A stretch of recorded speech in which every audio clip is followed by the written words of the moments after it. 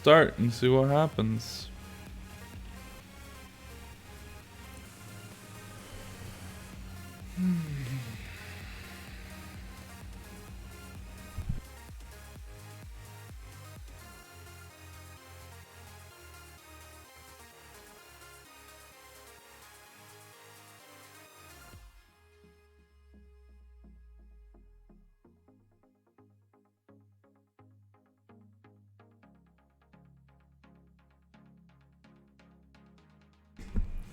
All right. How are we doing? Halfway to get the PC wing. I really like the PC wing. Honestly, I'm trying to convince them. Like we have a MQ500 at work. I'm still trying to convince my boss to get a PC wing. I'm on a completely new setup right now, so if it sounds like shit, please let me know, because I have like no way of knowing. I bought a new computer that can actually do awesome things. It's got, oh man, this computer's, I'm really excited about this computer. It's got a i9-9900K for the CPU, and they didn't have any 2080 Ti's at the shop I was at. And I wasn't going to wait 2 months for them to get them, so it's a 2080 Super. Still 2080. Still 2080 Super. But, you know, I think the next step, perfect.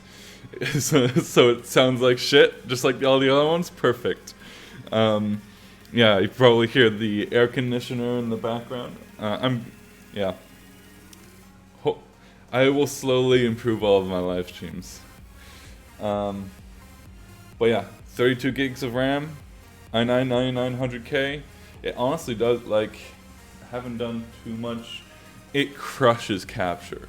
I've done some testing, and it absolutely destroys capture. So now the only thing that might disrupt this stream is my internet, because my internet is garbage, and there's not really anything I can do about that. But, yeah. PC should be, it's all RGB, of course, because I mean, yeah, I kind of have to. I'd also have a stream deck with me, and it's not really, yeah, not very useful, because at the moment I only have 1.5 monitors. I say 1.5 because I have one like decent 1080p 24-inch monitor that I brought all the way from Canada, and my second monitor is a really shitty like 1366 by something USB monitor that I brought because it's the only thing I could find that was the only portable touchscreen, or it's not touchscreen, I wish. It's the only screen I could find before I came here. I'm just gonna wait a little bit for people to join. How are you all doing? I'm doing fine. I wanted to do the stream today because it's kind of my only day. It's like tomorrow I'm gonna be very tired because I don't think I'm gonna sleep that much. Because today is like the last day I have before craziness. Bunch of corporate shows. Bunch of like, I've got a flower festival and yeah, just a bunch of boring stuff.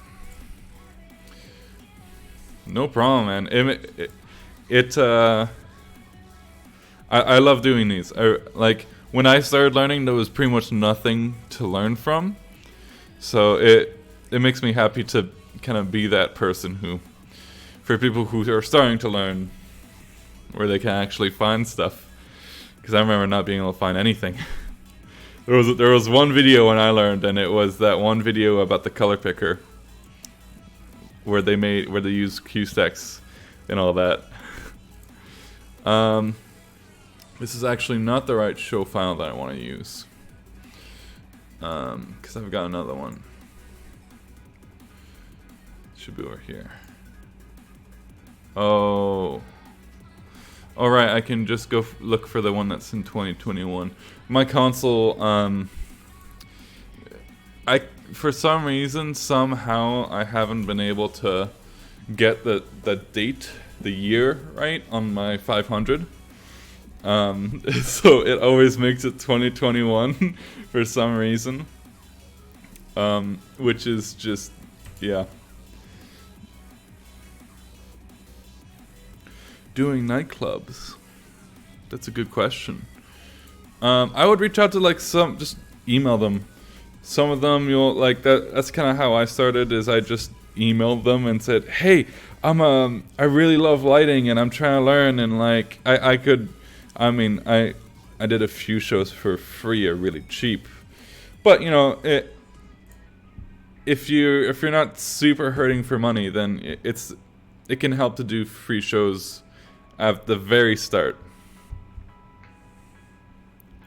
Oh, the MQ70. I have yet to check out the MQ70. Hopefully I'll be able to check it out at Frankfurt. Alright. Oh, I should probably maybe close this before.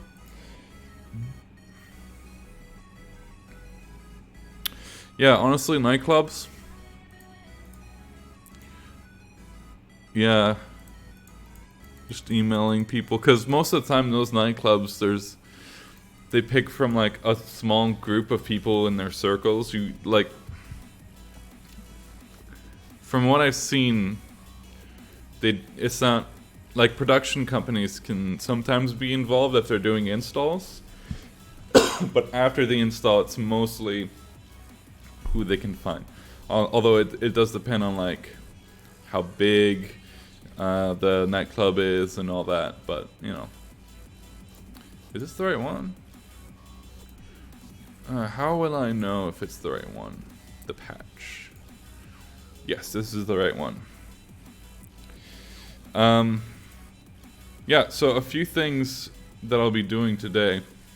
Someone asked to do a little tutorial on capture. That's why this is empty for once. And I was like, yeah, you know what? There's like no tutorials. I mean, capture has a few tutorials that they've made, but we all know how, like, manufacturer videos are somehow always super boring, except for who's done it well. I think Clay Packy, with their like British guy, when they release, when they make videos, like promo videos for the lights, they've actually somehow hooked me a few times watching their ads. The Axcool 400 is the new blah blah blah. I'm like, wow, I'm never gonna use this light, but wow. Ruby fanboy, that's mainly why, because Ruby forever.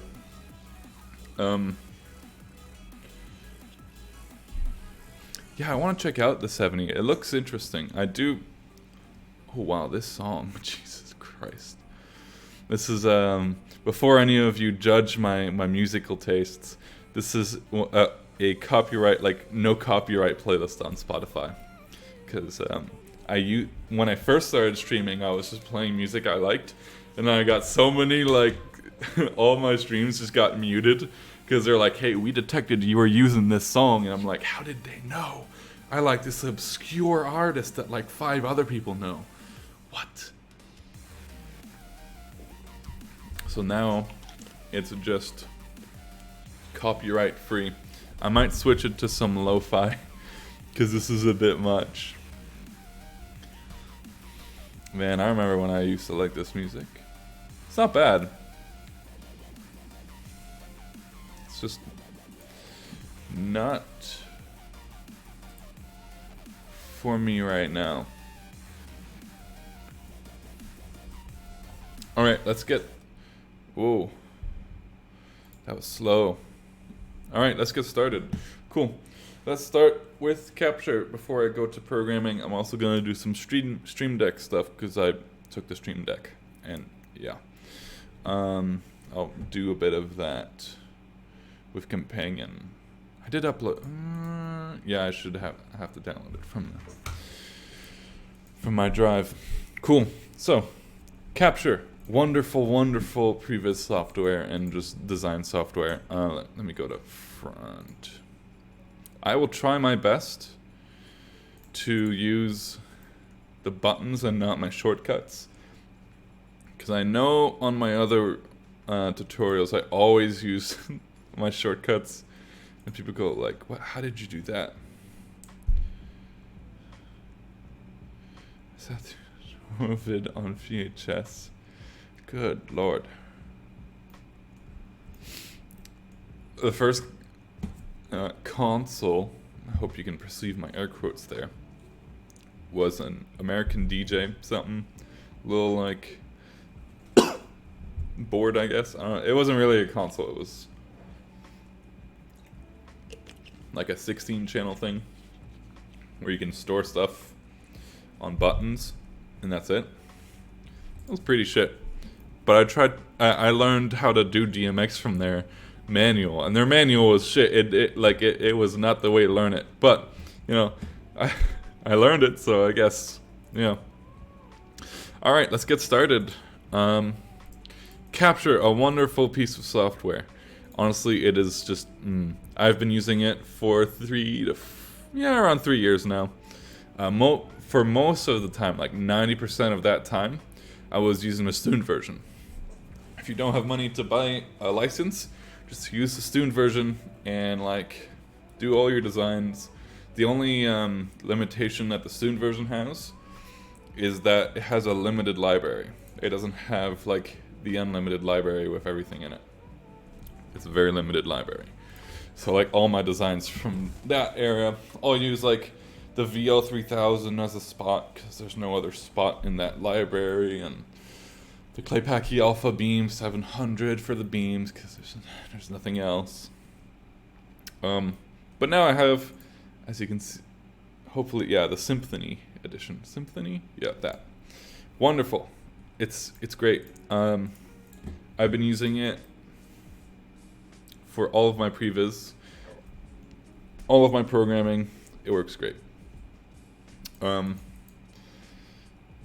Let's get into it. So, I don't really have a structure to this tutorial, by the way, because it's very last minute, but I'll do my best.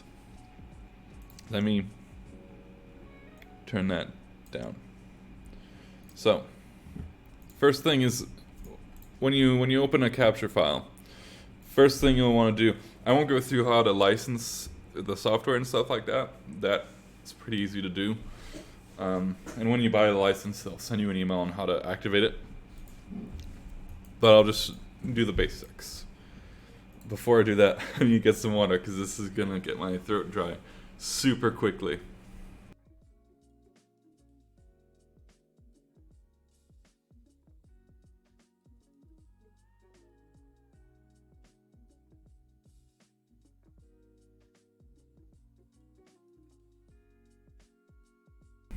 Okay. So, first things first. Whew, I have to clear my head. It's been a long day. First things first, when you open Capture, I think, in my opinion, the first thing you want to do is go to the Layers tab down here. This section right here is where you'll be doing most of everything.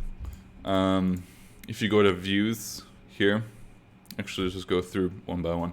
If you get a project, you can put in details of the project that you're currently working on, and it will appear as like a thumbnail on renders and shit like that.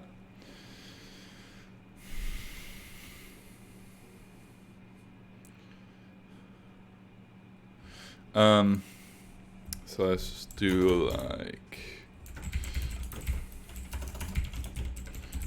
it's fairly straightforward. You put the location and all that, and then there it shows up there. Yeah. So yeah, it's nice. You can put your own logos and stuff like that for your production or design company or whatever. Very nice. I use it for any of the official things, but other than that, like, yeah, you won't be in this window too much. Oh yeah, that's another cool feature I'll show later. If we move down here, selected items, that will become relevant later, but you'll be in this window constantly. Well, at least I am in this window constantly, because this is where all of your options for individual fixtures and trusses and all that shows up. So like your XYZ, rotation and position for certain items are here, and just everything really. Views, so you have 3 views. You have alpha, beta, and gamma. Here you can change different settings on the different views.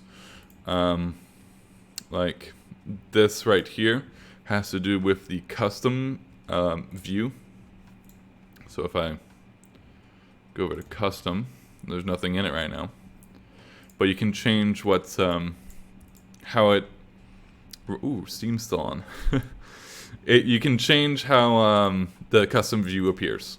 It can be like perspective or orthographic, or you can make it so. I'll show a better example of what all of this does once we actually have stuff in the plot. For now, we'll just move on. You can change the grid width and height here. I usually just keep it 1 by 1 because that's just how I started, and I find it just easiest for me.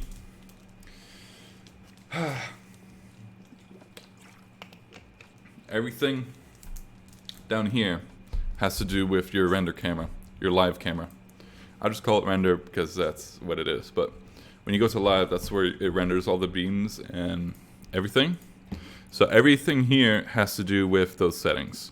So you can change the ambient lighting and change the color of that ambient light, or you can change the white balance of the camera, the hue, the bloom, and I actually change the bloom to 1%, field of view, etc. And then one of the more important buttons is the rendering settings. Depending on your computer, on how fast it can go or what the specs are.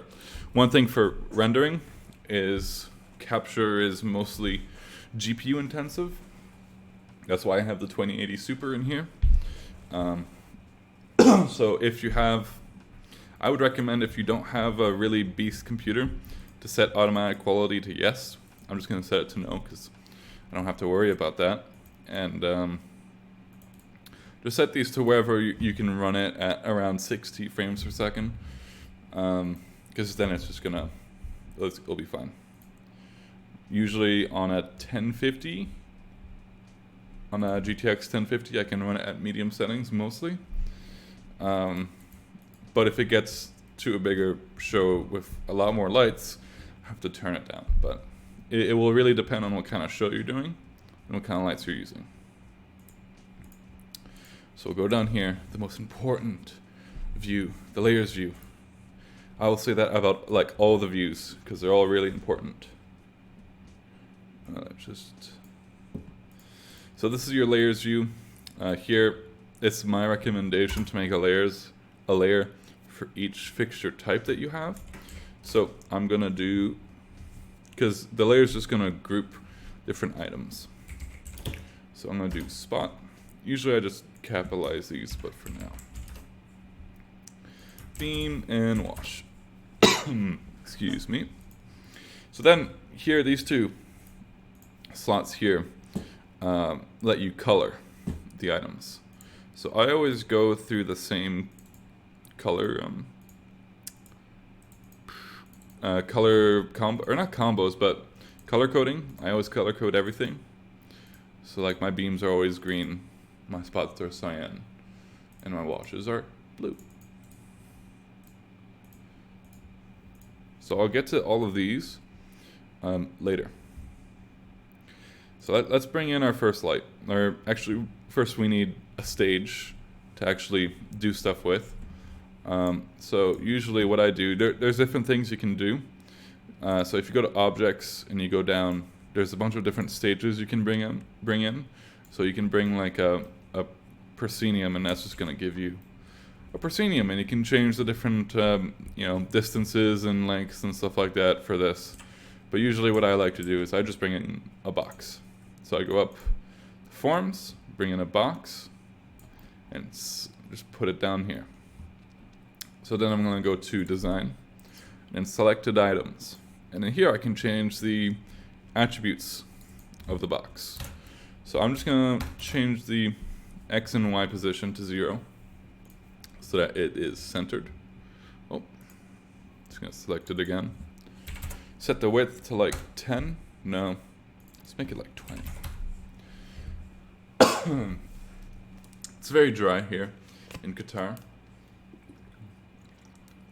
So if you hear me drinking lots of water, that is why. We're going to set the height to this box to 1 and then make this 20 as well. So now we have like a basic box, or a basic floor, I guess. If you want to change the view you're looking at, there's a few ways of doing it. You can hit this button here, and then the first 4 options are your views. So plot is just your plot view. Live is your rendering view. And wireframe is self-explanatory. It's just a wireframe. And custom is whatever you decide in here. So we're going to go back to plot. If you want to look around, the default settings on the software make it so that free flight navigation is set to no. This is up to your own personal preferences. I always set it to yes, because then I can just push down the scroll button on my mouse, and then hold control, and then that lets me look around. You can also do it so control and then your middle mouse button just changes. It doesn't orbit, it just moves around the camera. So actually, you can ignore what I'm doing right now, because this is just for demonstration purposes. But if I look, it doesn't really show well. There you go. So if I hold control and then middle mouse, it just turns the camera on on the spot. If I hold shift and then middle mouse, it'll orbit. So there's a bunch, the shortcuts for these windows are all, it all says it here. So if you see me going through different windows and just doing stuff, I'm just hitting those shortcuts. If you hit like Control 2, it'll bring your camera to front, and then if you hit Control 1, it'll bring it to the top. It's very useful to know. I used to only do it from here, and it just made things so much longer. But now with these, it's just easier. So now let's bring in some truss. You know what? I'm gonna quit out of Steam.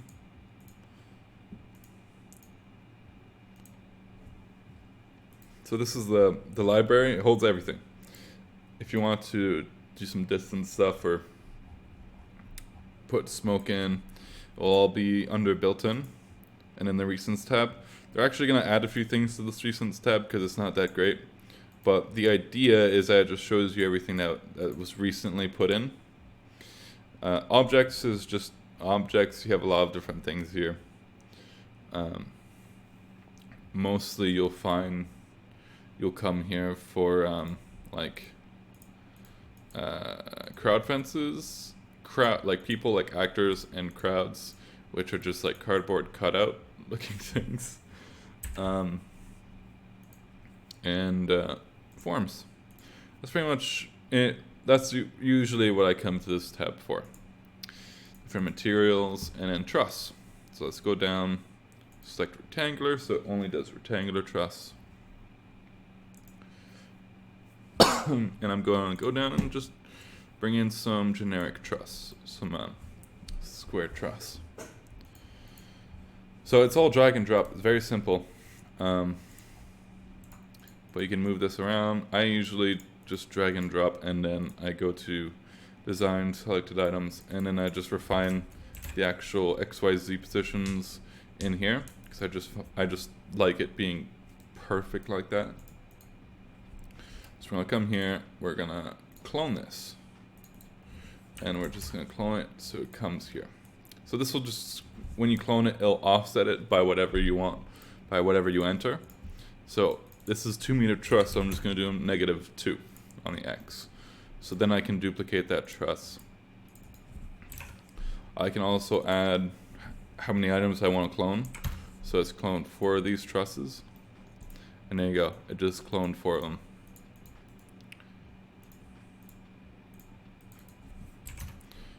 Enter 2 and then -2. There we go. Oh.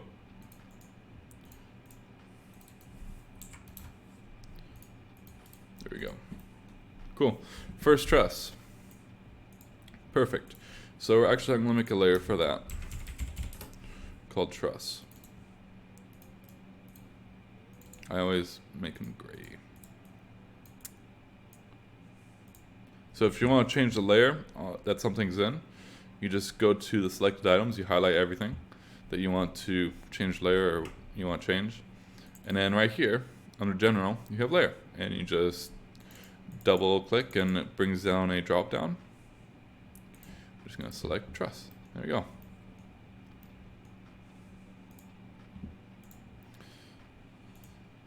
And now let's put in some fixtures.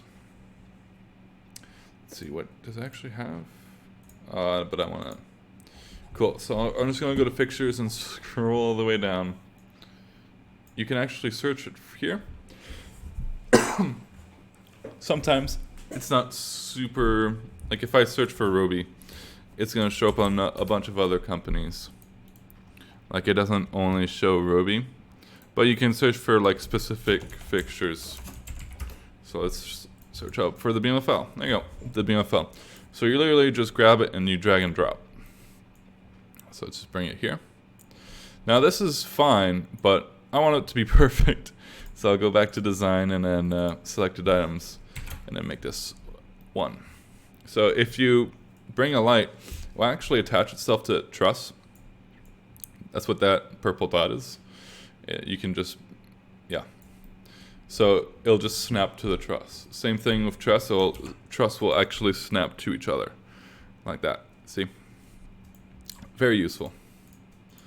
If you want to change the orientation of something, you just take this.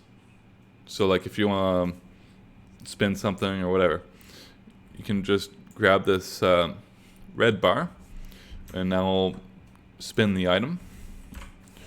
So if I take all 3 of these, you'll see it'll spin the entire selection as 1. But if I take the outer part, it'll spin all 3 as their own thing. So let's make another one. If you want to be a bit more precise in the angle you put in, you can it's basically click and hold when you drag it around. But while you're doing this, you can hold shift and it will do it in increments of 5 degrees, which is really useful. So you can have the exact same increments or the exact same angle that you want for things. So, 50 degrees for this one, and then you can make another one and make it 50 degrees. But it'll also show the angle right here. This won't be a full-scale tutorial because I do want to get some work done and go to sleep soon. But I'll do my best. So let's take this light, set it to 1, and then we'll change the layer to spots. And then I'm going to clone it. So every 2 meters, there's one every 2 meters, and I just duplicate it 3 times. And I'm gonna make 4 clones, -2, like that. There you go. Then we have a row of BMFLs. Oh, no, you know what? I'm not gonna save it. So now we have to patch these. So if you go to universes, you have all your universes. You can see here, Chamsys is actually tied into it. Hello, nice. I'm guessing it's cold in Finland. Well, yeah, so right now it's tied into Chamsys. All I did was go to setup, view DMX.io, and you set visualizer. In this case, it's same PC, but you just, if it's not on the same PC, you just set it to remote PC or whatever.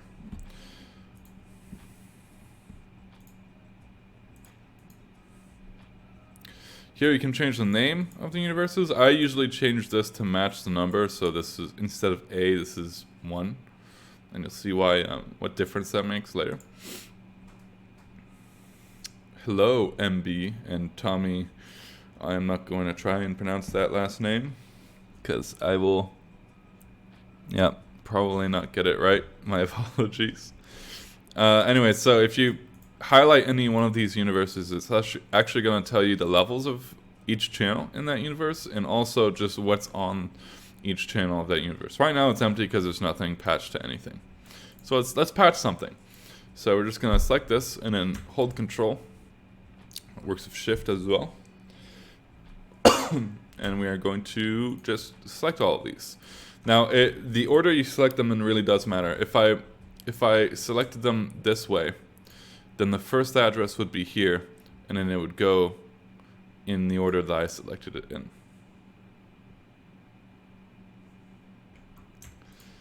-5.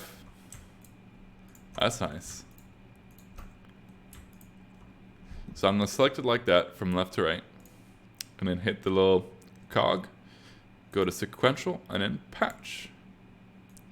And I'm going to do my start address as 1-1. So the first number is the universe, and the second is the address. So we're just going to patch that.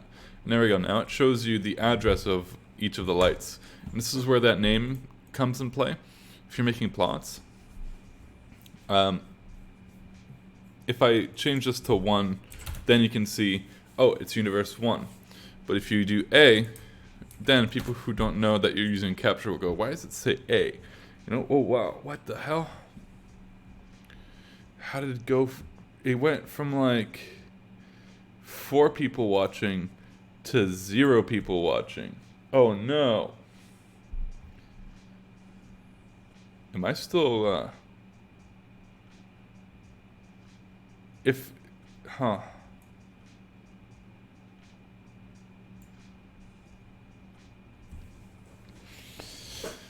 Is there snow in Finland at least? Also, if anyone watching can like chat in the chat, because I think YouTube just kind of messed up, and I want to know. All right. Oh, there we go. It's working again. Man, YouTube, this new. I saw 0 people online. I'm like, did I die? Cool. That is good to know. Yeah, so I usually go through all of these and just name them numbers, but it's up to you. And so now you'll see on here, under A, you'll see over here, it shows you each channel and what attribute is each channel. So if I go under Edit, I can see here, these are all the channels in that universe, and it will actually tell you what light is there too. On the top row, Roby Robin BMFL spot. It doesn't say the number because right now there's no channel number.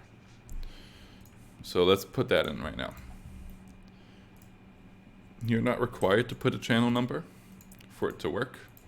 I usually just do anyways. So I'm going to select all of these in the same order that I patched them.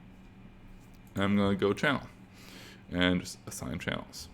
And now they have a channel right there. So now if I go into edit, you'll see there's a number in front of each light. So, oh, it doesn't go on each light.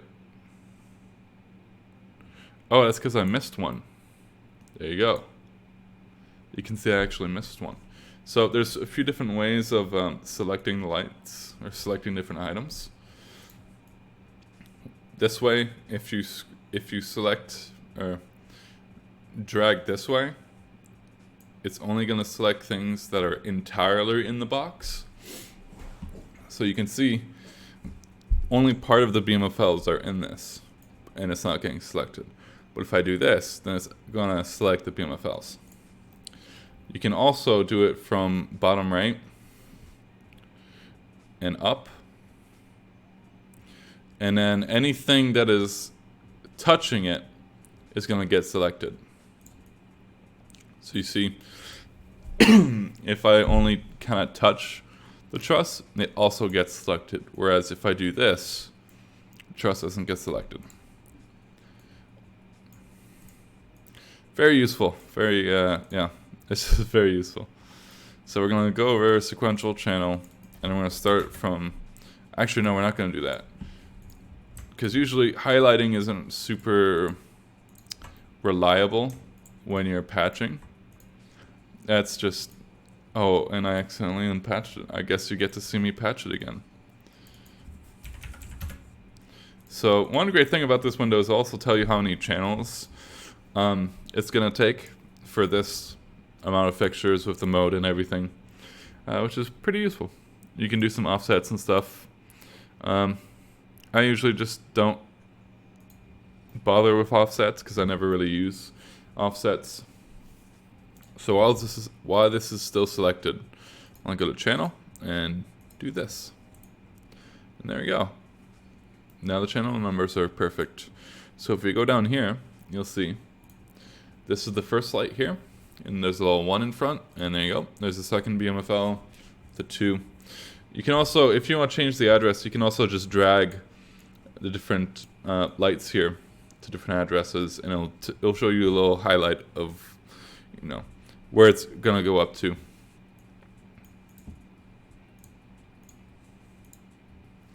So that's patching.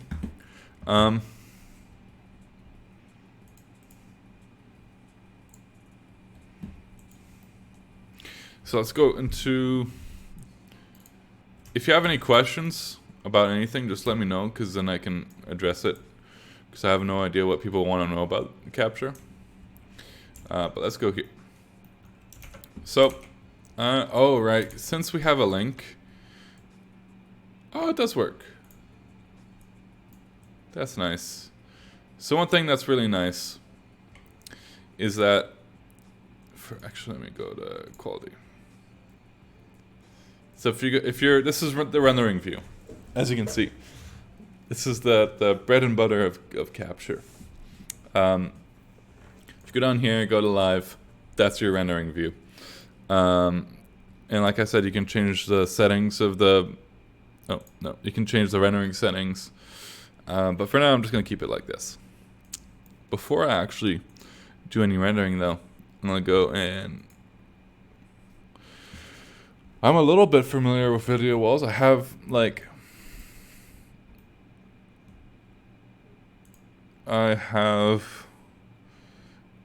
yeah, I'm a little bit, not a lot. I'm gonna set this to 2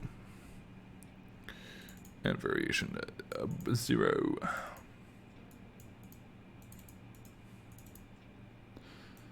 I'm familiar with them, but I've never done anything with them because I'm not the video guy at my company. I'm the line guy. So one really cool feature is you can, if you don't have a console connected, you can still do stuff.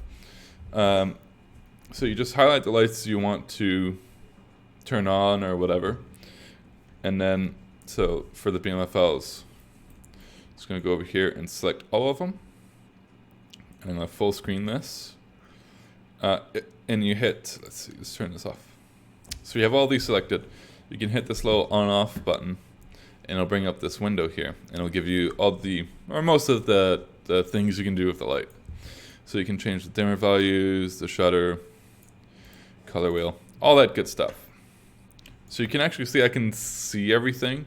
And that's because I changed the ambient lighting to 100%. If I bring this down, now it's, oh, there's full lighting in there as well. There you go.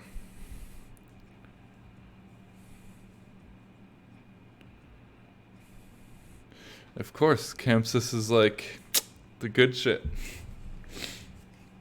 No problem, man. I remember when I started, there was nothing on YouTube in terms of Chamsys tutorials, so it's my pleasure. But here we go. Some good stuff. If you right click and hold it, you can actually move the light around if it's a moving light. And it also works for generics too. But you can move it around and point it around the stage. It won't go into like space though. So you'll see if I go like here, there's nothing here. But when I move across this floor, the lights track. But when I don't, they don't. Just point everything there.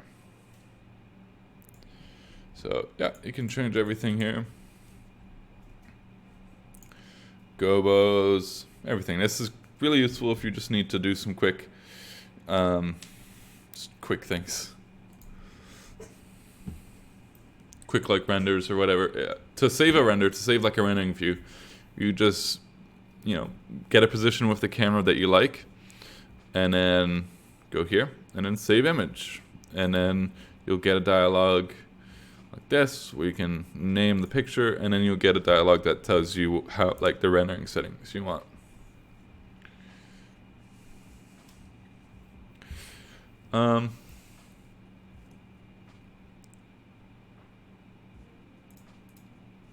Yeah, I think that's like the basics.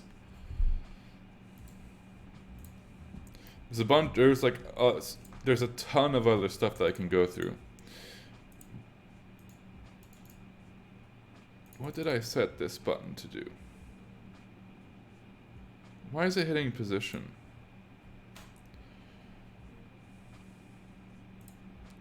Here, I actually have to turn on a script.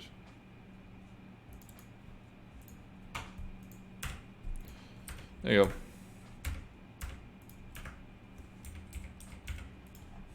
So let's see. I should be able to just, yeah, there you go. So now I can control, let's just, oh, come on. There we go. Let's do the multi-view thing. I know, I saw Capture 2020 is released. Announced. I wonder what features they're gonna have. I hope they have VR and stuff like that. Oh, see, Capture, YouTube's being weird, man. Anyways, now I can actually control all the positions and stuff. You know what? I'm kinda, oh, there we go. Yep. The reason I put in BMFLs for this is because my normal clone show file uses BMFLs. But yeah, there you go. So I'm just gonna close this.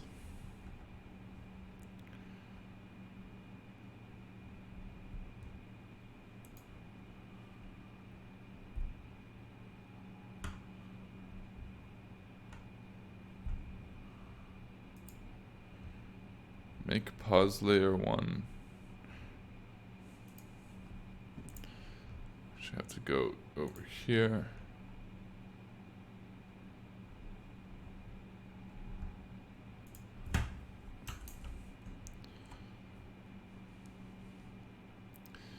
That should be.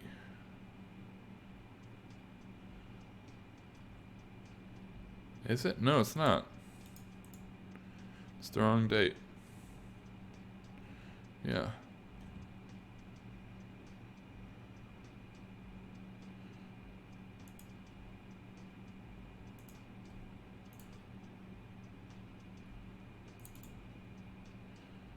Yeah, looks like I have to like make position layer 1 exec layer 2. Who wants to see some Stream Deck stuff? Because I might do that.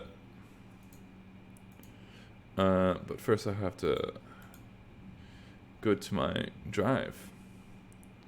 Oh.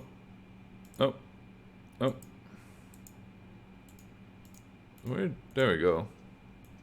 That's supposed to be over here. Computers, Surface Studio. I just need to download a thing.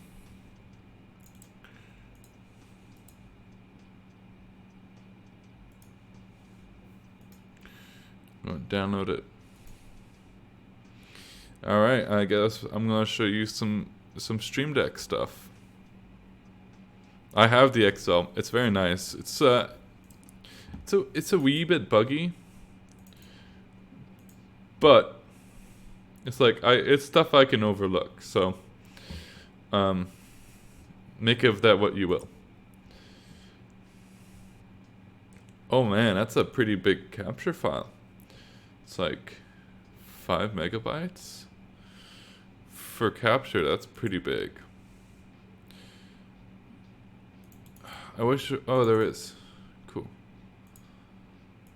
Capture master. This baby. Cool. So this is my. I finished making this today. This is my playground.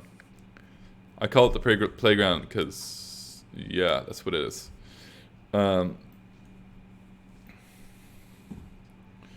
Here, let's make.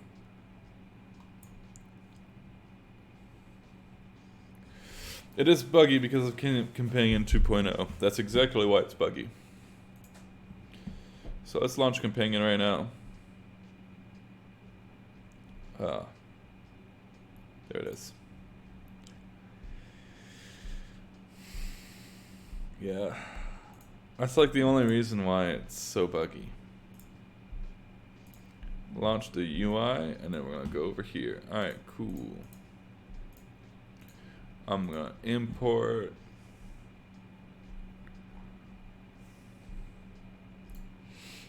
Alright, so I basically make a full configuration for my Stream Deck now, because that's the easiest way of doing it. So I'm just gonna open that and then replace current configuration. I also need to close the actual Stream Deck app, because if I don't, then everything gets messed up. It looks like I have to relaunch this.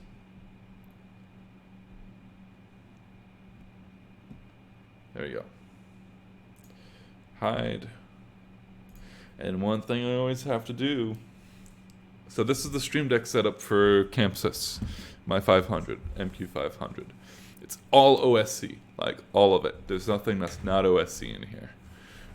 So on the bottom, oh, you can't actually see the Stream Deck. Right. Because I don't have a camera. So let's just go through all the windows. So I've got, this is my main, like this bottom row here is all different windows, and the top is everything for that window. Everything above is everything for that window. So layouts is still in progress, but everything else is more or less done except for Flash. So main has a bunch of stuff. It's all just sending OSC messages. If I go over here, I actually have to load up that. Have to import those. So if I go to macro here, it corresponds to everything that's in my macros. So here's the view animation window. You can see it's just loaded with OSC stuff. And basically all the OSC stuff just runs a macro, and that's all it does. So like /save just runs macro 1, which is save show, and that's all it does. So if I go over to here to my settings, you can see, here we go. The save button, the message is /save.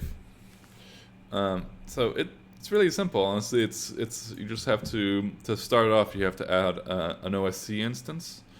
I also have like a Granime and a Magic Q instance. Those are just there in case I need to use something for that. But mostly I don't really. I only use the OSC for now. I do want to set up some like thumbnail retrieval stuff. I don't know if that's possible right now with Companion, but that would be really cool to get like some thumbnails from Pangolin or D3 or whatever, or Disguise or Resolume or whatever. It'd be really cool to get some like buttons here that have thumbnails for those media clips. But this is fairly simple.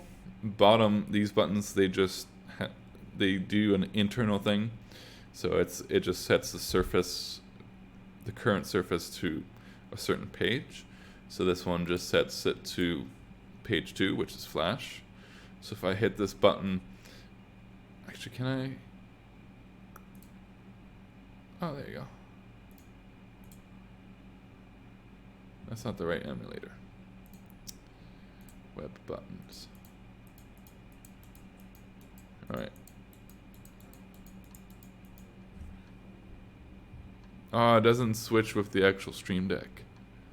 That sucks. Nope. OSC does not work in demo mode. So I can't really show you how this works. Or I can't show you it in action, unfortunately. I really wish it did work, but it makes sense why it doesn't. Because then you could just send OSC to Chamsys and have it do everything. So usually since I have a 500, I just send the OSC to the 500. Here. So all these great stuff. This is record merge, record remove. This is select any fixtures that are in the program. Select them. So when I record something into the queue, it's not just the current selected fixtures that are recorded into the queue. Because what's really annoying is like, I'll go, okay, let's go over and let's do something. Let's take these lights, put them in orange and full or whatever. And then I'll go, oh, I want these lights in full but magenta. Well then, only those lights are selected in the programmer. The rest are not selected in the programmer. So when you go to record a queue, it'll only record, I'm pretty sure there's a way to change this in the settings, but it'll only record the fixtures that are selected. So I have a button that just makes it so that it selects everything that's in the programmer. And then record options, it just shows you all the options for recording. Active all makes the selected fixtures, it just activates all of the attributes for that. I would like it to only, it's kind of, I don't use it too much. Well, this is the first, I haven't used this whole Stream Deck setup in a show yet, because I just haven't had the time to set up. But now it's all set up. But the annoying thing about this is that there's no way to make it only activate certain attributes. It activates all of them. So if you have a fixture, like in my shows, I never use the pan and tilt speed time thing, but this will get recorded. And same thing with your control channels and everything else. It'll just get recorded, or it'll activate. So literally, if I go into programmer and then active, this is what it does. I just bring, and it's all hard values too. It's not palettes, which really sucks. I really wish it would just see, oh, this palette is, the lights are at this palette right now, instead of hard values, because all my shows are done off of palettes instead of hard values, mostly. So in the future, this will change. This button just activates the position, but again, this will also activate the position speed channel, which is annoying.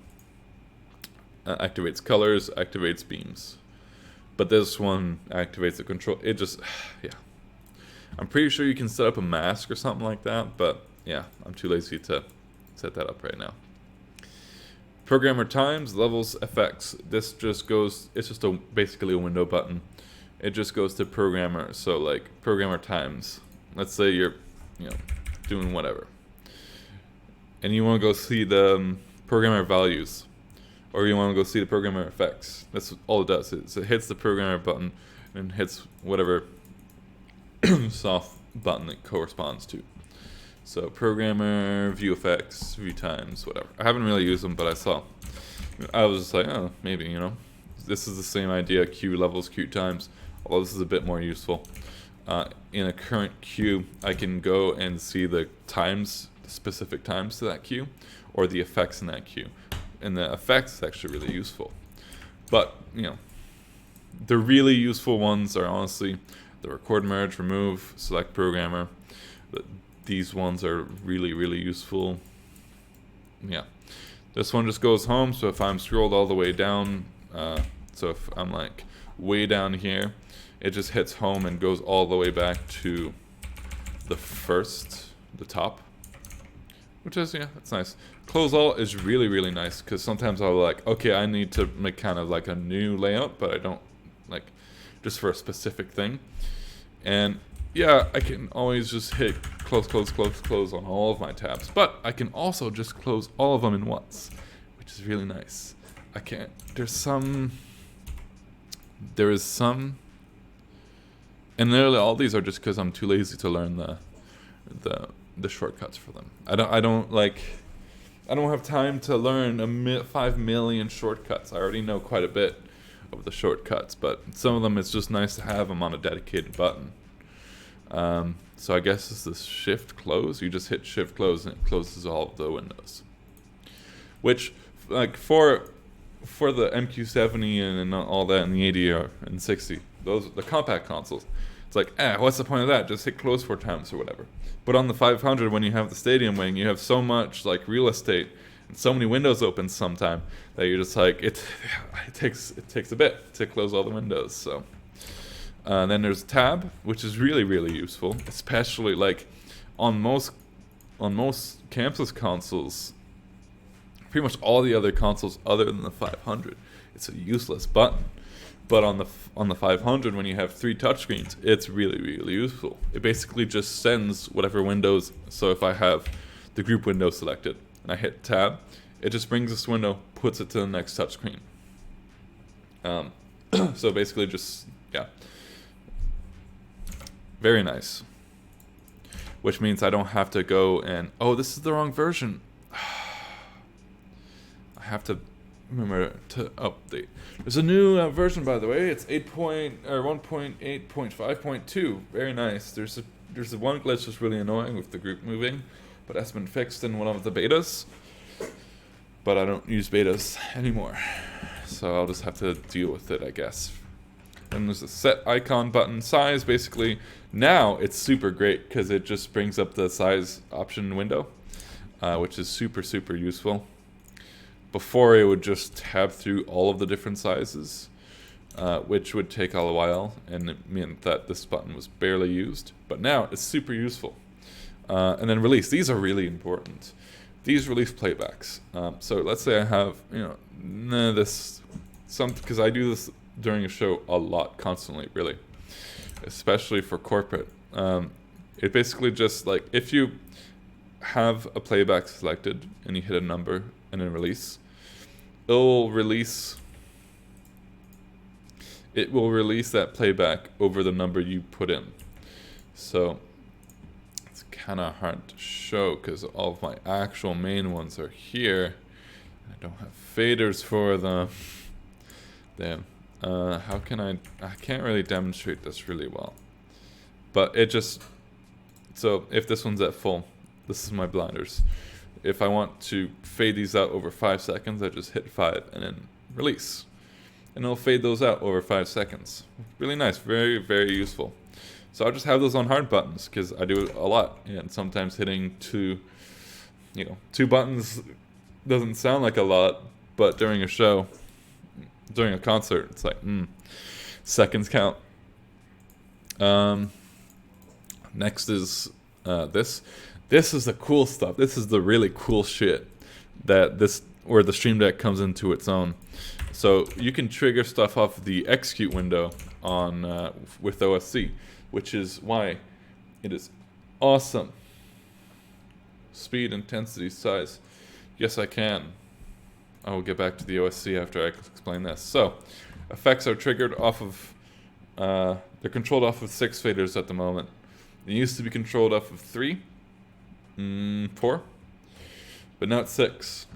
So it is, I have position size, so I have an effects window. And this is where all the effects are actually stored. So all my color effects and my position and intensity effects are all here. And they just stay active the entire time. And then I have size faders for each effects type. So let's go over here. And I actually have to turn on the BNFLs. There you go. So this is the BNFLs. If I bring, there you go. So here I have a two-way color picker. I can change the colors of this effect here. I select an effect, the direction of the effect, and that's pretty much it. And then this fader controls the size of that effect. So if I go into output, the effect is going. If I fade it out, nothing's being output. Even though the effect is still activated here, it's not being output because the size fader is at 0. And to make a size fader, if you don't know how to make a size, like an effect size master, let me know because I can explain that. But so that stays on those faders, and then I have 3 other faders for speed, and they're just speed faders. I don't do tap to time anymore because I found the Chamsys tap to time is a little unreliable at times. Like you'll hit it 2 times, and then your effects are like having a seizure or something, and you're like, no, not that fast. Like Jesus. So I just set a maximum speed on all of my effects. So before the show, I'll go through all my effects and go, okay, this is the fastest I'll ever want this effect during a show. And then that's just yeah.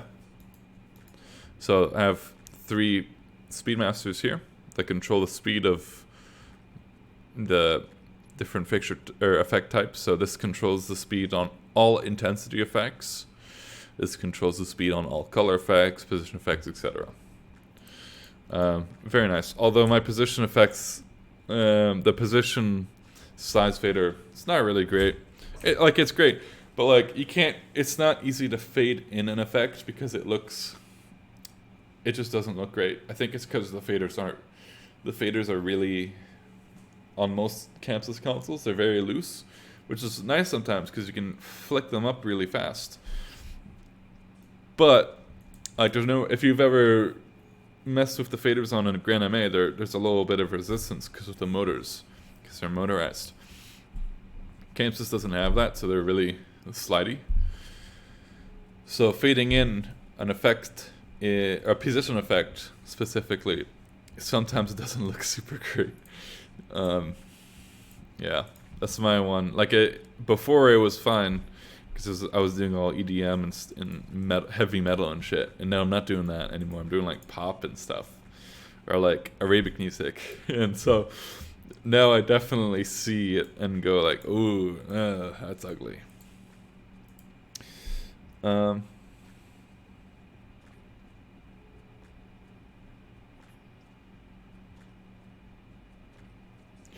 Yeah, the one thing I like about Onyx is the buttons on the touch wing thing, like capacitive buttons or whatever. Those are cool. That's it. I haven't looked at the software, but like I don't like the like capacitive touch faders. I think I would really hate those.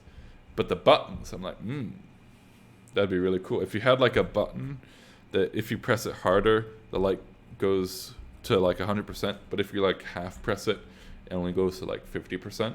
That would be really cool. Anyways, these are all, they trigger stuff in the execute window. I have an execute window specifically meant for all the OSC stuff, and that's window 9. So all this stuff is just triggered via OSC.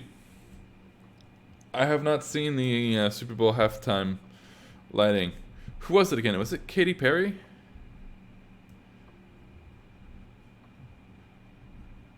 I think it was Katy Perry, wasn't it? If so, then that's it's crazy because I met her LD like a month ago. At least I met her programmer. I'm pretty sure it was Katy Perry, but I have not seen it. No. If you want to know the OSC address for any of these items, you have to do / and enter, and then it will pop up for like a millisecond, and you have to do it a million times to actually get the thing. J-Lo. and Shakira. I have not then. No. Oh, I do know. I think I think I know who does J-Lo. Like, I don't know them personally, but I think I know their name. Anyways, these are all flash buttons for different fixture types. It's odd and even stuff, so F1, F2 just means flash 1, flash 2, and P means pulse. So, same light. So these are both for, all these are for the spots. But this one, so if I go over here and look at the Q stack here, and look at, this one will fade out over 0.2 seconds. Hello from the UK. Hello, good sir. How you doing? So these top ones all fade out over 0.2 seconds, which is nice. I really like it. It gives it a nice little like Parcan-y fade out look, although it's a little bit faster than a Parcan fade out. But I really like it. It makes it look a lot nicer than the standard, like especially on LEDs. It looks a lot nicer than just the immediate like shut off. And this one it fades out over 1 second, so that's why they're pulses. I really like these. I'm a big fan of these. It just, yeah. So all this is an odd and even flash with a 1 second fade out. So if I go over here and here, I actually have to go over and turn this off. So you see, I'm flashing this, and there's a bit, it's not super immediate. So this one is the pulse. It's nice. So I can, it's very nice. I really like it. So that's that for that whole row.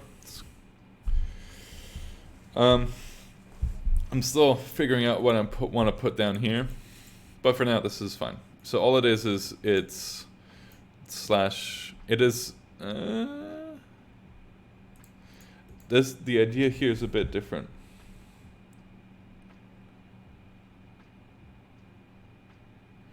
Yes, I do use the Stream Deck with the console. I use it with the 500. I still need. I have a beast PC now. I just don't have a laptop. I kind of need to get a laptop now. But yeah, I do. I have ooh, crack my knuckles there. I have a Microsoft Surface Studio 2 that runs all my. It runs Capture usually, but in the future it's going to be running Pangolin as well during the show because I want to do lasers as well as lighting. Yeah, you need I run it on a. I really wish I could just have it. I would really wish the Stream Deck would just have a built-in memory, so like I wouldn't have to. I just program it and then connect it directly into the console.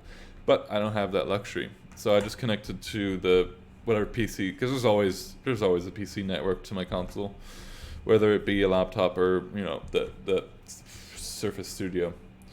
There's always something, so I just run it off of that. And usually that's running like ArtNet 8 or ArtNet, the thing. Don't break your fingers.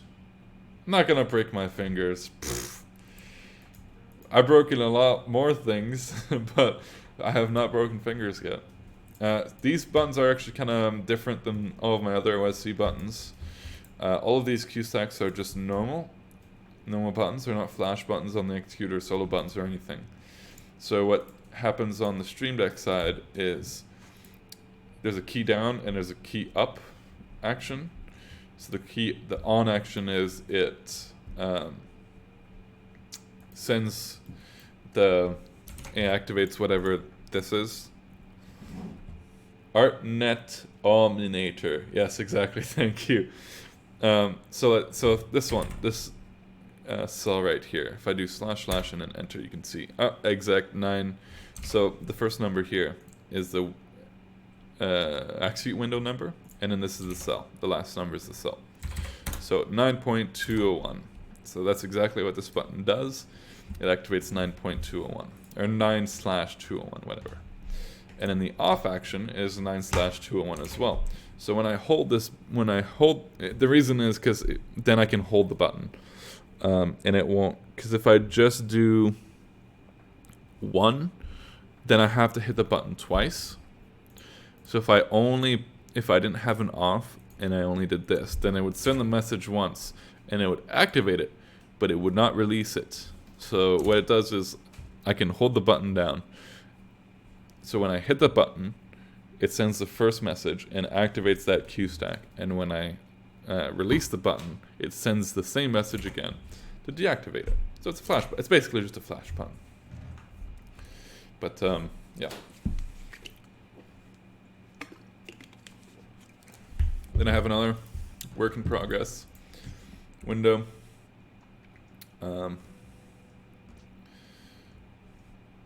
Every time. That's one thing that's really annoying me. Whenever I start up Stream Deck again, all these numbers change, and it's important. It's very important that they don't change. Yeah, it's basically just toggle versus flash. This is not. See, this is supposed to be. I have to change these every single time. I should probably submit it to the bug report, but whatever. This is interesting. This is a color picker, because sometimes I do have a color picker on my main window, of course, but like I do have a color picker here. But sometimes I just want to do a quick and dirty thing. So, this is just a simple color picker. I have, let's go to window 9 again. So right here you can see it's just a region with the groups and the colors, but it also has different directions and different times. That's a future. That's a thing for the future. A little bit. It's a little bit of a thing for the future, but yeah. So this actually has to turn off 16. Oh wait, no. Oh wait, yeah. See, all these numbers are messed up, and it's really, really annoying. So what I can do is these buttons, very interesting. So this is the color picker, spots, beams, washes. I did want to do LEDs, but I ran out of space, so right now it's just these. But I can also wipe these in for the different lights. So what it does is this is no times and then 1.2 second fade time. So I can either do the 1.2 second fade time just normally as a fade over whatever. So if I go to red, it'll fade over 1.2 seconds to that color. Or I can wipe it, which is the most exciting thing. So basically just changes the direction to normal. And then it wipes across, which is really cool. That way I can just wipe across specific fixtures, wipe colors on, if I only want to wipe the color, if I only want to wipe like yellow on my spots, I can just do that. It's very easy, very nice. I do want to get like another Stream Deck, the normal one, the 5-button wide one, just for like options for my different windows. Because I would like to be able to do different directions other than just right, and different times. But for now, this is good enough. Wipes, this is wipes across the entire rig. Loop is a pretty cool feature that I added. So all, like I said before, this is all just OSC stuff. You can see it's just sending OSC messages. It's ridiculous. One thing to note when you're doing this stuff though, is when you do your execute, I would recommend making a dedicated window for your execute for all the OSC stuff, and never pick a size and make it big, and never change it ever. Because if you change it, then you have to redo all of the OSC messages, right? And I found that out the hard way. So I was like, I used to be on a 15x15 window, and I was like, oh shit, I need more space. So I made it 20x20, and then I was like, oh no, because it adds more grit, more cells, but it also makes it, God, it's just a pain in the ass. So anything on this will be fine, but anything below that will not be fine. You will have to redo all of it, because the value, basically the addresses will just all change. So like instead of being 201, this will be 20, like, because the cell will shift on the grid. It's just, don't do it. Just pick a big size, stick with it. So this just wipes colors. I do have to. On the entire rig, I just have a region here for each direction and then each color here. And basically this loop button, it's really cool. I really like it. It basically just, boop, it goes through each value here, and it basically just does a loop. So if I go over here, turn on my BMFLs, there you go. Now it's just wiping across that. So you can see, there you go. It's just wiping across the different colors in here. But I can also do it in, out, or backwards, or I can do it, there you go. Yep. Very cool. I like it. Like I said, I want some more functionality though. I would like to be able to, because I like doing these wipes to the beat of the music sometimes, not constantly, but like sometimes during a specific song or something, I'll go, oh, let's go woo woo woo. Actually, oh, I can't show you because I can't do OSC on this right now.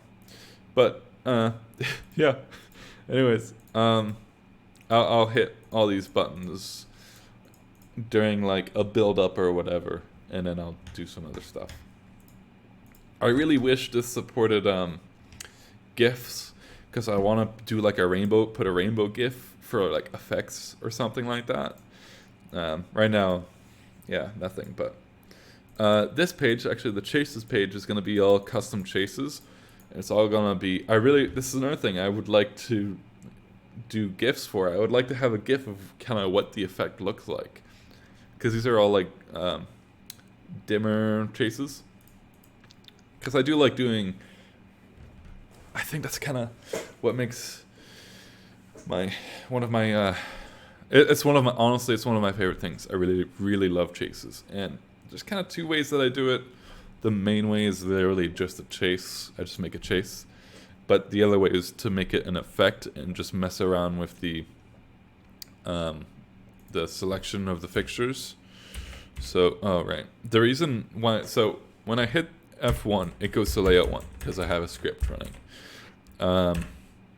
If you guys want to see that script, let me know, because I can show you what that script is. Because it's been a while. It's been a long while. I remember it's been a while since I've shown anyone that script. But yeah, I have a script running that runs all of my shortcuts. So, because I go around sometimes on a lot of different laptops to run stuff. And so it's nice to be able to have all of my shortcuts, my keyboard shortcuts, just there. But the reason why when I go to layout 1 it goes to programmer is because this is a show file from the 500. And what I do is the screen on the left of the 500, because there's two touchscreens. The leftmost screen is like my main, like this screen. And then the programmer is on the screen on the right. But this does it the opposite way, which is really annoying. But what can you do?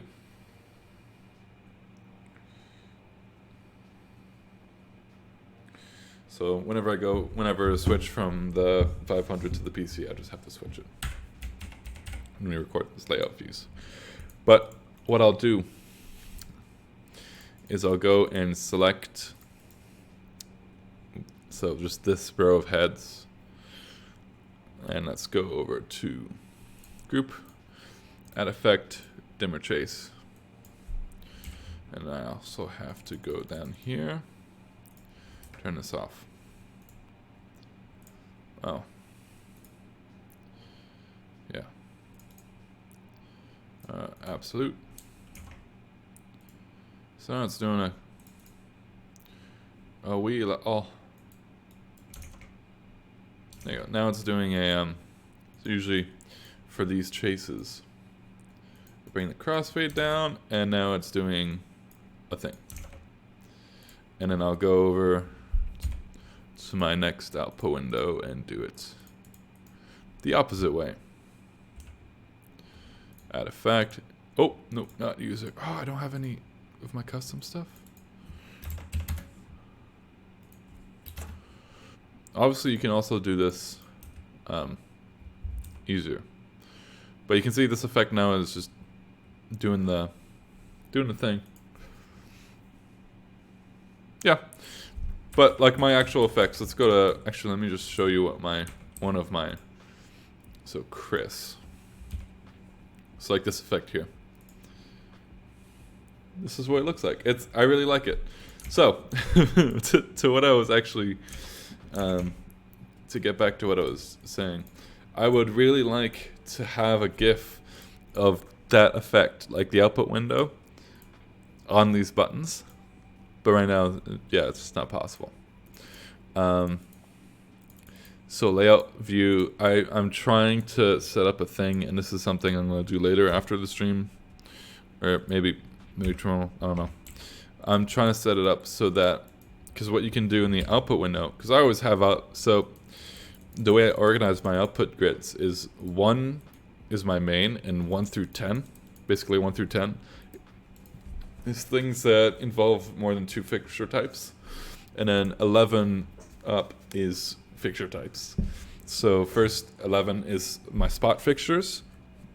So this is literally just my BMFLs, and then this is just my beams, and then washes, and then LEDs, and then this next would be pixel map stuff, etc. But what I would really like to do is I would really like to have, because what you can do is if I want to go to window 12, I can just hit in 12 on the keypad and then hit the soft button and it'll go there. So I'm trying to make it so that on the stream deck I just have buttons for those. So I can go, oh, I need to go to the output window for just the spots because I want to do some selection on only the spots. Then boom, I just hit the button, done. Let's see, what's the, oh, this is, yeah, if you guys have any questions about this stuff, let me know. This is the output, this is the settings window. Very, very useful. Honestly, before I thought the Stream Deck was completely useless, and now I'm like, oh, this is so awesome. Because it is. It's really awesome. It's really useful. Well, at least I thought it was useless for Chamsys. Because I was like, what am I going to put on there? And now you can see, like, yeah, I've got tons of stuff. So, this is all just different setting stuff. So, I can go to the file manager here, which is so useful. Instead of having to go setup and then file manager, which, yeah, it seems short, but it's just nice to have a dedicated button for that. Or save. This just auto saves the show file. This backs it up to the USB. This saves the settings. Load new show file, load show file, new show file. Reset. This is a soft reset. And then shut down.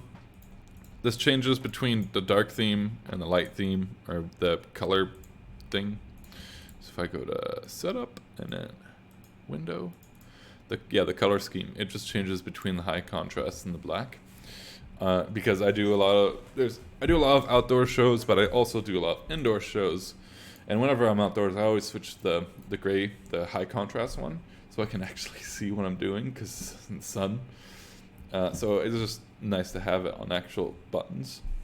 Because usually when the sun's out, I'll be in the light theme, but when the sun goes down, I'll go back to the dark theme because I really don't like the light theme. It looks ugly. Ciao. Let's see, what else do we have here? Oh, you can see they're color coded too. This changes between the normal DMX values, how it displays, to the yeah. And again, all of this is on. Wait a minute. Where is all this? Oh, didn't I put it? Yeah, I put it on a separate window. So these are just here. So basically just normal values would be percentages. So like this is specifically for manual stuff. So like control channel, if I want to get very specific values on color mixing. So let's do that. So if right now it's just percentages, right? But if I want to see the raw DMX values of these channels, then I can just hit the button here and it'll change the DMX values. This is really great because one thing Ruby's really good at is on their manuals they have values. They'll get you to different color temperatures. So on their LEDs especially. So if you want to do 32, that's why these color temperatures are here right now, because they just have the values for all of their LEDs here, which is fantastic. Because then I can actually say to photographers and video people, oh, because they always ask me, oh, what's the color temperature? I'm like, I don't know. But before I had these, I would just go, I don't know, RGB, amber. It's like a CTO, I guess. And now I can literally just say, oh yeah, it's 3200 Kelvin. We're good, 3200, which is really great. But for those, all the values on the manual are all just raw DMX values. So, yeah. It literally just switches this. So now these are all DMX values instead of percentages. So let's go whatever. Oh, view system. Yeah, that's pretty straightforward. It just goes view setup, view system. That's it. View DMX value. Very useful because I often have to go in and check stuff here and go to Net Manager or whatever and check my nodes or whatever. So this is, yeah, that's useful. Lamp on. These are all from, let's just go like, oh really? Come on. That's a shame. I thought you could enter a number and it would go to that page.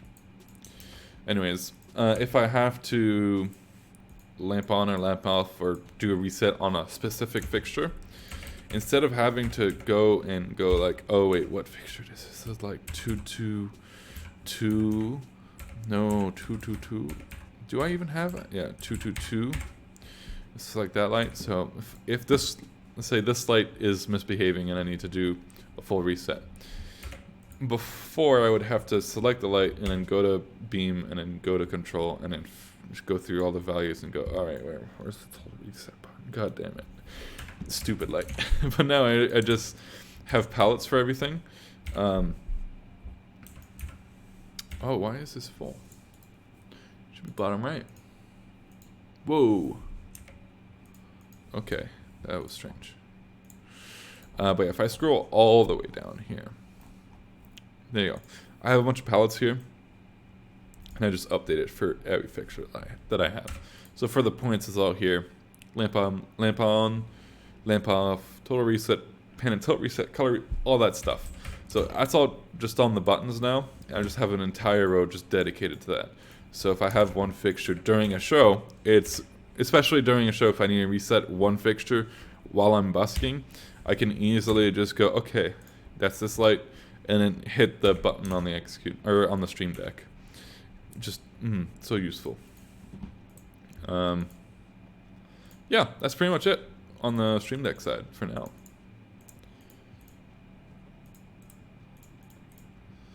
Let me know if you have any questions. But yeah, in the future, I would really, really like. Actually, you know what? Right, I might as well go to the latest. Get the latest thing out. Install it.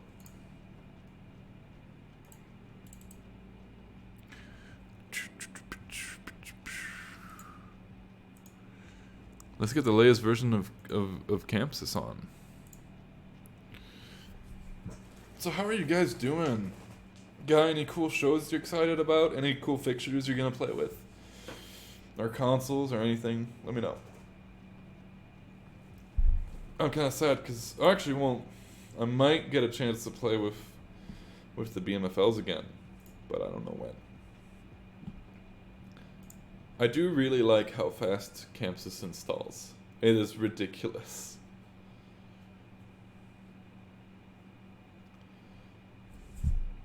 Yeah. Yeah, let me know. If you've got any interesting stuff, let me know. I'm curious. Anyone excited for or interested to see how the Claypaky Silos does? The new Claypaky laser light. I'm really curious to see how it does. It looks really cool. I think Christian Jackson adequately said it. It's the future, I think. If they do well, if it does well, then that could very well possibly be where the future is headed. The only thing I'm curious to see is the color, the CRI, and how it does. Because on LEDs historically, the higher wattage it is, the harder it is to get a good CRI. From what I'm not a fixture manufacturer, but it just seems from the spec sheets that that's the case. Because you'll see a BMFL with like a 1700 watt lamp with a CRI of like 91, and then you'll see something like the Aeroton Campson, which is supposed to be, it's a 750 watt LED, white LED light, but the CRI is like 70, which is just unacceptable. I actually have used the Titan tubes. I only got to demo them, but they're very nice. Like, yes, Christian Jackson did do a video on the Xylos. They're nice. They look. I definitely want to see it in person, but they definitely look cool. Yeah, the lucky bastard got to visit Claypaky. None of the manufacturers want to. Roby doesn't want to see me, probably because they don't know of me yet. But that would be nice. I don't have any. I know a few people at Chamsys right now, but I don't know anyone else from any other companies. Like, I don't really have contacts yet. Even though I'm doing these shows, it's like, man, I really want to have a contact at, like, Roby who can say, hey, we got a really cool light coming. Like, spill the beans, man. So this is that new feature that I was talking about, and what the size button does, what this button does, is it basically brings up this menu here, and you can see, it shows you all your windows and shit. And it's just awesome. It's just great. Because before you had to double tap the this here, the top of the window, which on a touchscreen on the 500 is not easy. It's really, I hate it. It sucks. It's very bad. So that's why the button's there mostly, because it's just easier than trying to double tap this. So you double tap that. It brings up this, and you can just go, oh, I want this over here. Oh, look at that. It's over there. Oh, no. Do a full left. Oh, wow, look at that. Boom, boom, boom. Or only top. Whoa, look at that. Holy shit. That's why it's awesome. Yes, the Astera Titan tubes, they're great. Expensive, but they're great. The color, like, ooh, the colors, man. The colors. Oof. Oof. The colors on the Titans are so good. They're really good. Just doing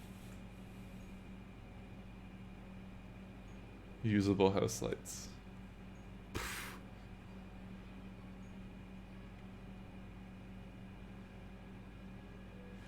That's true.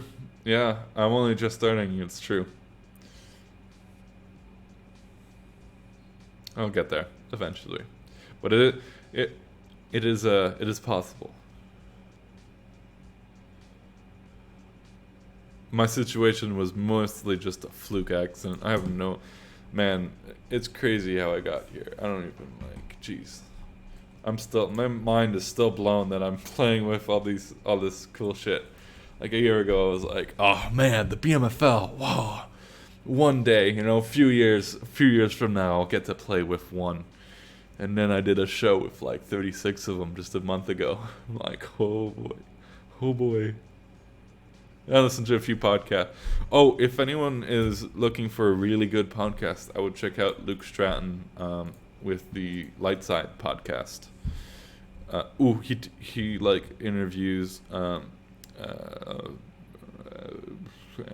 Jefferson Waffle from Humphreys McGee. Man, my brain, where did it go? Greg Ellis from Pretty Lights, who is a legend. Like Michael Somali, who does Pitbull, and like who did that Bass Nectar. And then there's one with the Fish guys, Chris Kuroda, and Dudesky.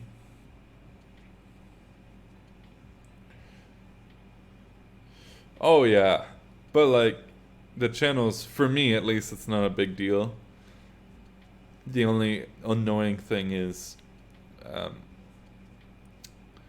takes up a lot of universes, and I don't have that many art. Like I right now I have 24 universes worth of ArtNet nodes. I have like six nodes with 4 ports each. They're really nice nodes, but yeah, not even close to the 200 universe limit the console can take.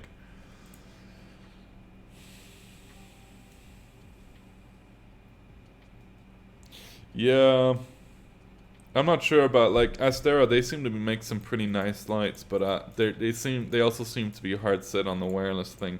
I'm not too sure about that. They had a really nice LED par that I checked out, that I had a demo unit of as well. That had like a 20-hour battery, and it was really nice LED par. And it's battery powered, right? And it's IP66 rated or something crazy like that. And that's just so perfect. But it doesn't, like, it has a power port, but it has no DMX in port. So like you can't even hook it up. You can't even do anything. You just have to go wireless, which is, I know at this point wireless has come a long way, and it's much more reliable. But it's still, I'd still hardline it, because like I have fiber lines. If it's a really long distance, I'd rather just run fiber, because I know fiber's gonna work. Fiber's awesome.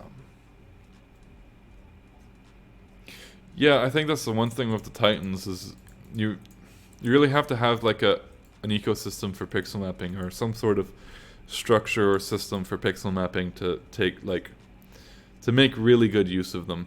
Chamsys, actually, the media window is kind of really cool. I have to keep playing with it to kind of. I keep wanting to make a system for it, and then I completely forget and go, "Oh, what's this? I gotta redo my whole thing." And then I realize, fuck, I still have to do my media window stuff. Part of it is content. I have like 2 custom content clips. So I have to get back to make some more. Because really, when you're doing pixel mapping, you can't just use any old video, because it's going to look like garbage.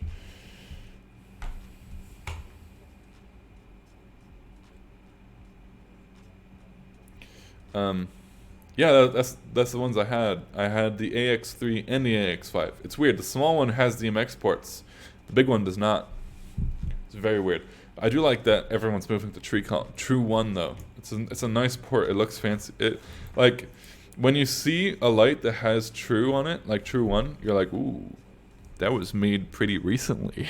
I think that's the only reason, despite the benefits that True 1 brings. It's just more like, nice. That's a pretty new light. Because everything is PowerCon now. Like, I have to reorganize. So much corporate. Save me, guys. Save me. I have too much corporate. Too much. Oh, see, this is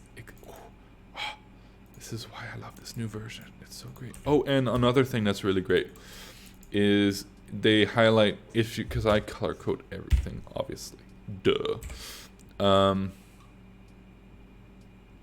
I color code all of my fixture types, so that's why cyan. In Chamsys, all of my spot fixtures are cyan, and in Capture, they are also cyan. If anyone has more any questions about Capture, by the way, hit me up. I got you, fam. This is my new master fixture program because it used to be Master Yoda, and then it also used to be Master Morph, Master Clone. So now it's just this.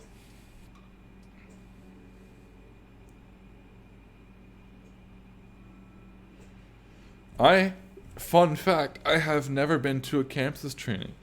Because, yeah. Because all the ones that were near me were either in Dutch or French, which neither of those are my like, I don't know Dutch. I do know French, but it's not my first language. So it's like, okay. I'll just learn it on my own.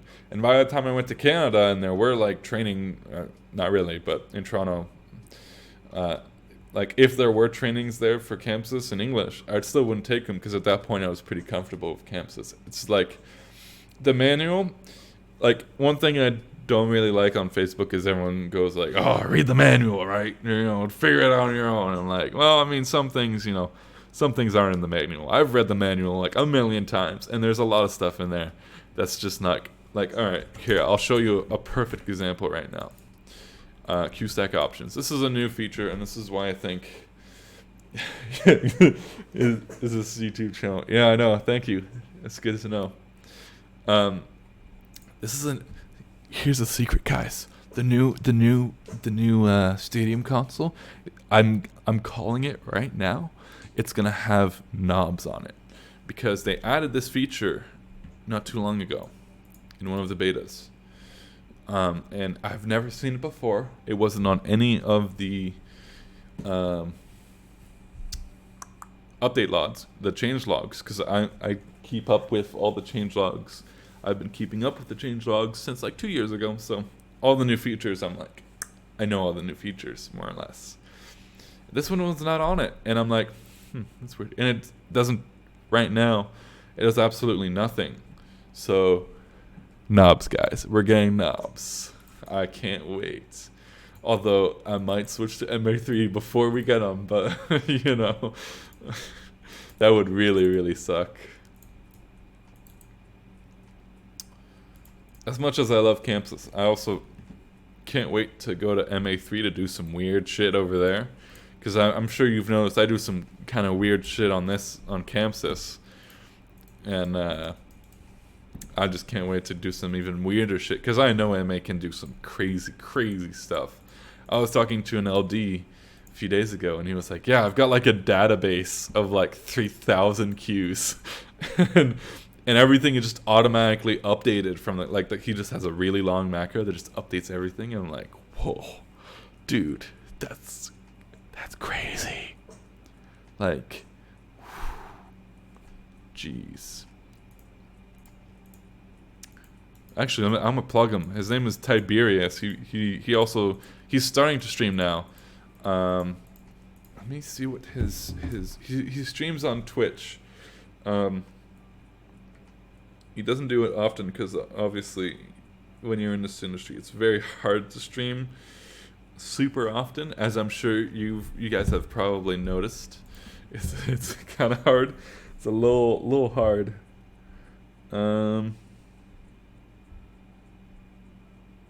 Let me see if I can. Road to Beat John Sandman. Yeah, that's his channel on Twitch. Road to Beat John Sandman. Yeah. Anyways, good guy. Not receiving enough video to maintain a live. What?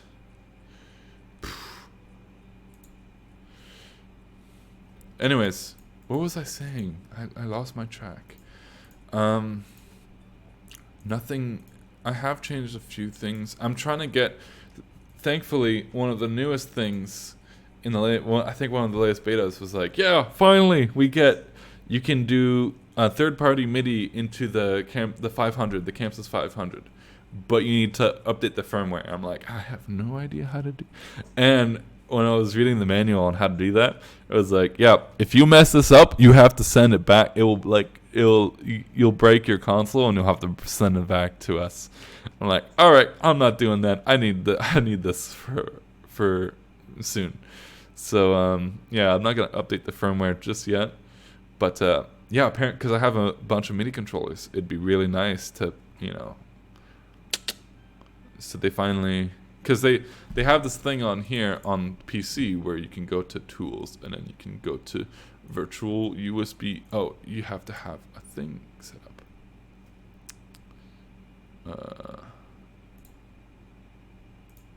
Yeah, and this is exactly the problem. All right, you have to have. I don't have a Magic Q rack mount dongle. I've only met one person that does, and he does like. That guy does a lot of big stuff. He does. What's his name? That DJ who has really long hair who always throws cakes at people. You guys know who I'm talking about. He does lighting for that guy sometimes and has done a few tours with that guy. I'm like, whoa, that's cool. But he has a rack mount dongle. It's the only person I've known to actually have one. I thought they were a myth. Oh, it doesn't kill the console. Yeah. I think it's more or less for the older consoles, but it's just kind of sketchy. It doesn't kill it. It just makes it not boot like properly, something like that. And it's also like the setup. It's in system status, comms, net, no, USB links. That's right. It's in here, and it's supposed to say something like ch blah blah blah, but it doesn't. And I'm like, I don't know which one to update. I'm good. It should. I wish it just updated the firmware with the latest software version, but unfortunately, no. Oh wait, did they do any changes to the latest? Oh, they actually fixed it. Finally, I think they finally fixed this stupid ass. Oh shit. Okay. God, I hate doing this. Reload multi. Oh wait, no, I just have to actually disable this. Oh, and that's great. I can't disable. That's really great. Yeah, that's great. Cool. Sorry. As I said before, since I use the 500, whenever I switch to like this to PC, it still thinks there's a second monitor connected. So it tries to put Windows on there and doesn't scale it properly because those monitors are 1080p. And my second monitor, my USB one, is like 13 something. It's 1366 by 728 or something like that. It's some stupid resolution. So I usually have to disable it. But it seems like it's not letting me disable it. So I'll just go over here and go to setup and then system and then view monitors. There we go. Disabled. If I go like this, voila, I am good. Okay, let's try this once more. God. Okay. Okay. Close. Close. Close. Oh, and the last one I cannot close. So let's just bring it into the internal playback. Cool. This is not great.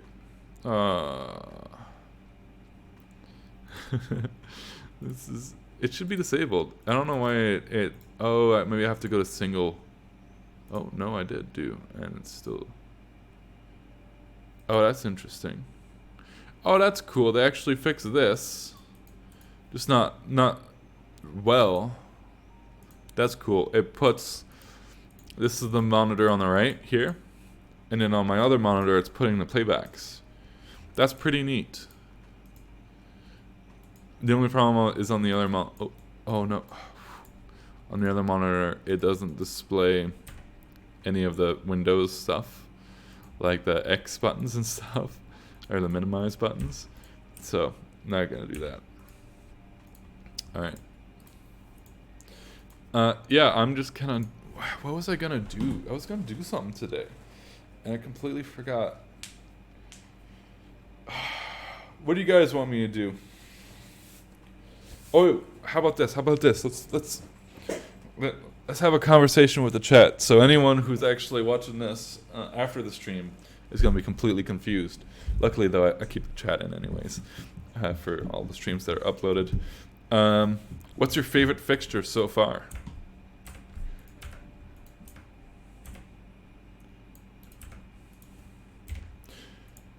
Oh, and I do actually have, so my favorite fixture, I'll go first. My favorite fixture, because of the delay, I have to go first anyways. Oh, that's interesting. My favorite fixture is the BMFL. Although, yeah, the BMFL, I think, by far. What's up? Bavek? Bavek? Yeah, Bavek Lighting. What's up, man? How you doing? Having a good day? I hope so.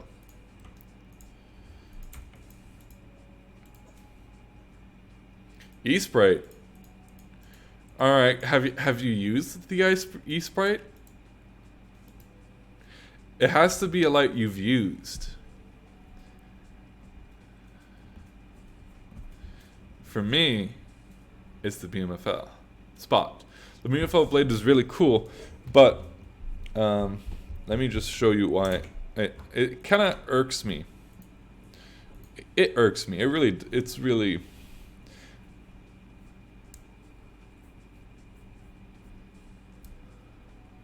It irks me so much. I think it's fairly telling.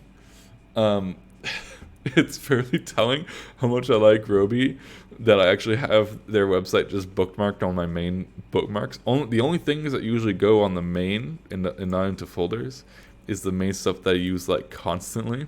So Gmail, Maps, like my email and YouTube. Like it's just stuff I'm always going to. And Roby's there too, because obviously it has to be. So let's make a tab for the BMFL. And let's also make a tab for the BMFL blade. Oh, you have them in stock? How is it? How's the eSprite? I have not heard anything of it yet, which is surprising. I am usually like, when my boss is like, "Yo, what lights should we get?" Because my boss is like, so it's like, yeah. Most of what I do is just look around at what lights are out there and then listen and hear what other people think of them, and also just look at what shows are bringing out certain lights. And because like I wouldn't know about the BIK20 and its features if I didn't, because I don't really follow Claypacky and what they're doing that much. So the reason I know about the K20 is because people like Greg Ellison and Saxton from STS9 and Pretty Lights, they bring them out and they do some really crazy cool shit with them. And I'm like, whoa, that's pretty cool. So, okay, BMFL spots. Let's go down. Amazing light. Honestly, if you have the budget for them, get them. They're like 5 years old at this point and they're still top of the game. I don't think there's anything that really comes close to these things. So this is the gobos for the BMFL spot, which is most likely, like, there's one of two BMFLs you'll find, mostly. You'll find the BMFL spot and the blade. Yeah, it is very big, but let me show you other lights that I have. This is 36 kilograms, right? God, if I actually nailed that. 38. Whatever, same thing. 38 kilograms. All right, let's see. I've got. God, these guys are fine. That's all I'm gonna say. They're fine. Like, they're not my favorite. I've got these. I've got 80 of these. Yeah, my boss wants to get some Beam 150s. I think they're fine. I have a bunch of Beam 100s, the old ones. They're definitely getting old. They're 8 years old. Okay, let me go on a tyrant. I did this on the last live stream, and I'll do it again because I have to. So my inventory is about 5 to 8 years old. It varies because there's some fixtures that are newer than others, but it's Roby points, Roby LED 600s, and Roby LED 100s. The 600s and 100s are about 6 years old at this point. Okay, yes, the bad boys. The bad boys doesn't count because you can't get the bad boy unless you're working with PRG. Like, yes, obviously the bad boys. I would say the bad boys all the time because of just the features. But yes, fixtures that you can actually get. Anyways, so the 100s and the 600s. Yes, at this point they're kind of showing their age a little bit, but they're pretty awesome. Like, they're still working. After 6 years, they're still working like champs. Like, we do get, one or two that we have to take down at a show, and so we always bring spares with us. So sometimes we'll have one or two that we have to take down because of some issue. But for a light that's 6 years old, that's like crazy. Oh, I know that there's a massive difference between the 100 and the 150. Just the lumen output is completely like different. But instead of the 150, I would much rather have spikies. And I think that's one thing that kind of goes over my boss's head a little bit, is he's not really a lighting guy. So he looks at the 150 and people tell him, oh, it's much brighter than the spiky, or it's just brighter than the spiky. But for a light like that, brightness isn't really, it's not the most important thing, I don't think. Most important thing. For a spot fixture, brightness is it's really important, right? And for a beam fixture, it's really important.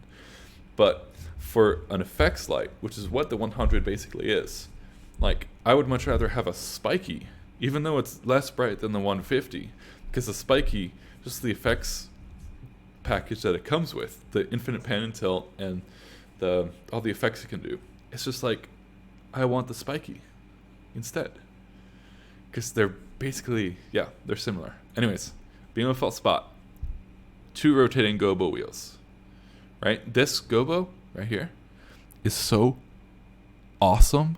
Like, it's seriously, oof, mamma mia. It is so good.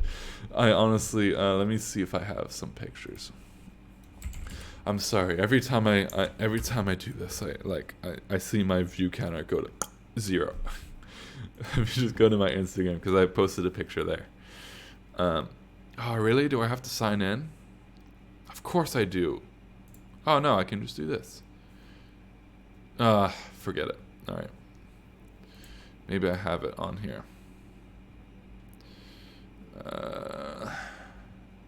No, I would not. Anyways, do I have it? Oh, I don't even have to log in. I just have to go find my Instagram. No. Skip. No. How do I not? No. Forget it. Where can I find that? There was a really great... Damn.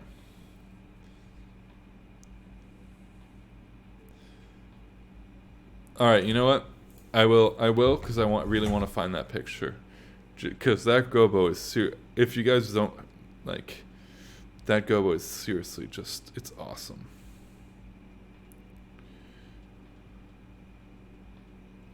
Let's see. How do I... Settings. You know what? Never mind. You guys probably... Yeah, it's just a good gobo. This gobo right here, it's awesome. It's so good. Oh yeah, that's a good idea.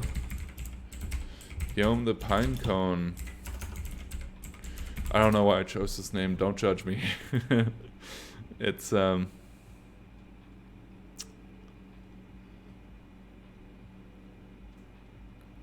Okay. A few of them are here, but not the ones I'm looking for. Hopefully this just goes to it. Yeah, there you go. All right. Oh, wait, did I not? Oh. Oh. Forget it. It's a good gobo. Oh, wait, you know what? You know what? I'm just going to post it right now. I'm just going to post it right now. I am so sorry. I am so sorry for doing this. Let me just... No, that was... Alright. Because it is... Once you see the gobo, you will understand. Hey guys, what should that gobo do? Ah, man. So, right. Sure. Cool. Anyways, so let's just go over here. So, 2 rotating gobo wheels. And the BMFL blade, let's go to the gobos here. It has 1 rotating and 1 static, which infuriates me. Why would you not just make them both rotating? Like, or at least put the gobos that you would want to rotate on the rotating, because this gobo right here, you're never going to, like, not rotate it, right? How is it already? This gobo here, look at it. It's so it's so good. Look at it. It looks so good. It's amazing. So these are all here are BMFL spots, right? And then these here are BMFL blades, because I couldn't get, mostly because Katy Perry and Maroon 5. I knew they were gonna want a lot of front lighting, because I had a whole row of BIs there, but I also knew they would not use those BIs. I knew they were gonna want the BMFLs for front lighting, so that's what those are for. But I didn't use them. I just used the BIs for front lighting and then used the BMFL because it's BMFL, you know. Anyways, so this is So the BMFL blade, same colors, which is great. The gobo, the like color wheels on the BMFLs are second to none. They are awesome.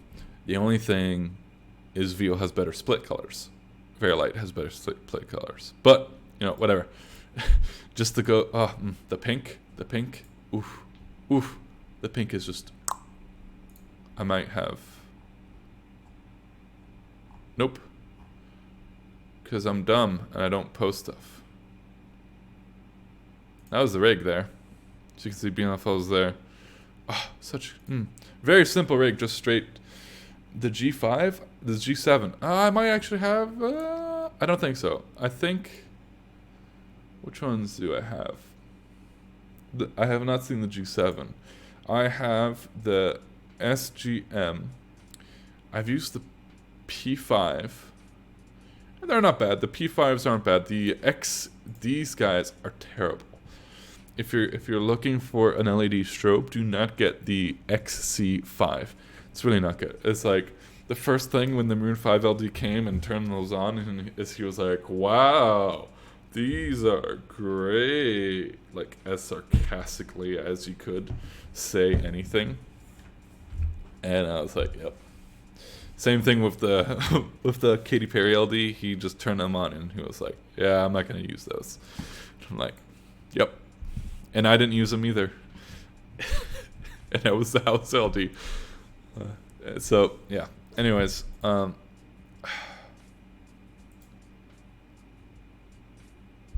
yeah, short answer, I have not seen the SGM G7.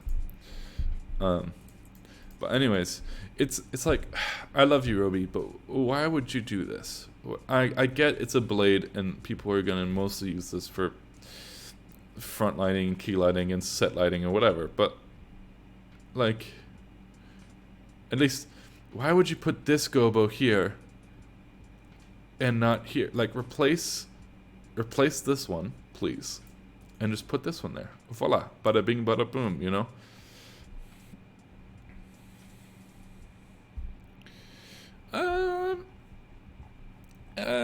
LEDs have their place as blinders. The P5s were nice. The P5, like, the JDC, I would have preferred JDC ones, but those are really expensive. But they're really nice too. Like, yeah, I was talking to the Maroon 5 guy, and he was like, yeah, it's like everyone's like blinder right now. Everyone's just using the JDC one. I'm like, God.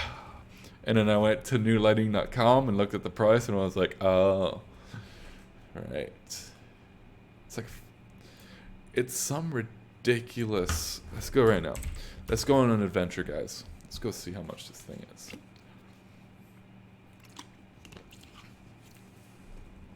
I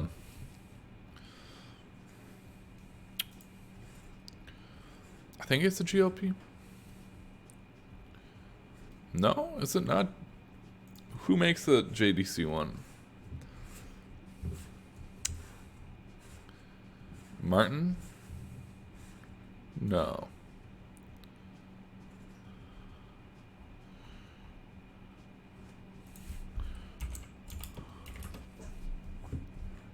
Oh, GLP. Oh wait, so it's just not there. So that means it's on used lighting. Ooh, we're going on used lighting, boys. Let's go. Oh no. GLP. Yeah, honestly, like I usually have moles and oh damn, I had the okay. Never mind. The price I saw was very expensive for the JDC one, but it's a very nice light. So BMFLs, very good. So the weight of these things is like 38 kilos. Yeah, 36. Oh, I nailed it the first time. 36 kilos. And then for this is a beam light. This is a 480 watt beam light. The 45 kilograms. It's IP65 rated, but that's like its only good feature. Like, I feel bad for dissing PR right now, but the only thing that's good about this light is that it's bright and it's IP rated. That's about it. It's really heavy. The like chromatic aberration on the beam is absolutely crazy. I saw the email, yes. I will reply to you after the stream, unless I will look at it right now.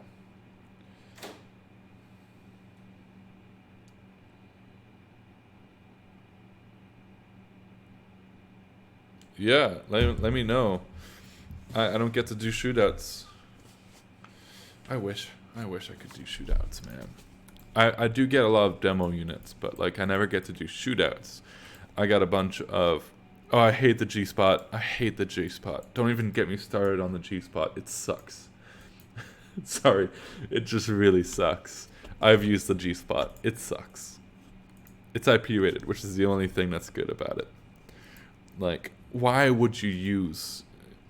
So the SGM G-Spot, first of all, terrible name. Terrible name. Because the first time I went to go search up this light, I just typed in Google G-Spot without realizing what most people say G-Spot is. And that was a mistake. I'll just say that right now. That was definitely a mistake. So don't do that.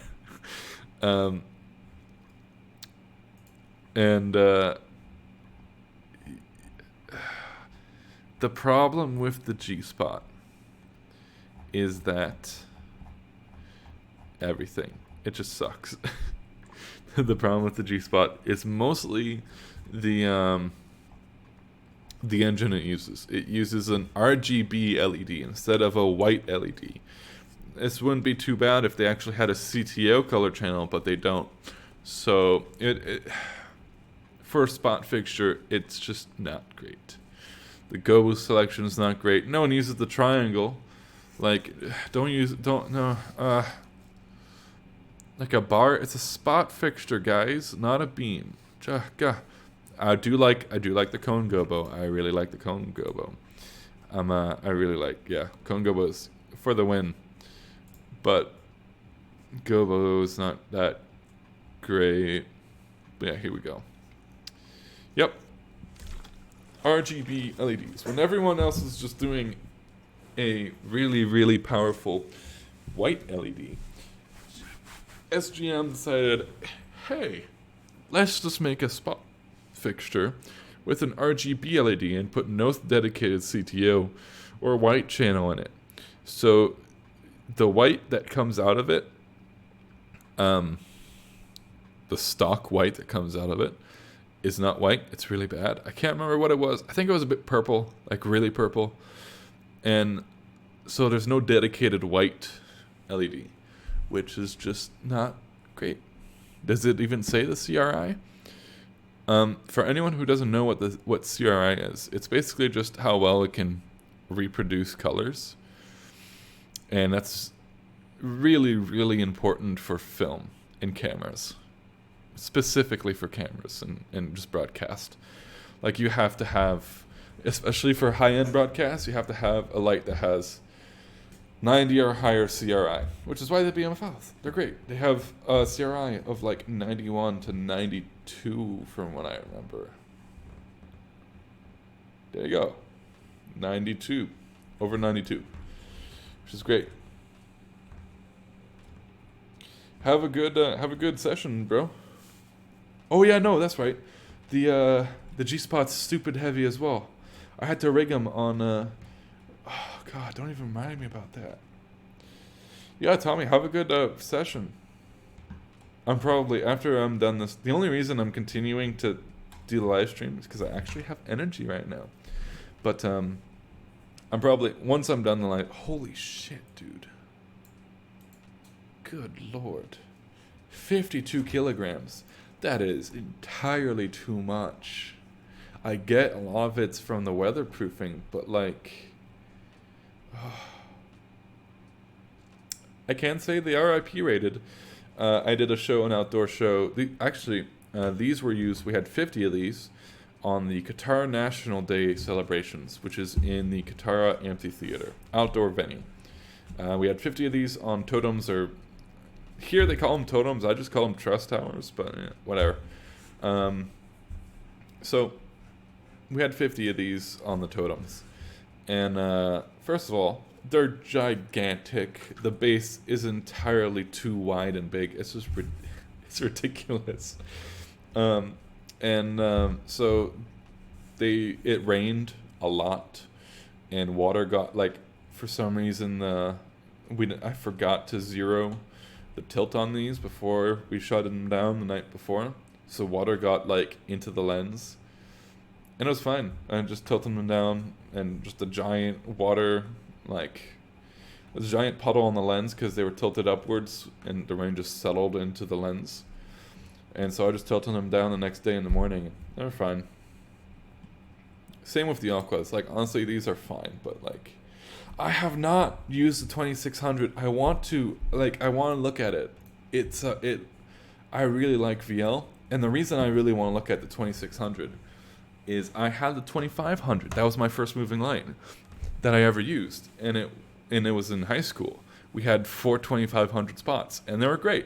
They had their problems, but they were really, like, the split colors were so awesome. Like, oof, I've never had a light with split colors that tasty. So I'm really curious to see, because the 2600 is supposed to be like an LED better, yeah, an LED variant. Let me know. I'm really, because I've been looking at that light, and it's very expensive. It's so expensive. It's like, for the output, it's pretty split colors. Oh wait, I should probably do some stuff here. The split colors. I'm really curious to see about the split colors, honestly. And just the output too. I want to know about the output. How bright is it? Like, because it seems to me, at the wattage it is and the lumens it is, it's not going to be in a stadium. But for theaters and for, like, Which, to be fair, that's the theaters is where Verilight like thrives. Let's see if Capture is like on it. Although I know Capture's not the one who maintains. It is on it. They are on it. Look at that. They already have it. So one thing that's great about Capture is that it actually, the rendering's pretty, it's fine. I actually don't know. It's not bad. As soon as you put a color in it, it gets real dim. But I'm guessing, oh, it has the cone go, but it's so dim. Yeah, that's...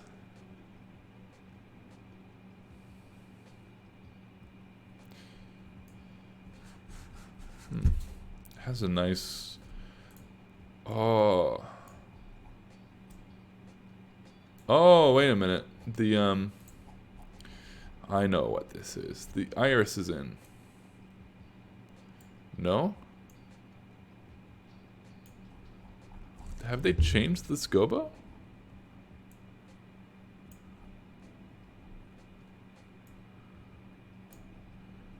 Oh, that's strange. Oh, I just have 2 gobos in. Yeah, I like this gobo. I really like this one because this was on the original 2500s, and the cone gobos are great as well.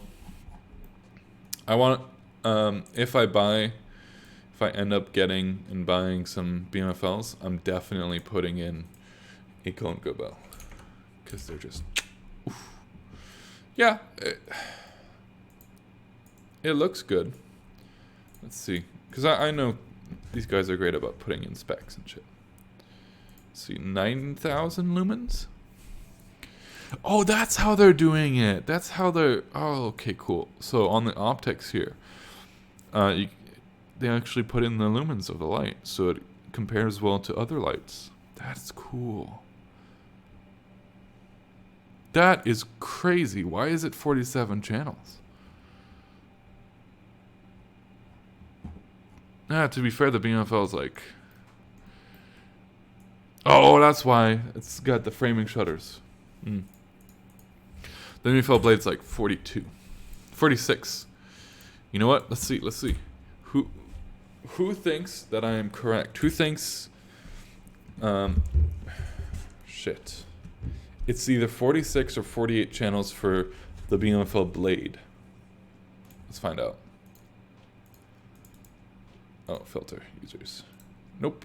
See, there you go. PRG. It's in my tagged. Because one day I'm gonna use them. One day I want to use the PRG bad boys. Oh damn, I was wrong. 49. The BMFL blade's nice. I like it. But yeah, honestly, the thing we are missing right now in my company is a spot fixture. We don't have we have pointies, we have 100s, and we have 600s. We don't have a spot fixture. We mostly just have medium-sized stuff, like medium venue stuff. So when we saw the BMFL and the K20, and then we're like, holy shit. I knew the BMFL was going to be great, but here's the thing about the BMFL. It's very deceiving without any haze. Like it doesn't look bright when you don't have any haze on, and you're just looking at the beam on the floor. It's like, that's not that bright. I thought people told me this thing was going to be the best thing, and then you use haze. And then the whole story changes. It is seriously, if you have the budget, I know I said this in the last stream, if you have the budget, the BMFL is like the best light. I mean, if you're working with PRG, then it's a different, bad boys. The thing with the bad boys, you know what? I probably have that here. They're a different type of light, my guy. The Mega Point's a different type of light than the BMFL. It's a beam fixture versus a spot fixture. I mean, I'm not saying the Mega Point's a very good light. I have yet to use it, but I've been here, just from looking around and seeing the amount of shows using the Mega Point right now is absolutely insane. But the thing is, that's not bad. Man. Yeah, there's different types of lights. Like, yeah. When you just need a really, really stupid bright light with gobos and deep saturated colors, BMFLs got you. You know what? Let's see. What was I looking for? PRG. Because it seems that they've just put bad boy. The icon edge is good too. If you're looking for like a really good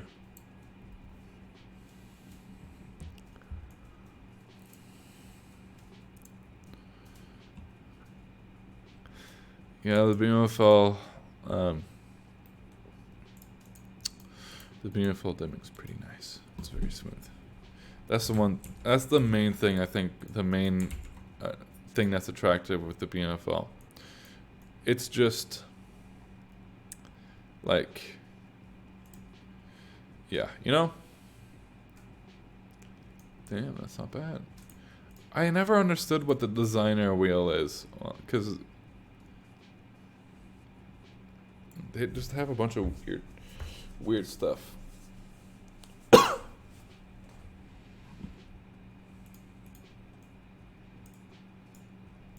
Can I over... Oh, I can't.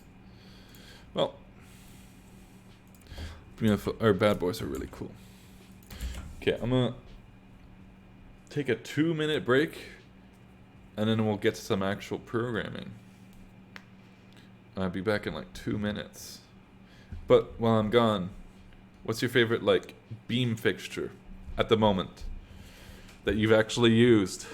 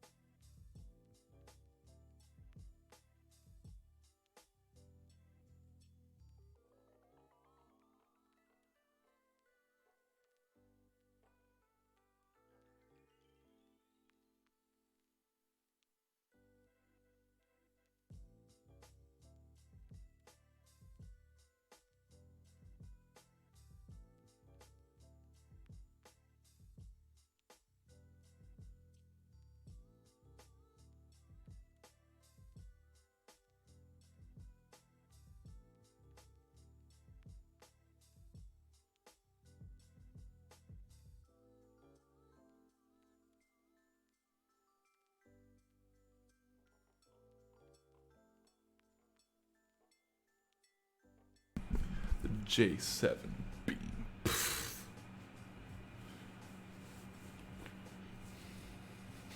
course the BMFL is more expensive than the E-Sprite. It's just brighter. Talking about a 1700 watt arc versus like what, a 750 watt LED. Like LED is coming. It's getting there, but oh, 650.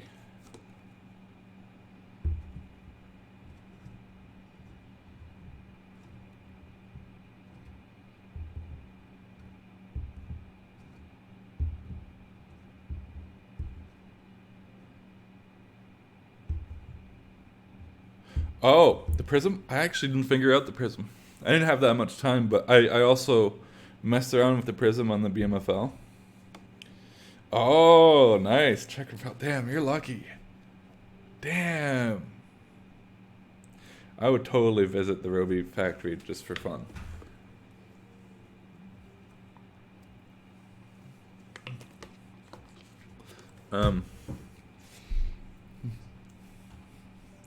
Yes, okay, the BMFL is way more expensive, but it's the BMFL.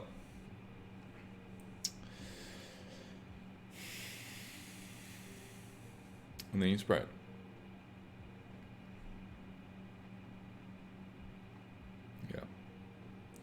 Yeah.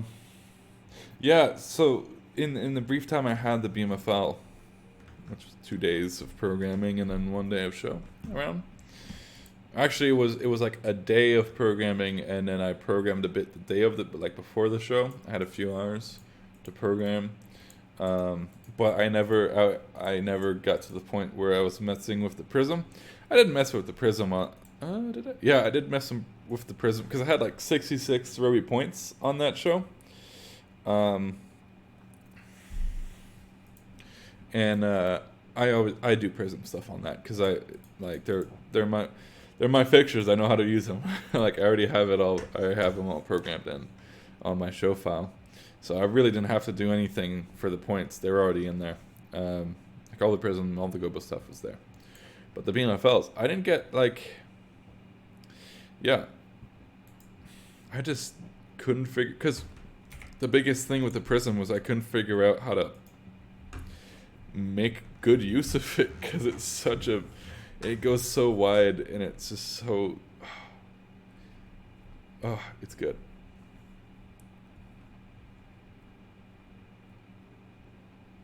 And I also wanted to do some stuff with the graphic wheel, but I ended up not figuring that out either.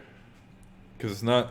I don't have animation wheels programmed into my normal show file because none of my normal fixtures have them. So I just don't have them, and I just didn't have time. But next time, I might have another opportunity to use some BMFL blades in the future. Like, a shitload of them, too. I think like 34? Can't remember. See, so I've only used 2 beam fixtures so far. And it's the point and the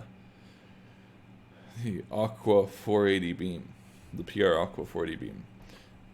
And obviously the point wins, even though it's less bright. It's much less bright than the Aqua. Just the features and everything about the point is just much better. It's so much. It's a million times lighter. The colors, much better. Like even though the Aqua has CMY, I would still use. I rarely use the CMY on the Aqua because it just dims the light so much. So I do all of my colors on the color wheel. I do the same on most lights actually. The BMFL I did that too. Like some of them I mixed. I did some CMY mixing, but a lot of the looks I was using the color wheel because the colors just looked better. And that's just for like I do the same thing for every fixture, no matter what. Like. That's just me.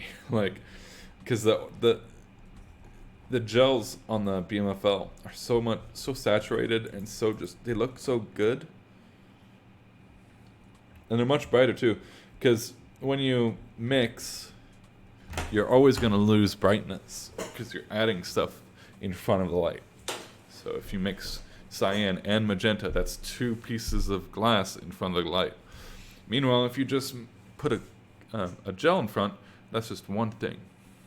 So it's just but the color mixing is sexy on the BMFL. Also on the Mega Point, I was talking to some video guys who were doing some touch designer stuff. They came through and did a light. I might be at Pro Light and Sound. I might actually be at Pro. Yeah, I might be in Frankfurt. We'll see. I should be. But yeah, I was talking to some video guys, and they're like, yeah, we were doing this art show in like a museum, and the colors for the Mega Points are just exactly the same as our video stuff. They're so precise and accurate. I was like, damn. That's pretty good. Because what they're doing is they're just taking the RGB values from the video, from different like pixels in the video, and just doing that on the lights. So apparently it's exactly the same as their video, which is just crazy. That's just insane. That doesn't happen.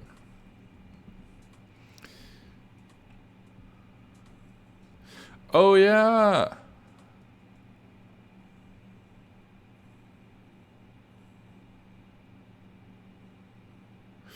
Yeah, I did notice that on some of the beautiful spots.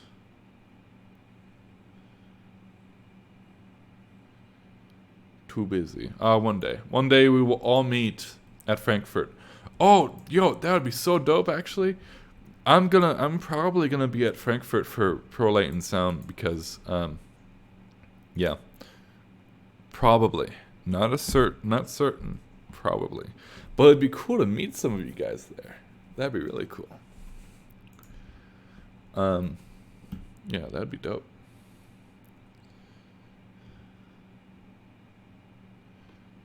Maybe I'll probably be in the UK if I drop by Chamsys someday. Actually, maybe. Because I do visit Edinburgh. I'm probably saying that wrong. Often because my best friend lives there. He's going to uni. So I might roll through the UK, visit Chamsys headquarters, and steal one of their new stadium consoles if it's there. just walk off with it. just go. Oh, thanks for this, guys. Bye. Oh, for beams, right? So beams I've used. The point beams I haven't used. What I would use, the PRG icon edge. That's what I would use because it is just. I just heard good things about it, about the colors and the brightness, and the pictures I've seen from it. They look very bright, and apparently it's brighter than the Axiom, so it's good to know. Yeah, the MQ1000. Yeah, that's definitely. It was probably not gonna. I hope it's not called the 1000. Now, yeah.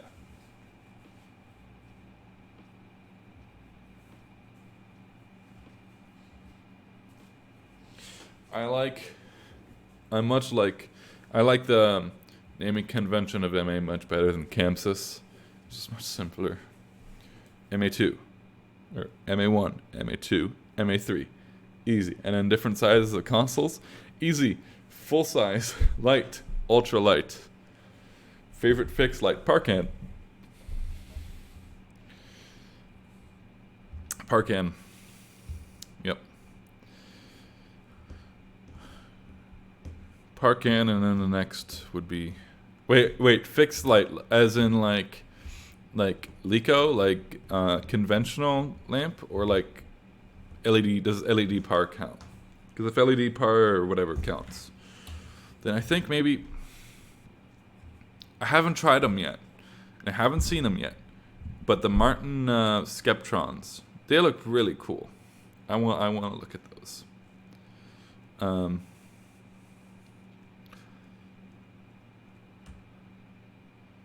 But yeah, if it's like an incandescent fixed light, you see their power cans.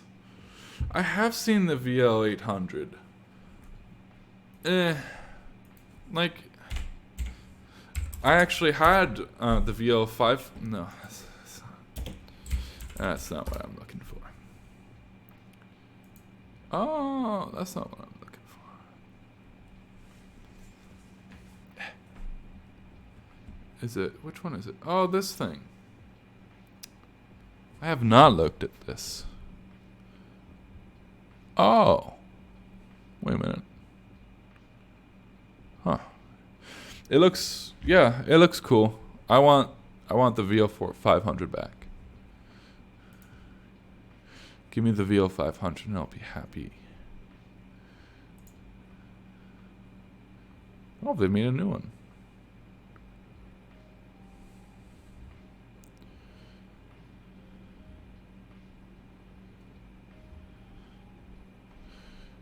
Huh. Oh, this is the one I saw. Oh, it looks nice and modern now. Cool. I had the VO 550D in high school. I had 4 of them. They were awesome. They're really cool lights. Like, seriously. The mixing system is so cool. It's just, it's really cool. Discontinued.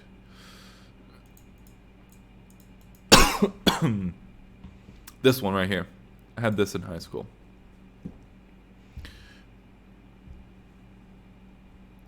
Uses a tungsten lamp, which is really cool. Oh, you got some? Can you send them? Just send it to Doha, Qatar. Please and thank you. I really like them. They're really bright. For how old they are, they're bright, man. And the color. Oh, it's so. There's something about tungsten lamps.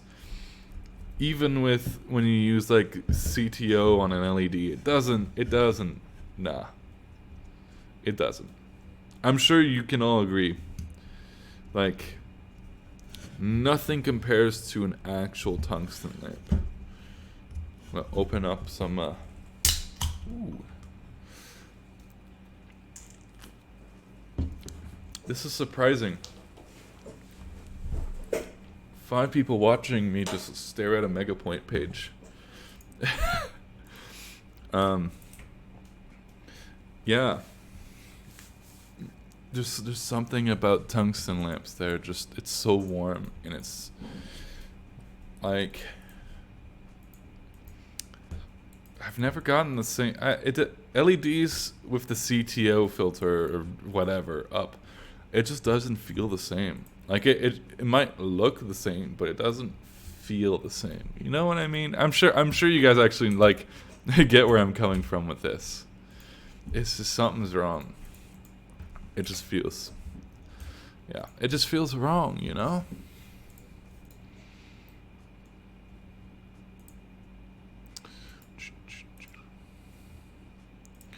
So right now, I'm actually gonna start doing some stuff.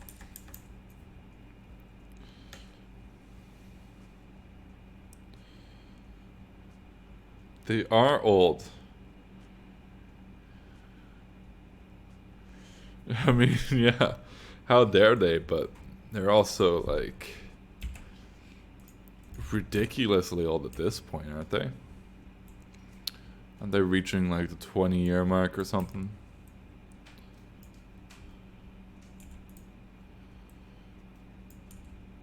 Some nice chill beats while I offset this.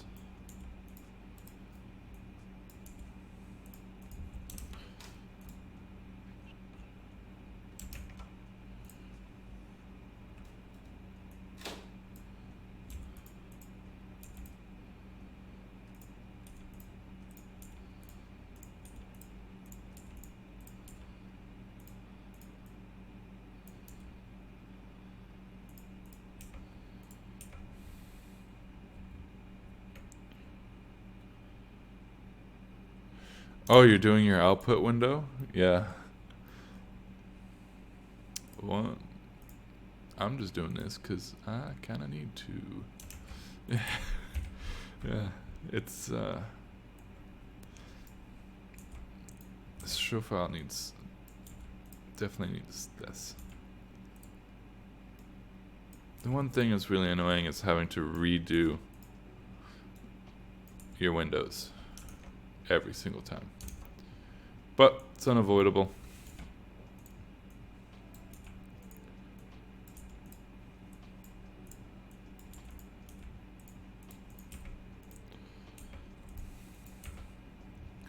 Gotta do them XQ windows.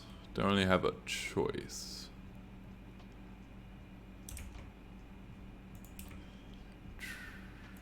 Man, this is like chill.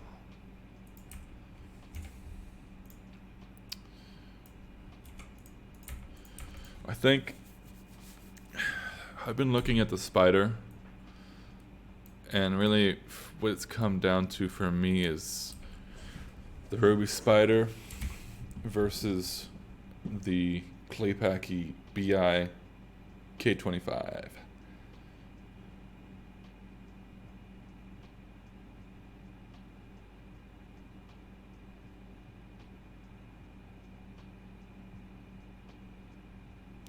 So I would love to have a schedule for my live streams, but just because of how busy I get, it's not really super feasible to have the same schedule every week. So I kind of just it's whenever I'm like, all right, well, I feel like doing it. I feel like doing a live stream today. Let's do it. So yeah, I'm afraid that's oh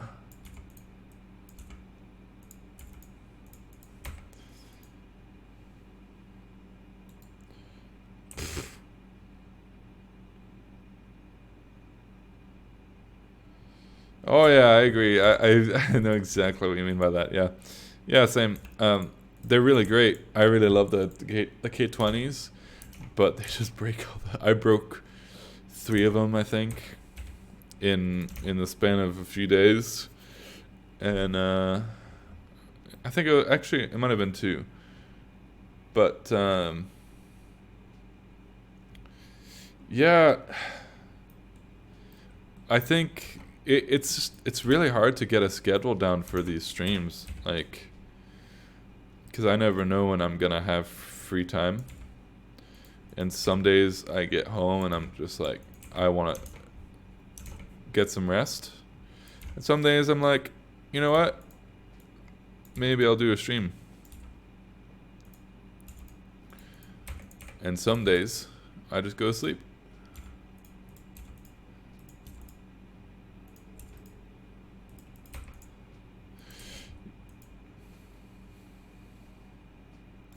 Yeah.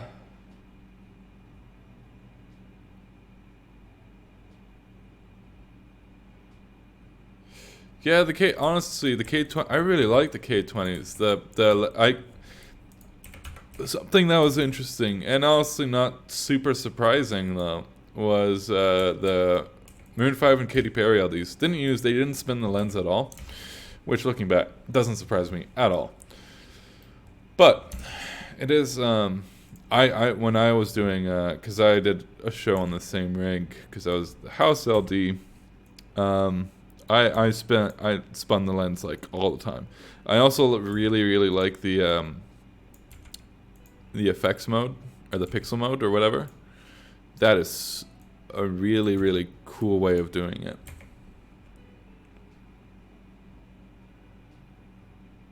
Yeah, they fixed it. The shapes mode, yeah, I run them in shapes mode. It was fun. I didn't have to. Yeah, no, I never had to. I never had any problems with that. With it being offset by 1.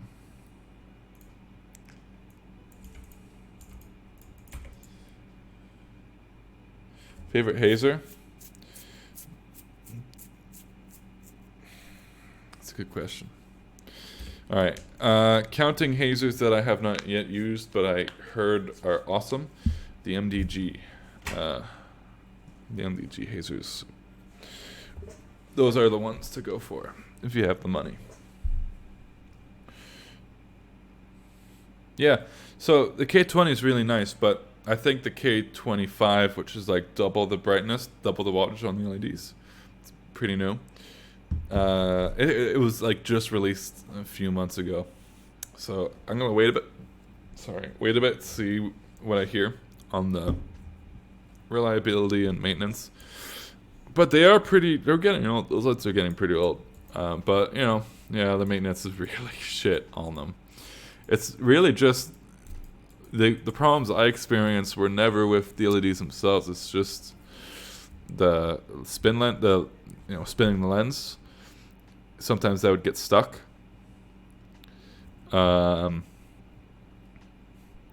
the zoom. I got a zoom stuck as well. And yeah, the base hazer is also, I heard, was pretty good.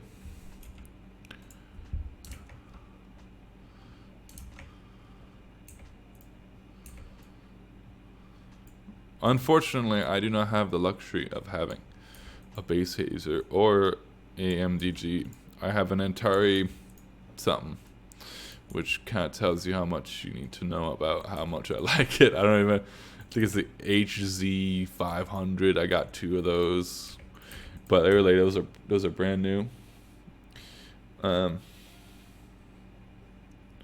yeah, no, I've heard some pretty great things about the bass hazers as well, because people beat them up pretty good. So, and like, yeah, they get beat up, and yet they're still fine. So, okay, throw 1, row 2.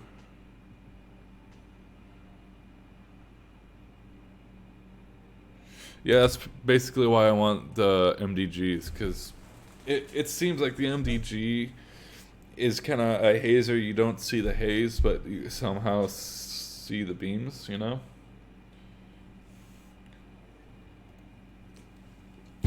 Because every single show I've done here is at broadcast cameras, which really sucks, because I can't blast haze and smoke everywhere like I would a normal show.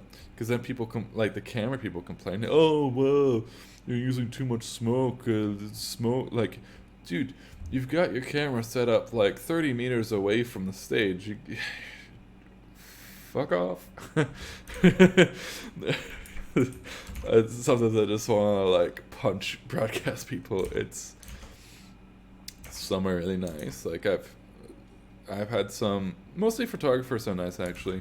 Some photographers, they just asked for like the color temperature I'm doing, and I'm just like, I don't know. And I'm like, all right, cool, whatever.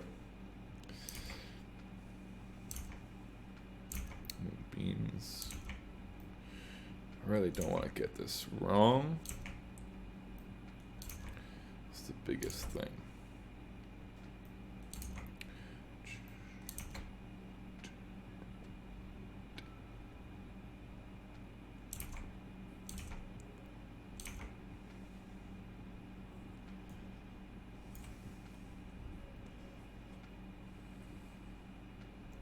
Yeah, and that exactly tells you how much you need to know about the MDG. 2%? Yeah. I've heard some guys, like the Moon 5 guy was like, yeah, we have like, or maybe it was some other guy, not the Moon 5 guy, but they're like, yeah, we have like, we can use like 1 MDG for an arena, and it'll fill in the arena in like 30 minutes, but we use 2 just to fill it up a little bit faster. I'm like, Jesus Christ. Just for speed.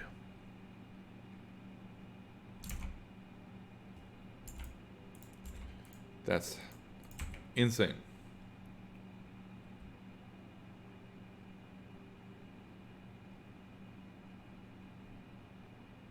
Oh yeah, I've had that too. Yeah, they show up like last possible minute, and then they would do some stupid ass shit. Yep.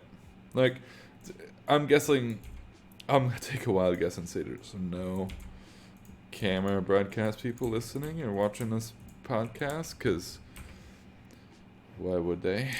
But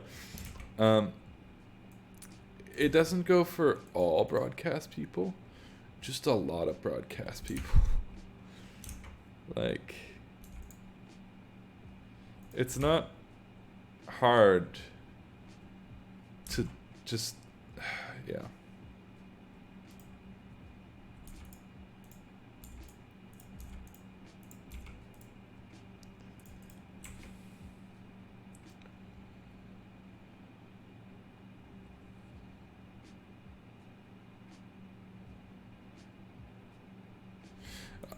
My first corporate show here in Qatar was this. It was pretty small, like a thing for the Japanese embassy.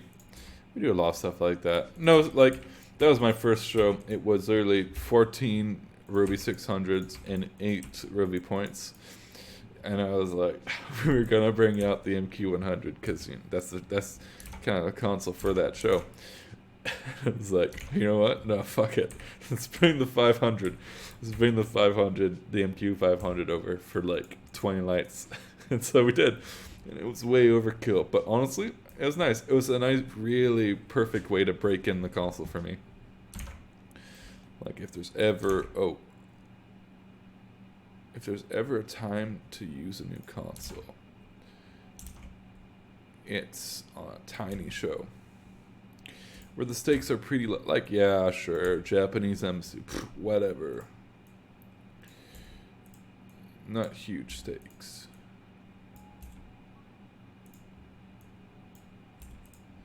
So, right, the story on that show is the broadcast guy comes up 5 minutes before the show, takes out a wireless microphone, and then our audio guy's like, oh, here we go. Fuck, here we go again. And so, because we were running our own wireless microphones, and our audio guy's just like, great, all right. Goes over to talk to the guy and says, all right, what frequency are you running on? Because the audio guy doesn't want this bloody broadcast guy to be on the same frequency and mess up all of our audio. And the guy's like, oh no, I'm not gonna use it. And so we're just like, okay, fine. And then he puts it on the podium, and we're just, so we hid our microphones on the podium because there was two Japanese flags on the podium. We hid our microphones like underneath, so you couldn't see the microphones. This guy takes this giant fucking like massive microphone and puts it not even in the middle of the podium. He puts it on like the side of the podium, right in front of the flags. And we were just sitting there like, and then audio guy goes over again. It's like, so you're not gonna use that, right? And he's like, no. And I'm just like, okay, then why you set it up? Yeah, and he also knocked one. I had the pointies on the floor. He knocked one of my pointies. Like he didn't make it fall over or anything, but he kind of nudged it, and so it was off center from all the other ones, and so the positions were all messed up, so that one light was just not symmetrical with the rest of the line rig. I'm just sitting at front of house, just kind of like contemplating ways of murdering him, because so yeah, that was fun. And I also have to say, we don't do multi-view at our company yet, but we had some multi-view stuff because we had an iMac going. We had two video walls for iMac shit. And so we're not doing the multi-view stuff, the camera shit for that, right? It's another company. And I don't know, like, these guys, it feels like these guys have never seen a concert ever, because mostly just the director, because he would there would be a sick guitar solo going on, and because I had a monitor with a multi-viewer in front of me, at front of house, on the side next to my console, so I could see what it looks like, see what the lighting looks like on the cameras, and I just see the main on the iMac screen, just like during the guitar solo, the camera's just pointing at the drum set, and the drummer's not doing anything because it's a guitar solo, and then it cuts to another camera pointing at the keyboard player. I'm like, dude, it's not hard to find the guy, because I also, what I do to highlight those moments is I put the rest of the band in deep Congo, and then I light up the guy who's doing a solo in white. It's not hard to find the guy doing a solo. Jesus Christ. And there's so many things where it's yeah. Anyways, 1, 2, 3, 4, 5, 6, 7, 8, 9, 10, 11, 12, 13, 14, 15, 16, 17, 18, 19. Yeah, I was not a fan of those guys. Although one of the camera guys is pretty chill. He was pretty chill. 1, 2, 3, 4, 5, 6, 7, 8, 9, 10, 11, 12, 13, 14, 15, 16, 17, 18, 19, 20, 21, 22, 23, 24, 25, 26.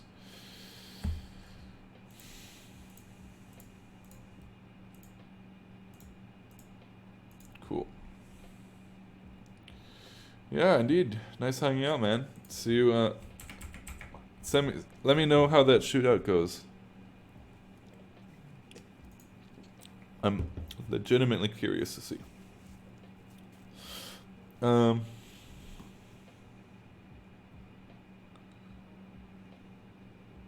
reason MA is the standard is because it's awesome. That's it. Here, let me demonstrate to you why MA is the standard. It's one simple thing. Very easy. Let me just store something here. This is the settings for a single queue. Look at how many different things you can do to this single queue. Right? You can put in, this is something I really, really would wish. I will, man. Yeah, I will. See you. Have a good one, man. I wish there was a command line in the queues on Chamsys.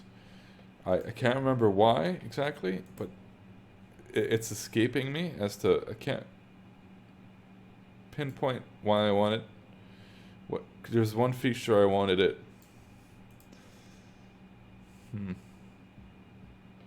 Yeah, I can't remember, but I just want it.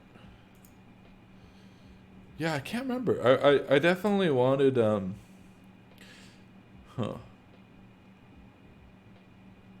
Yeah, anyways, I want a command line on Chamsys. Just like all this shit. And like, it's just easy. I think the other thing is the window layout view is super great. Like, just being able to size anything to whatever you want. The Chamsys one is pretty shit, to be honest. Like, compared to this, it's pretty garbage. Because here, alright, I don't know. FX, there we go. Put an effects window there. All right, views. I don't. You know, just to demonstrate, right? And also, it's kind of similar to QStack macros, but on MA it's much more fledged out. These are actual commands that you can send.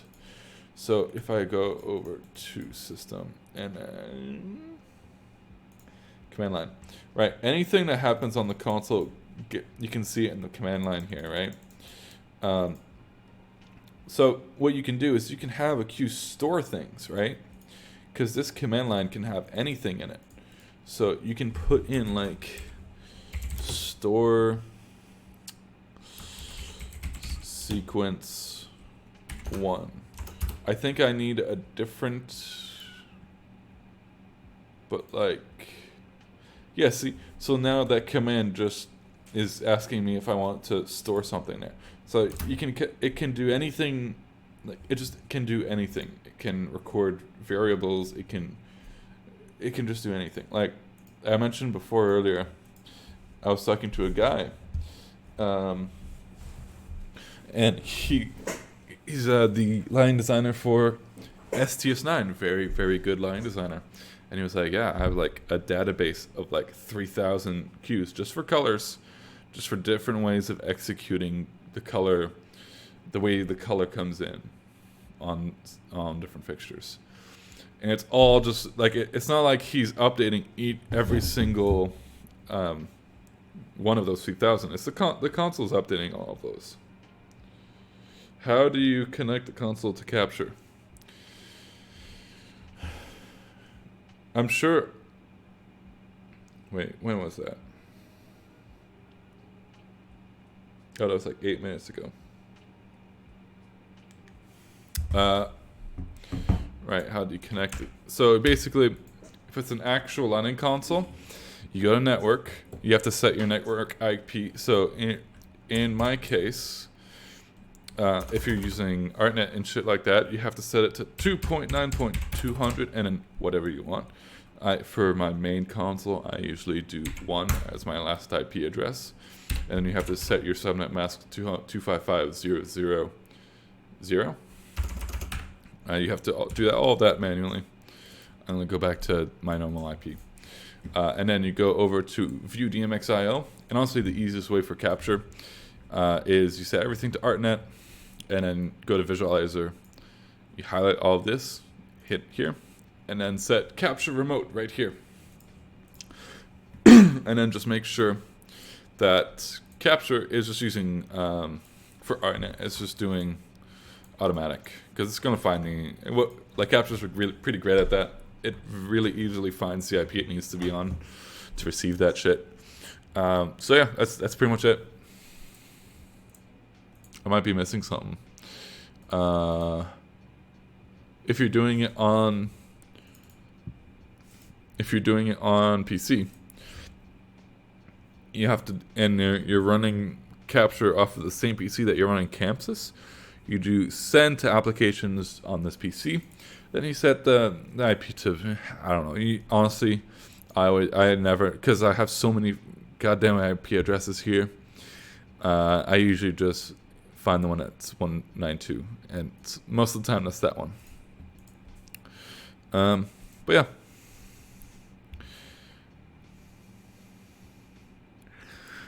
Chamsys is really simple, and that's the great thing.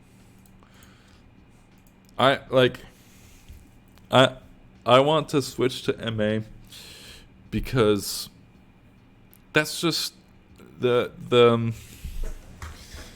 world I'm aiming to be in. Is I want to go into like jam band stuff, and not saying that I can't do, like, I can put on a pretty good show on Chamsys, and I think the main thing, honestly, I think I can put on the same show between Chamsys and MA.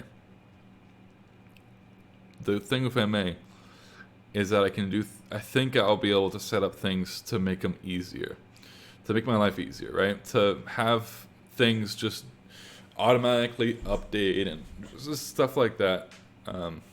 Or do some cool stuff where I can change. Right now I have white color wipes, right? But like I want to be able to change. This color picker here just changes the color for specific fixtures. So this row is only the BMFLs, but I can't change the fade time on that. I can't change. I mean, I can use the busking rate master, but that's it. I can't do a delay time or anything like that. It's just a fade. So there's a lot of cool stuff that I want to do like that, and there's also a bunch of effect stuff that I want to do. I will miss the execute window a lot.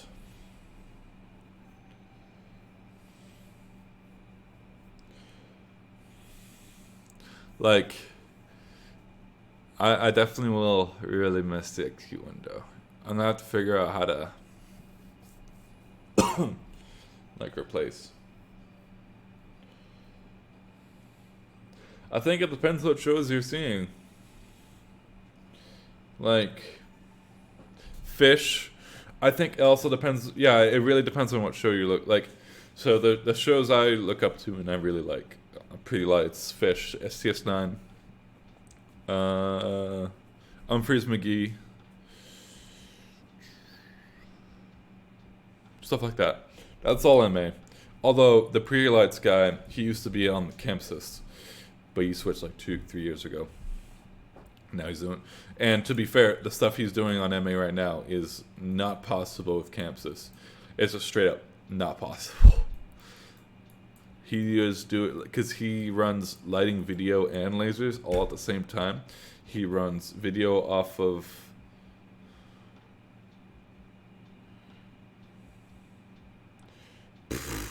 Humphreys is very fluid. Humphreys is awesome. Although Jefferson, Rip Jefferson retired. Makes me very sad. I wanted to see an Humphreys show before he retired, but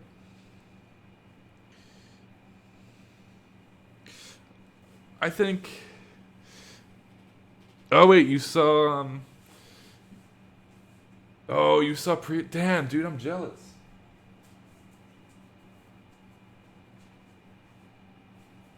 Damn. Yeah, no.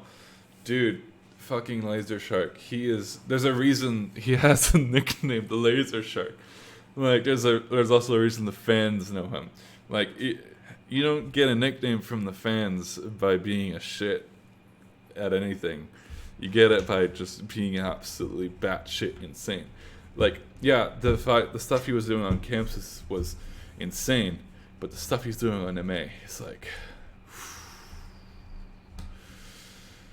because he's running his own custom touch designer server for the video content, and that's feeding into the MA, and then he's also running the lasers off of Pangolin, and that's feeding into the MA. And what he can do is, since he's running everything, it flows so much better than just having a separate video guy, a separate laser guy, and a separate lighting guy. Because then you're trying to like yell at the guy over comms going, okay, laser time, or something like that. And it was like, oh, dude, the phenoms that he's using now, the lasers that he's doing now are like, I've never seen anything like it. And I haven't, like, that's one thing I really miss. Well, not miss, I've never seen the shows in the US yet. But that's one thing I really want to. I really want to see an STS9 show. I really want to see a Fish show. I really want to see a Pretty Lights show. I think that's the top of my list right now. It's a Pretty Lights show. Yeah. Because, like... But okay, so one thing that's really cool that I've seen Greg do a lot with Pretty Lights is an effect that's just awesome. It's an RGB effect, and just saying that, you're like, I can do that easy. But what he does is so much crazier, but it's also so simple at the same time. Oh no! All right, so what he does is he does an RGB effect across the lighting, the video, and the lasers, but it's all synced, right? And it's all just like, whoa, bro. The thing that you can't do on Chamsys, to my knowledge, is the way he's doing color effects. Because he does color effects, when he does color effects off of, on his console, it goes through everything too. So he can do, if he's doing a red-green effect on the lights, he can also do that same effect on the video, or on the lasers. And it just all syncs up really nicely. So everything's kind of the same, you know. He was able to do it, but on Chamsys, it's just really not super smooth.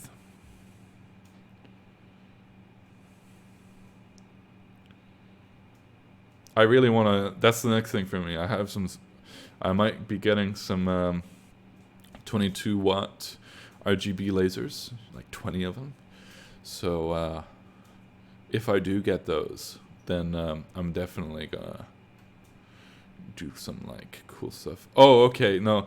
See, yeah, that's sure, but the reason he's doing it in Touch Designer, and the thing you can't do in Resolume is he has control over each individual video panel. So like, oh yeah, no, I know you can do that, like that you can do that on the output window here, and on everything like that. I know that's how that's. He also like he did use he brought in a Chamsys because of the pixel mapper system for his Red Rocks show 2 years ago or last year or whatever. Because the pixel mapper is just much better on Chamsys apparently than this.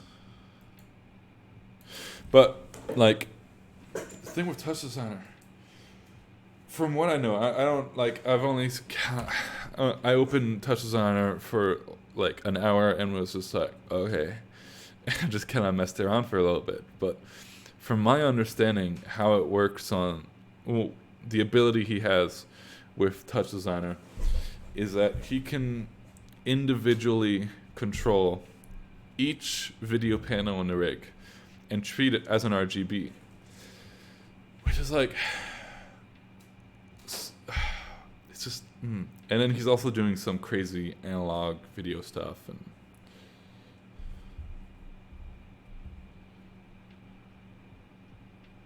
Oh yeah.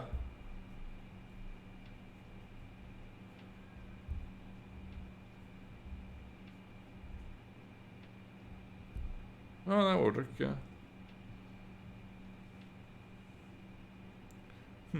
That's not a bad idea.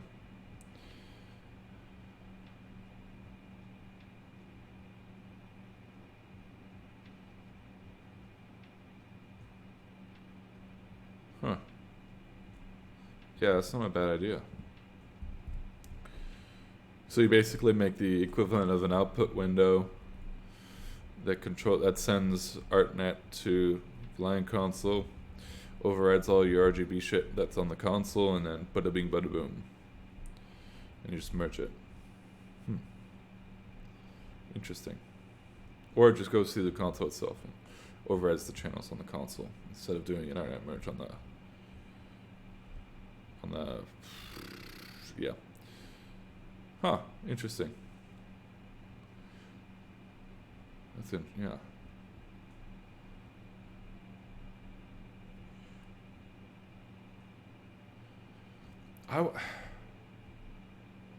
I'm not sure yet about running video, but because I'm just not sure if I can run, like, I know I can put on a decent lighting show, and I'm pretty sure I can put on a decent laser show if I learn how to do lasers, like once I learn how to do lasers. But I'm not sure that I would be able to do a decent video show.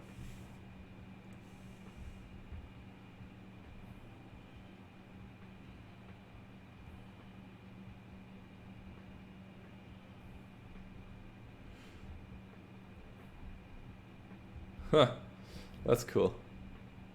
The only thing, like, I like that look, but I also don't like it. Like put it, because here's the thing, I can also put video content on my lights just through the built-in Chamsys media server. It works fine. Yeah, it's fine.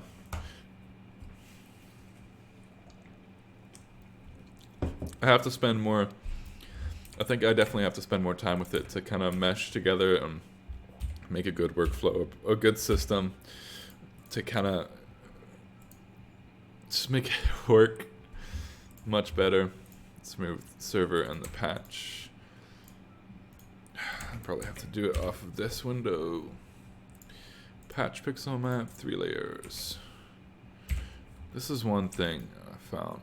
God, why does it always do that? No patching.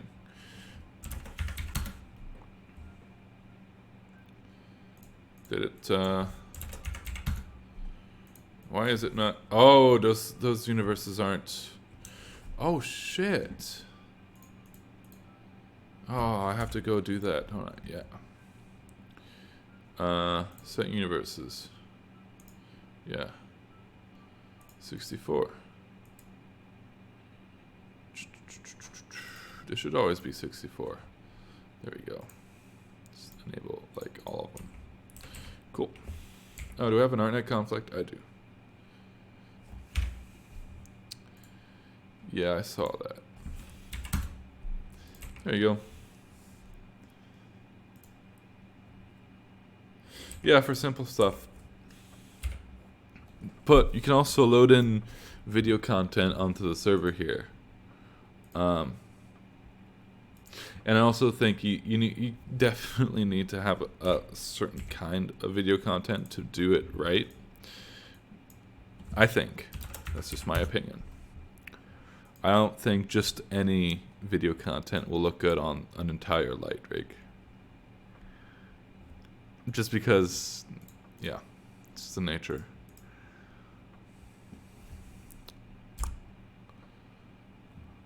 Let's see, does it translate? It would really help if I turned some lights on.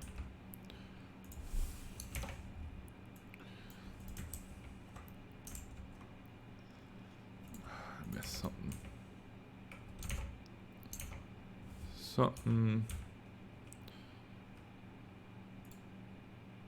Oh, did I get... No. it's receiving. Oh, I don't use Magic HD. I use yeah,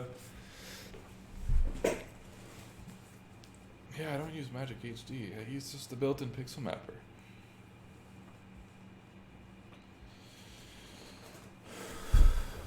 And we use D3. We use Disguise for all of our video stuff usually.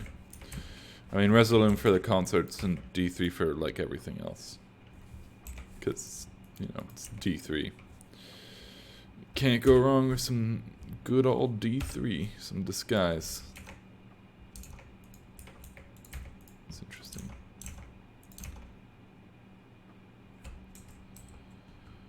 Huh.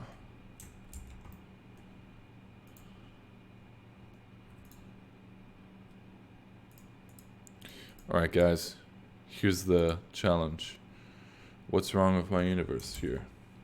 Have a good night, man.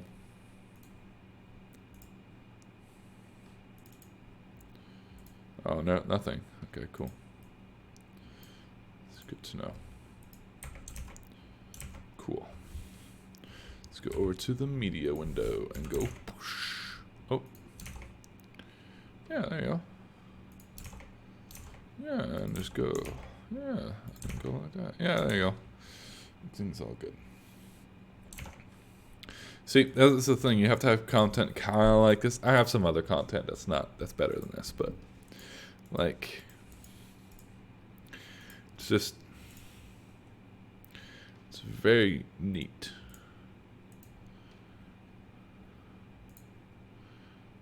So I do have some media content that is actually not bad.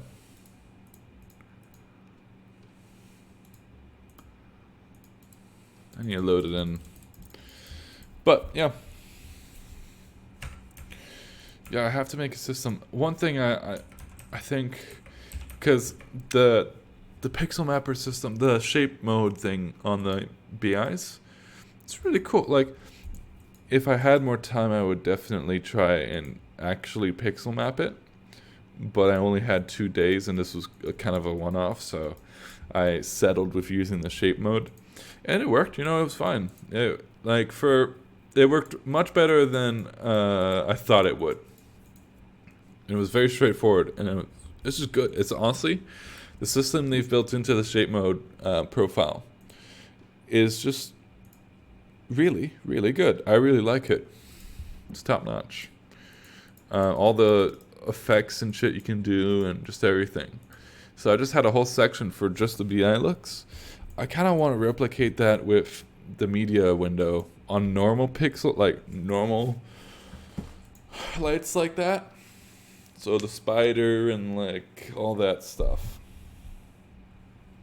So what I've seen about the spider, what I've heard about the spider, is that it's just a good wash light. That's pretty much it. It's just a wash light. Like, you won't be using it for effects like you would the K20. Apparently, the brightness between the K25 and the Spider are fairly comparable. So I'm kind of curious. I wish I could do a shoot off between the two. Maybe I will. Probably not. I do have a media window here. I'll set up for that, but yeah, it's just hard to fit. That's one thing I want to put. I really want to have thumbnail retrieval set up on the Stream Deck, but from what I've seen on the instances that are here, I'm probably gonna have to learn Java, which in normal circumstances I would be fine with doing. And I will probably still do. Oh, see, this is a glitch. Frickin'. There you go. Because that's what companion software runs off of, is Stream Deck. Because I've seen some pretty tight integrations on the companion side, like between. Oh shit! What the hell is that? Between Granime and all that stuff, like Let me launch Ganame right now. Oh, and I have to set up some stuff here, don't I? Anyways, there's just some cool integration stuff on that MA has that Chamsys doesn't. That's just cool. So like, let's go regular button. Yeah, there you go. So you can get it to display some of your encoders. You can, from what I've seen, you can also set it so that it displays like cues in an executor, which is really cool. And it's just like, I really wish I could, and it updates live too. So I really wish I had some integration between Resolume and all that good stuff. Who makes Resolume?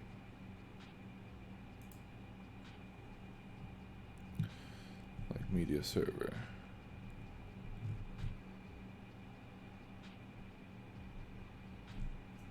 I guess not. Video Resolume Arena. I'll not set an IP yet.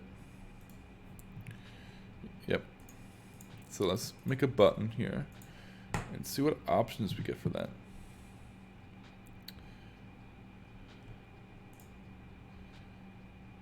So that just starts a clip. I wonder if it gets the, I don't have Resolume on this computer yet. But I'm curious to see if it takes the thumbnail of these layers and the clips and shit.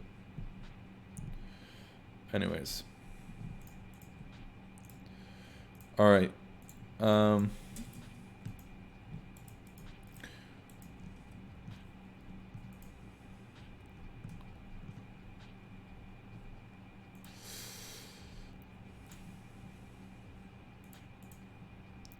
What? This is some weird shit. Why is this layout so much like bolder than the other ones? There we go. Yeah, that's about right. So, what would you guys suggest I do now? What was I gonna do? I guess I was gonna do some.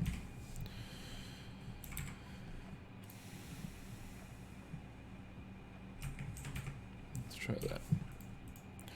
So, time to do some actual programming. Out 1 1.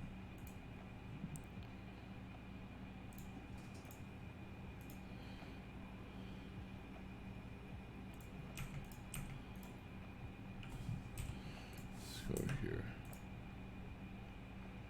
Interesting.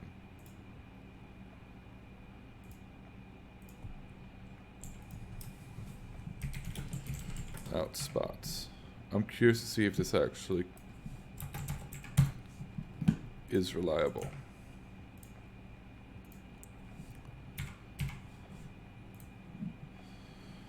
Oh, I also need to figure out what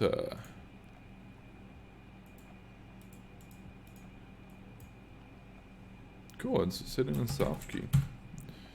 I think in my previous ones it was hitting the wrong, because when I was trying to record this on the 500, I was getting some weird, it wasn't working, basically. It just wasn't working super great.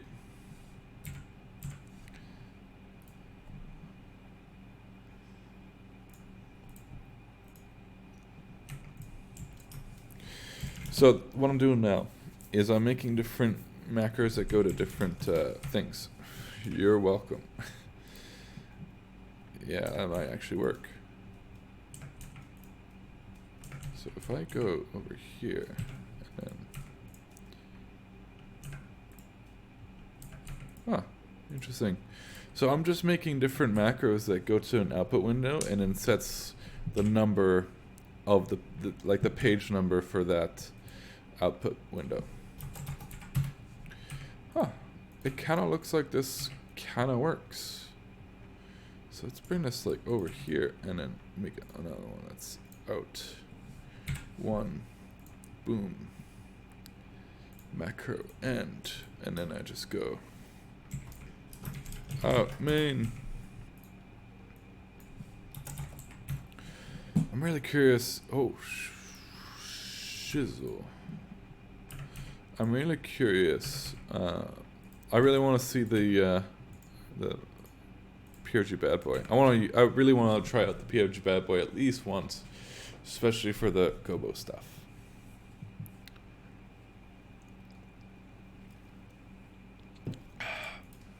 All right, cool.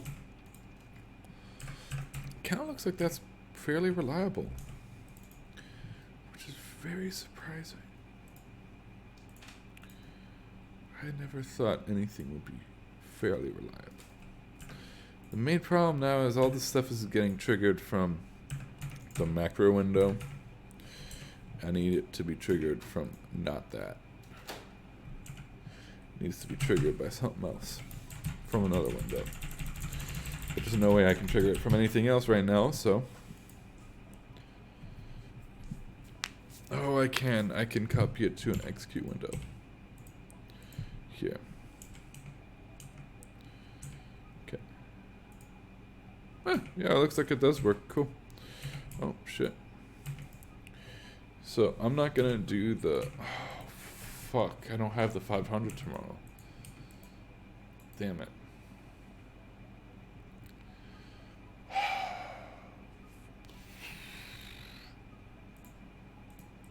Alright, well, let me at least add this stuff into here.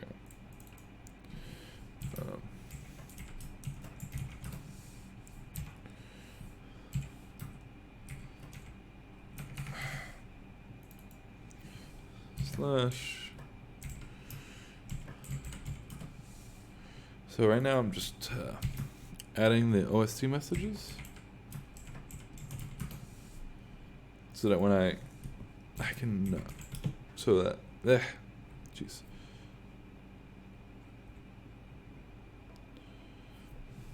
So I can make it work on the thing, the thingy-majigger. I do have another one to make actually. Start output 1 4.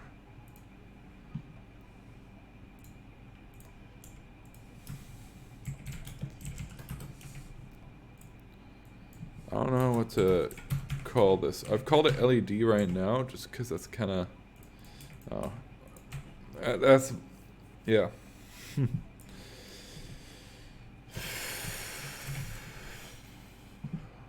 It's the best thing I can come up with at the moment.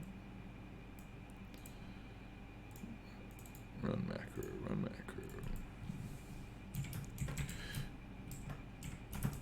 macro. Sorry, so... you know, spots, beams, washes. These lights are the LED. These are for the LED, the Roby LED 100, or beam 100.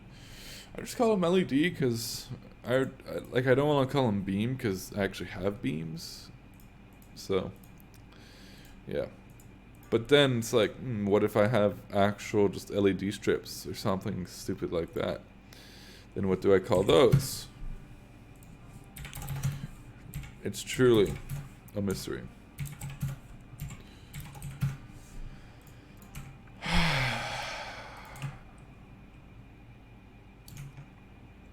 So people who are still watching, I'm guessing most of the people watching are either like in the UK or something or in the US because it's like 1 a.m.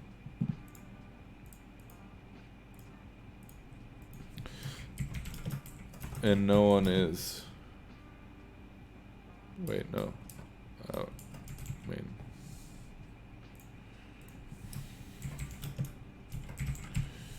Unless some people are being naughty and staying up late to watch a live stream on Chamsys and some random programming. If you are, bless you, man. Bless you. Now I have to get rid of arena. Let's disable that.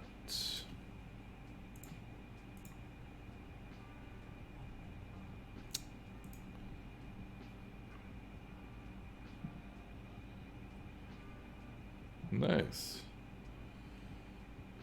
4:30.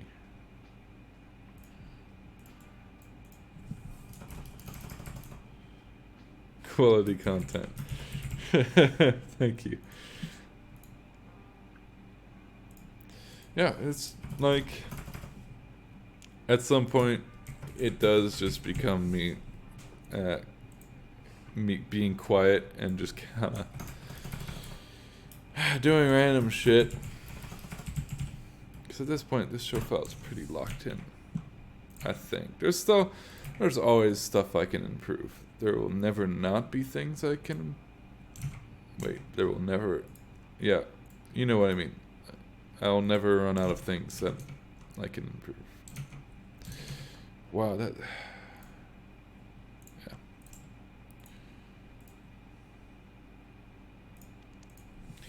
So, what kind of shows do you guys do? Just to know who's, what kind of, like, yeah. who's like watching this stuff. I do concerts. Although now I do more corporate than concerts, which I hate, but what can you do? Should I color code these? I should totally color code these. They're gonna be like dark blue. Cause you have to color code like everything. Yeah, one day. One day I will do a jam band, I hope. It's my goal.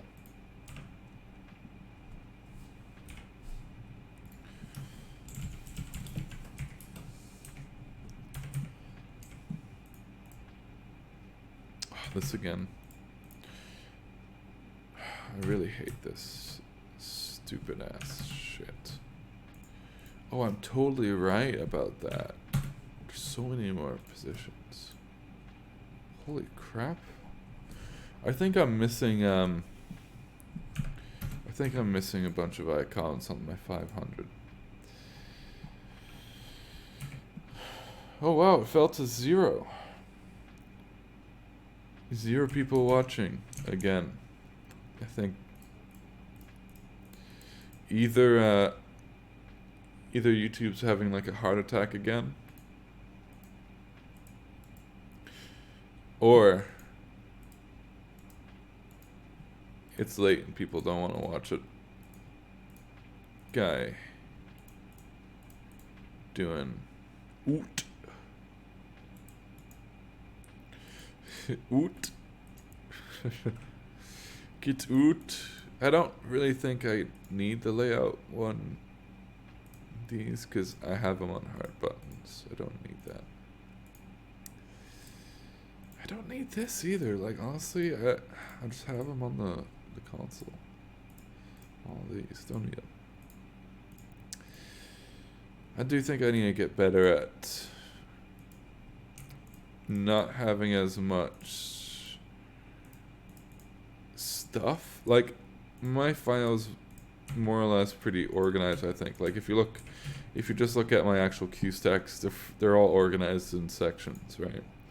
This is all of this is tilts effects. This is all color effects. This is everything in yellow is intensity. Cyan is beam effects, and then up here these are all queue stacks for like this row is all queue stacks for shows. These are all presets and queue stacks for shows. Can be even one. This is all faders, all faders, and then this is all flex. It's all really organized. So I think that, yeah, I'm fairly organized with that, and all my groups are also organized the same way. I think I've gotten much better at that kind of thing. But I still think something's up. Something's missing. This is just a gut feeling. I'm not happy with it. I've never been happy with a show file, but like, yeah. Same with designing. There's only one design that I'm happy with, and then it was my last show in high school. It was a Battle of the Bands. That one I was happy with. Although now that I look back, I'm like, oh, I could have done a few things differently. But at the time, it was the best I could do. Actually, what would have? I think the only thing I would have done differently is on the programming side. I think I would have kept the rig the same. It was a nice rig. Spent like a month programming, and it was like, it wasn't very healthy either. It was like every other day I was doing an all-nighter, just kind of, some days I would just stay up like 2 days straight, and it was half programming random shit that didn't make sense, and half watching like fish videos and like Unfreeze McGee videos, and just staring at the lighting and going like, whoa, that looks super cool. Like, whoa, that's so cool.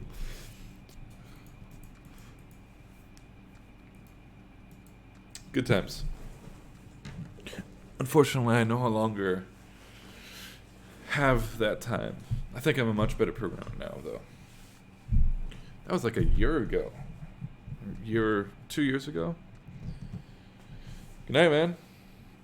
Rubbish Radder? Yeah. Have a good night.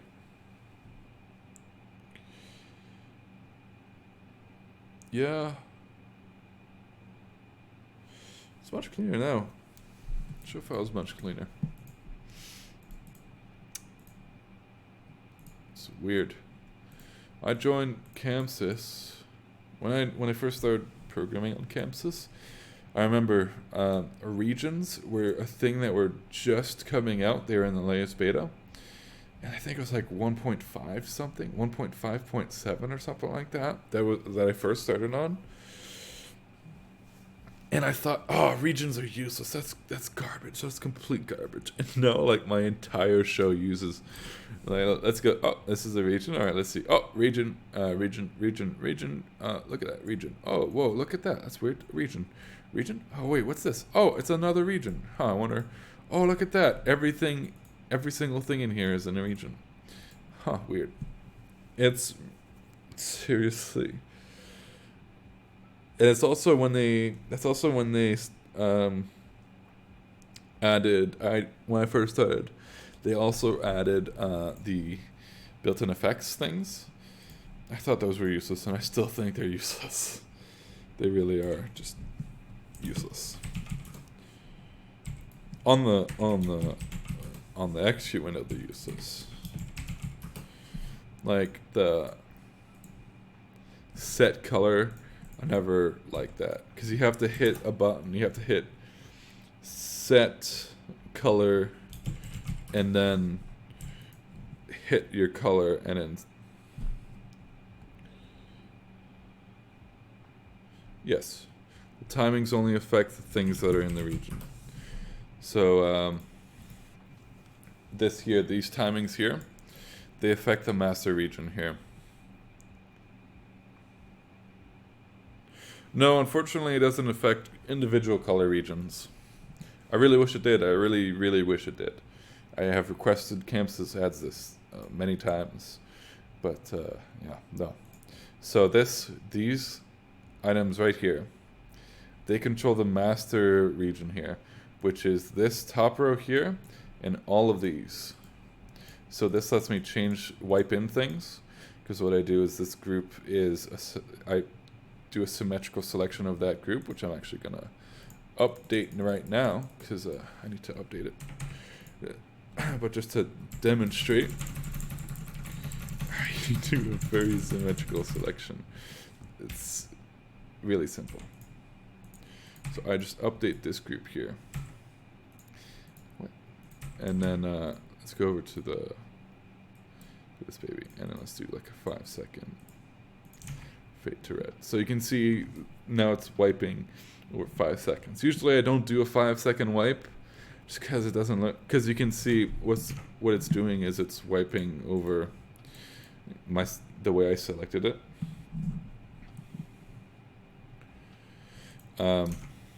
So you can, if I do like a 10-second one, you can actually see it going through the individual lights here. That's because yeah, it is just a weird thing.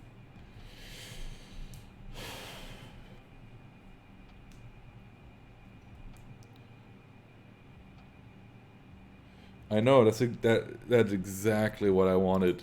That would be perfect. That's what I have on my Stream Deck, actually. Since it's not supported on Chamsys right now, I just have a version of that on my Stream Deck. So I have different regions here, although it's not as, I don't have as much control. I could if I had another Stream Deck, but right now, these control just color picker for different lights, fixture types, but I can wipe them in as well. So this controls the overall fade time. It's either no times or 1.2 second fade, and then this makes it either wipe or not wipe. And it goes for any of the buttons here. And basically what I've done, oh no, oh wait, no, it's supposed to be colored anyways. What I've done is literally this OSC message here. It sends 3 OSC messages at once, and it just sets these 3. So there's 3 regions. It just sends OSC to activate the button in the 3 different regions. So there is a way to do it. It's just really convoluted. But yes, I have definitely wanted that to be a thing for a good long while now. Yeah. Oh god, I also want better wipe system, because these master colors here are they're the heart of they really are the heart of the show file here. It's basically I really love them. That is the one thing that has stuck with me over the years, over like all my show files, is these colors. So let's go back to the main. So I can go to which one actually shows up really nicely. Oh yeah, there you go. So you can. Usually it's always wiping. There you go. This one, Alien. That's good. Actually, this is exactly like Breakfast. Yeah, that's just Breakfast, but with extra steps. Maybe some blue in there. Yeah, there's some blue in there. Yeah. What's great about this is I can wipe in anything I want on the entire rig, which is really great. But like, if I wanted to do the same thing on just the BMFLs, then I would have to copy all of this shit and then probably make another window because it would take too much space, and then make a region with just the BMFLs, which that would take too much space, man. Way too much space. So right now it's on everything. Ooh. I really love orange magenta, but purple, and I call it apricot. It's like yellow, but not yellow. It's more like an amber, but like, yeah, you know what I mean. I think no, it doesn't go on the wheel, does it? The BMFL wheel is fantastic. It's really great. Highly recommend. And the Gobo wheels are great. The Gobos are great too. Man, lo-fi, like, chill. I love lo-fi stuff. Although, one thing that happens when I'm not streaming and I'm programming is I have a playlist called Rock. It's the first half of the playlist is just all Queen stuff. It starts with Bohemian Rhapsody, and it goes to Don't Stop Me Now. And like, yeah, I'm very active when I when I listen to that playlist. Like, yeah, good shit. Man, shit's weird, man. It's still crazy to think. I'm not one to get starstruck, especially, okay, maybe I probably would get starstruck by a few people. They would mostly be lighting designers. But like, I'm not the kind of person who would get starstruck by someone like Katy Perry or Maroon 5. I think I would more or less, if I met them, I would more or less just be curious. And just, that's pretty much it. I would just be curious because they lead much different lives. I'm just interested to know what they think of like lighting and stuff. But it was very weird. I was doing pyro for Katy Perry, and I was backstage with my console. I was on the 500 on the MQ500, and I was right next to the ramp that goes up to the stage, and she walked by me, and I saw her, and just kind of glanced and looked back at my console, and it took me a second, and I was like, wait a minute, that was Katy Perry. Not because like I was starstruck or anything, just kind of man, it's deep 1 a.m., 2 a.m. stuff. But it just kind of made me go like, "Oh shit, dude!" I was like doing fucking pubs and shit a year ago, and now, not even a year ago. It hasn't even been a year yet, and now yeah, crazy shit. Anyways, I do. Oh man, I'm getting. Oh man, thank God. I'm not gonna lie. I am complete garbage and just big doo doo at doing front wash and doing front lining. I'm really not good at it, which is weird because I come from a theater background. You'd think I would be decent at it, but I'm really not.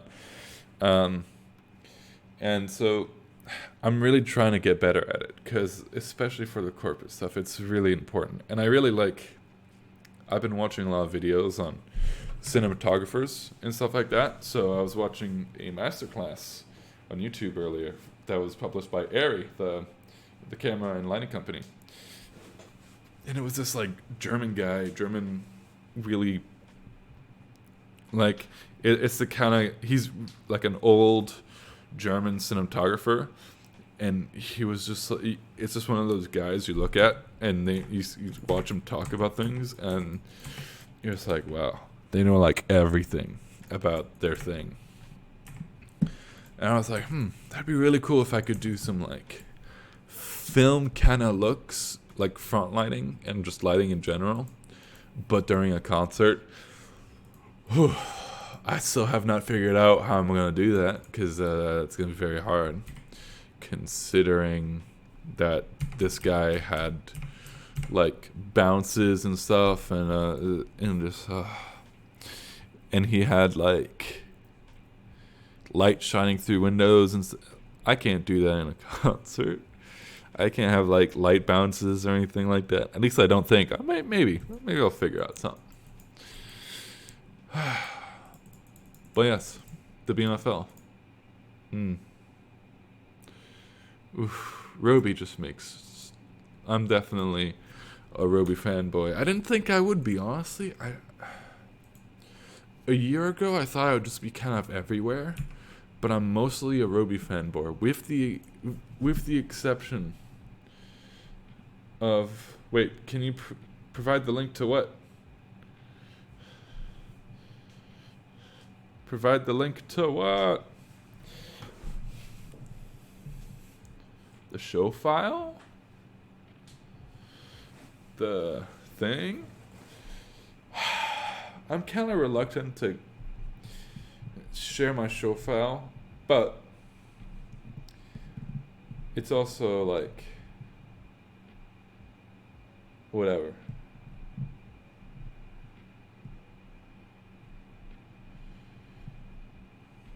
It also helps that the Katy Perry LD Kirk left the camera guy. No, he wasn't on YouTube. You mean the broadcast guy? No, it wasn't on. It's not on YouTube. Unfortunately, I really wish those shows were on YouTube. So those shows, I think they were recorded, but they haven't been published anywhere. Like at least the official stuff hasn't been really published. I think it was mostly so that Qatar Airways could go like, look at this, we have concerts and stuff. Like, yeah, once a year, maybe sometimes. Jesus. Oh, dude, damn, that was fast. That was, yeah. I usually just pelt Dan from Chamsys with my requests, but then he sent me an email. He was like, please, please, just put it on the bug tracker. I'm like, fine.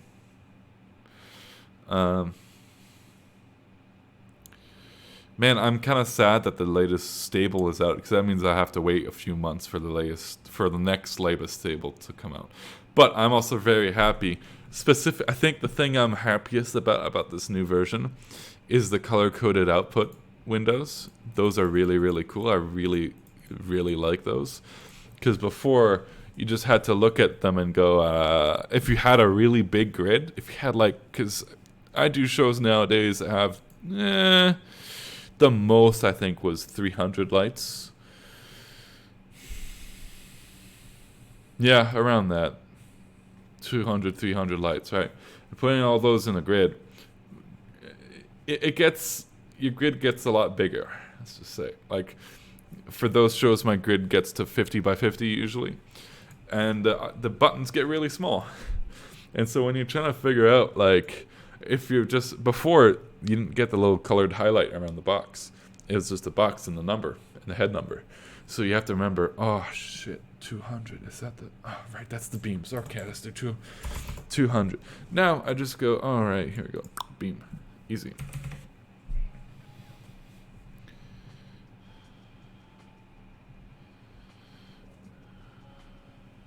Yeah, hopefully.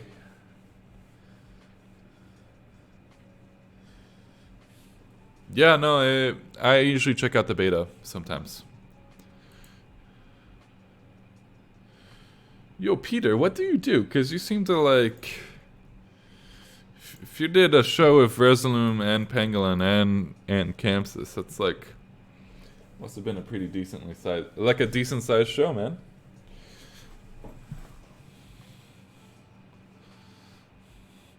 Yeah, that's the worst thing about Chamsys is that there's always cool new features in the latest beta. And people like me who use the MQ500 on high profile corporate stuff, you can't really use the latest beta because it's the latest beta, it might not be stable. So it's just now I saw some really, really cool features. Actually, this is Chamsys related. Let's damn, don't I have? I actually usually have oh, I guess I have to put that. Let's go software, Magic Q software. Actually, isn't it gonna be in support? Support documents. Software changelog.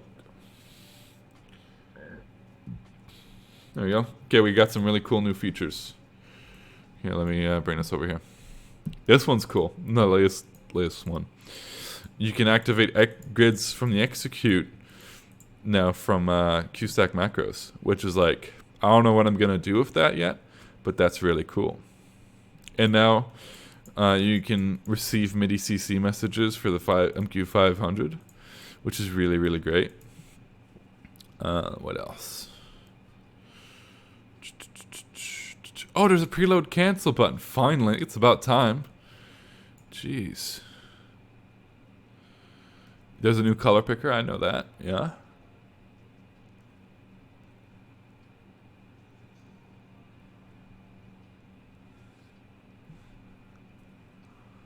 Sorry, this isn't very...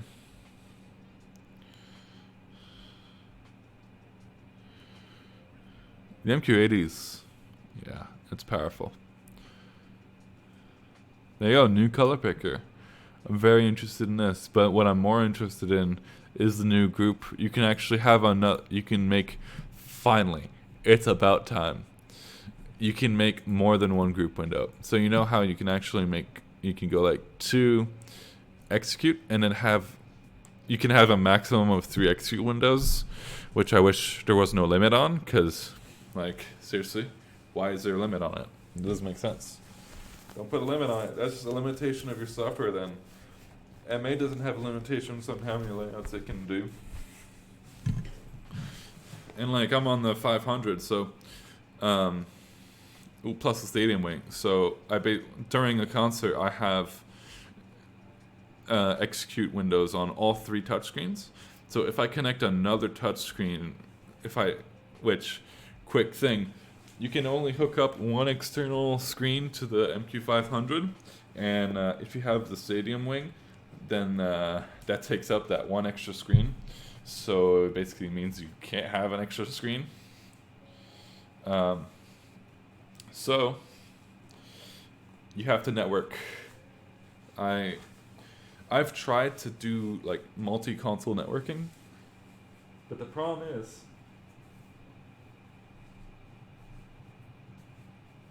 it kind of works with multi-window mode, but the problem is when you try to, it's really annoying. I really wish I could just like network up a laptop to the show, because for some reason I always get the error message, no sync detected, no interface connected to the thing, to the PC. I'm like, seriously?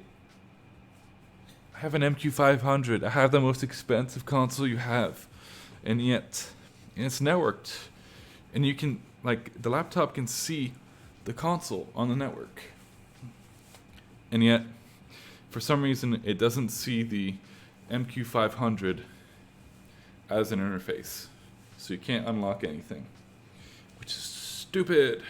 Although Aziz was like, yeah, it's so that you don't have an easy, cheap backup solution. I'm like, well, that's not what I wanted. That I'm not going to use a laptop for a backup solution. Are you insane? Anyone who has a 500 is going to use another 500 as a backup. If they have the money to buy an MQ500, they probably have the money to have another one. I mean, my situation is a bit different. I don't have one, but you know, whatever.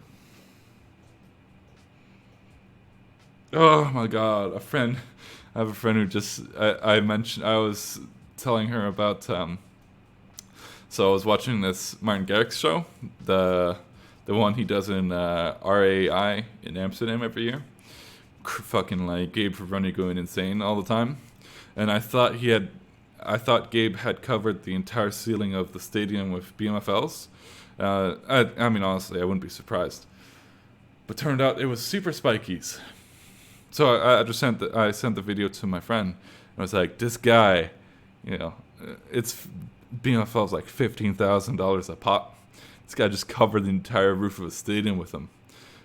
And then she's like, who's Martin Garrix? I'm like, okay. Oof. Oof.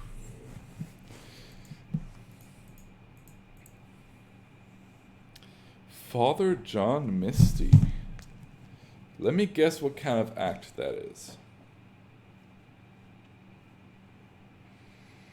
I feel like that could either be like a religious, like Christian rock group, or it could be like a heavy metal group.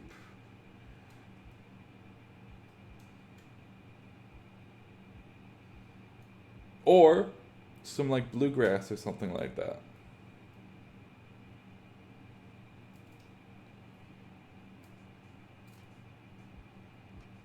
Googling now. Folk rock. Yeah, that seems about right. Cool. What lights are you running? Or do you tour with lights? So, what? I mean, that was an educated guess. I did a show for a band called Skeleton Lake. I'm pretty sure you can guess what kind of music they did. Yeah, it was like heavy metal. They were weird. Cool though. That was a really fun show. Anyways, let me start doing some shit. Actually, should I patch the JDC one? Maybe I should. Oh, Peter, one thing you can do to kind of have control over everything so it's not great. It's not a great solution. But I run the Busking Gate Master constantly. I used to think it was useless, and now I'm like, you know what? Yeah, this is actually really nice. Because what I do is I just have all my positions here on the buttons of the 500, so that I can just hit the button, and the fade time for that position is whatever the Busking Gate Master is on. So if the Busking Gate Master is at 10 seconds and I hit one of these, it's just gonna It's already. Let's do something more. It's gonna fade to that position in 10 seconds. Damn, 30K. We got a bunch of 20. We got 14 new 20K projectors from Epson. It was we didn't know we were gonna get them. We were doing this light festival, like art installation festival that ran for 3 days, and it was all projection. It wasn't a lighting festival; it was a projection festival. If anything, there was like no lighting at all.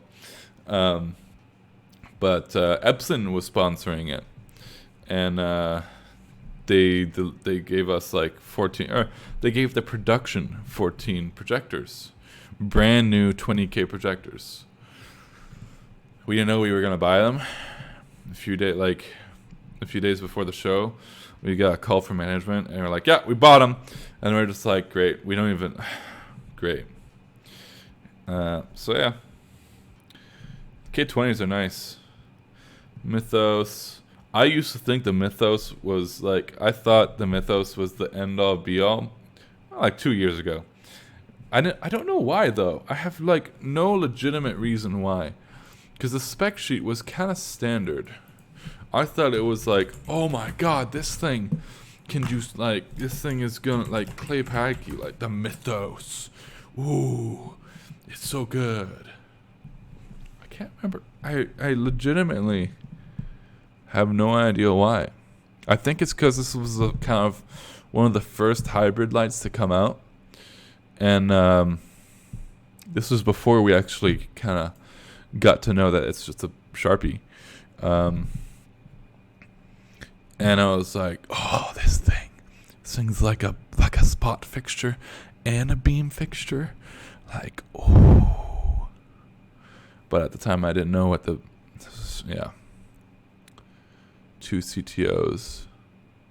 Oh, I think the thing that surprised me most about this was the mixing system they were using. Because they were using some crazy... Yeah, that's it. They were using some weird, crazy, like, color mixing system where they have the color wheel on the mixing wheel as well. So you can't... It was just really weird. Honestly, like... It makes sense, but it's also just strange. What they've done is so usually, like the BMFL, it has CMY mixing and then a separate color wheel. The Mythos, from what I understand, they've combined it so that the mixing also has the gels. Auras, yeah, the auras are nice. From what I've heard, the auras are really nice. Just for like downstage wash. They're just good.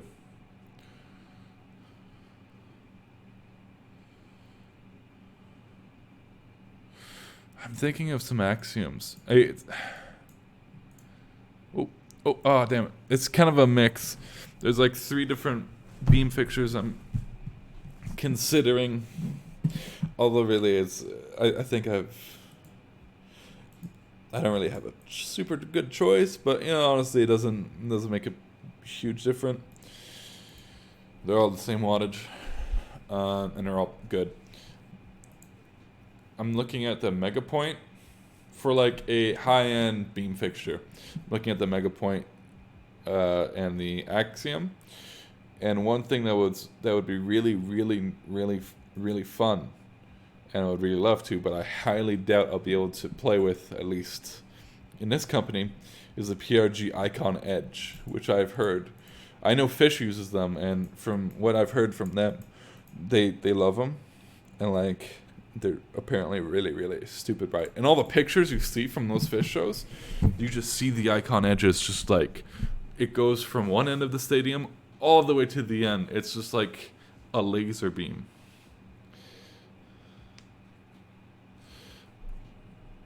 Oh, wait, I don't know if you can...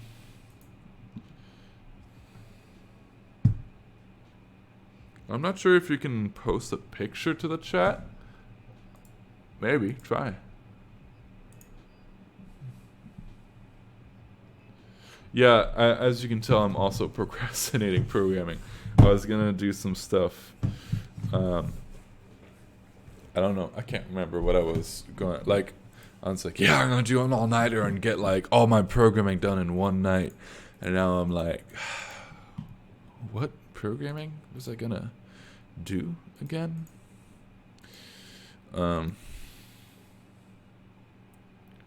Really? The color? That's interesting. I've heard differently from. I heard some video guys came through, so they brought a touch designer server, and they were doing all the custom interactive stuff at this lighting festival. So they were doing touch designer stuff, and that's like, ooh, fancy, you know, ooh, touch designer, ooh. But so I was talking to the guy, and he was like, yeah, I used the Mega Points a few weeks ago for this art show, and the color mixing was just perfect. And I'm like, it's good to know. Yeah. Do you also feel like, oh, I don't want to ever listen to the song ever again? It's like when you're like editing a video or something like that, and you're editing it to a song, and you end up hearing that song like 100 times in one sitting, and you're just like, if I hear this song again, I'm gonna just throw my computer out a window. I have yet to do a time-coded show. I'm interested in it, but I'm also, I'm not great at queue stacking. I'm really not great at queue stacking.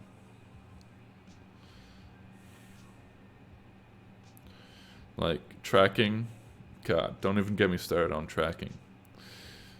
I'm just really not good at tracking. The only time I've ever been good at tracking is on ETC OS, and the only reason I was good on that is because ETC consoles are just, they're made for that.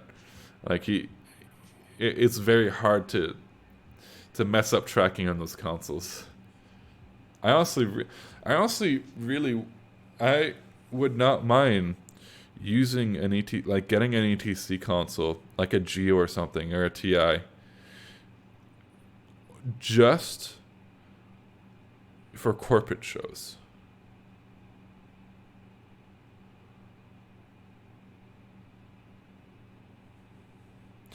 Yeah, I think that's the main thing. I really prefer to run my shows live because it's just so much more fun.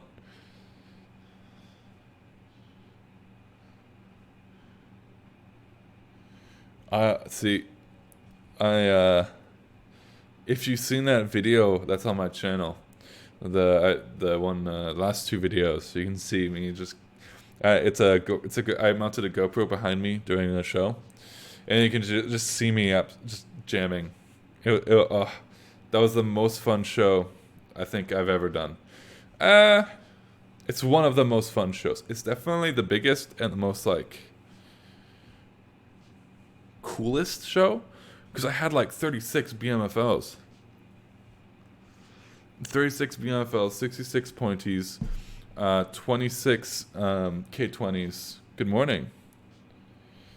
Good morning. How you doing? So, and I kind of that show was a lot of fun, but it's also like I'm looking now at other shows that use BMFLs, and they're not using 36 of them. They're using like 12 or whatever, and they're big shows, and they're by people I look up to and go like, oh, these guys are great. My favorite LD? Damn, that's a tough one. It's a really tough one. Favorite LD. All right, the first name that immediately came to my mind was Greg Ellis of Pretty Lights. But I think tied with him is Jefferson Waffle. I just really like Waffle's style, which is a shame because he retired, but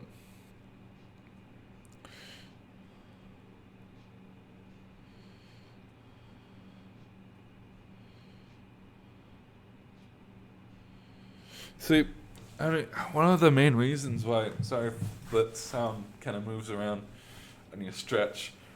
The main reason why I always busk my shows is because I don't have a choice. I can't time code them. It's not a skill thing. It's just, it's like you have 2 days of programming, and you do not know, like, I don't have any contact with the band at all. And it's like, they don't do time code. These bands don't do time code. Like they've never even heard of time code.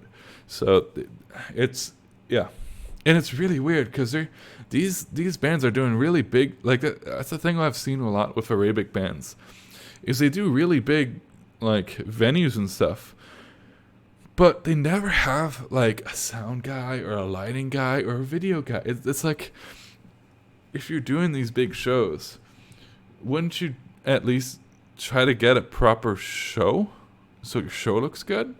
Get a proper lighting designer, you know?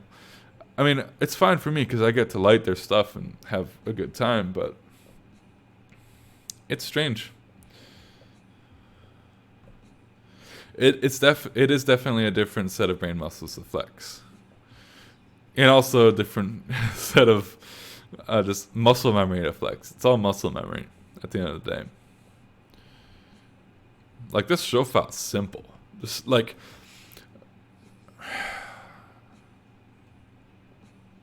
it's simple. Like,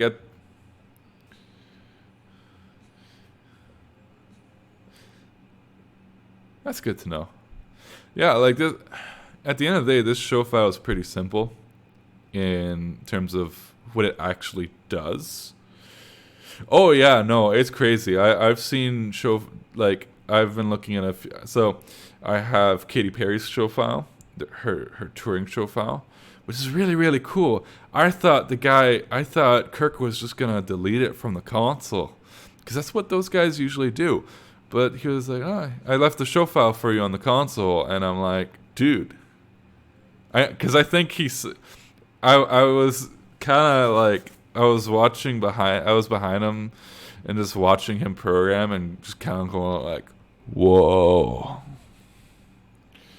Like, because watching guys like the Katy Perry LD and the Maroon 5 LD program, I'm sure you can probably guess this, but it's different.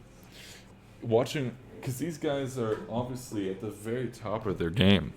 They're like the best of the best when it comes to LDs for time coding and shit like that. So to see them program, you're just watching them and going like, you're just learning things. Like, I learned things watching the Katy Perry LD. I was learning things. I was watching him go like, whoa, I didn't think of that. That's super cool. This is like, damn. But yeah, and he's very, very, I think, surgical is what I'd like to say. MA, the console, the Katy Perry guys, obviously, it's MA. So when I did my shows at this music festival, I just did an art. So the whole network was MANet. At least that's the rig was run on MANet, because all the big main stage shows were on MA. So Maroon 5, Katy Perry, and Maluma. All three of those guys were the main acts, and they're all on MA. So everything was run off of MANet. So I just did an ARNet merge. I sent ARNet to the MAs, and they translated it to MANet and sent it down for the shows that I did. So we had 2 Grand MA full sizes, or Grand MA 2 full sizes at front of house. Very interesting, honestly. Yes, wait, are you saying that my show is clean? That's good to know. Yeah, it is. It used to be not clean. It used to be very not clean. Yeah, I still think it could be a bit cleaner. I try to make everything kind of fit together in terms of the grid. I try to make everything just kind of symmetrical. But yeah, I am happy with it. I haven't been happy with my show file for a very long time. And like, I'm still not, like, it's still not perfect. It's never going to be perfect. But it's much better than before. Like, especially the Q-stack window is very clean. Although during a show, it does get a bit more. This is French. The song is French. Anyways, it does get filled up a little bit more because different rigs require different things. Yeah, no, they don't use the V676. Maybe for the Super Bowl, but not even then.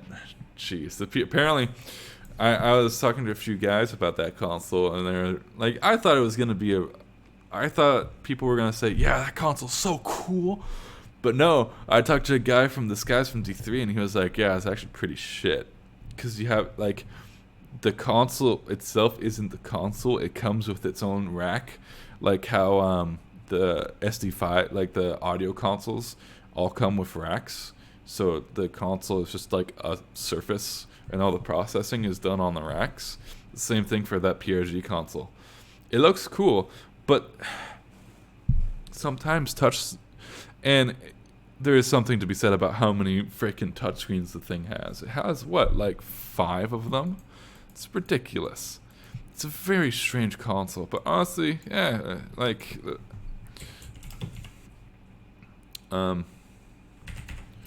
it's interesting. It looks different than pretty much any other, because line consoles look pretty similar nowadays, but this thing looks pretty, like, it looks weird. It's just what it is. Like, what the hell is this thing? Why is it mounted vertically? That's dumb. I think that's my biggest complaint about it. Not just that it doesn't have enough faders for anything. I mean, obviously, I don't think people are going to be busking on this console, but it's just like, why are the encoders all the way to the left? That's dumb. They should be over here or something, because you're always using the encoders. What's this piece of shit? Like, what is this bloody, like, laptop keyboard? No. Get a proper keyboard in there. God. Although, to be fair, it is better than the... See, that's what it is. They have a separate rack for the console or something. Or no, that's power. That's a distro. But, like, this is strange, man. Oh, wait a minute. The fuck? That looks very similar to EOS software. It's not, but it's very similar. Yeah, this is made for, yeah.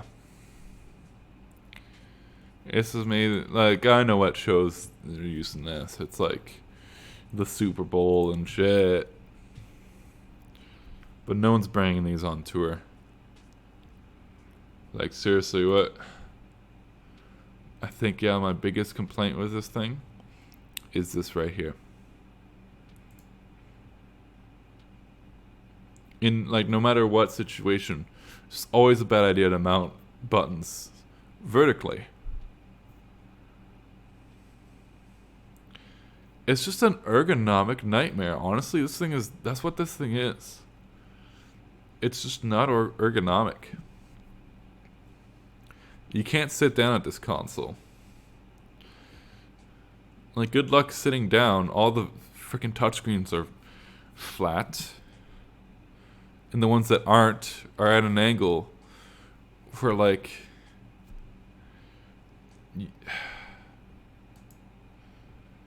This is just a weird console, man. This is just... That's the one thing MA is very, very, very good at, is the ergonomics of their consoles.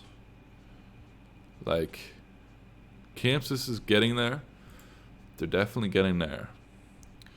But they've made some decisions on the MQ500 that I really don't agree with. Like the buttons, the blue the blue soft button buttons. These right here, the blue buttons there. They're really bad because they're like right. I just wish they made the knob clicky instead of a separate button, because it's very hard to get to that button because it's right underneath the knob, the encoder. So trying to hit it is like you actually have to think about it, and that is the worst thing ever you could ever have. Is if you have to think about pushing a button, then you failed. Because when you type on a keyboard, you're not really thinking about what you're typing, right? Like, I'm just gonna type in red MA3, and I didn't think about hitting each and every button. Of course, the MA3 is amazing. Like, look at this thing.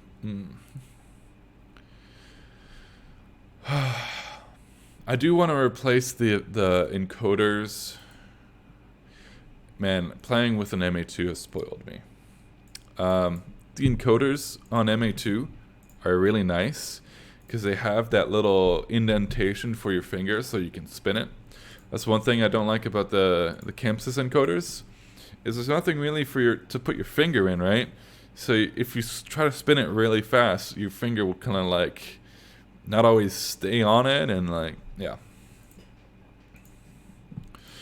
But as much as I complain about Chamsys, I'm not doing live streams because I hate Chamsys. I obviously like it. Just some things I wish they'd change. And I think I think sometimes people from Chamsys watch my streams. Sometimes, maybe. If you're from Chamsys and you're watching my stream, hi. Thanks for taking in my considerations. Because I've seen some updates that happen after I talk about them in Chamsys. Like I was asked for something.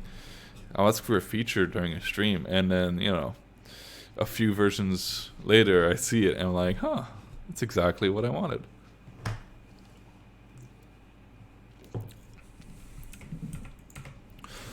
Yeah. It is. On the MA3, no, they've got rid of. The MA2 has pretty clicky buttons, but the the MA2 has clicky buttons. The MA3 does not anymore. RIP clicky buttons. I have to update a bunch of effects, but I don't have a set. Like, I usually have 3 monitors to do this stuff. That's mostly why I'm not really going super fast in the programming here. Because usually I have 3 monitors. I have one monitor, my main monitor. I have it on Chamsys. Or Magic Q. Man, honestly, it's yeah, it is. It's kind of strange.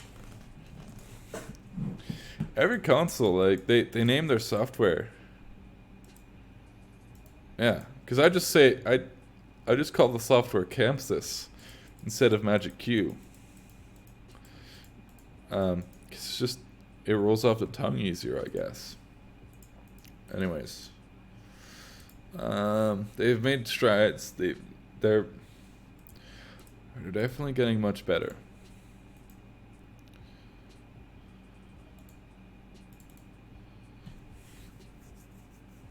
Just yeah.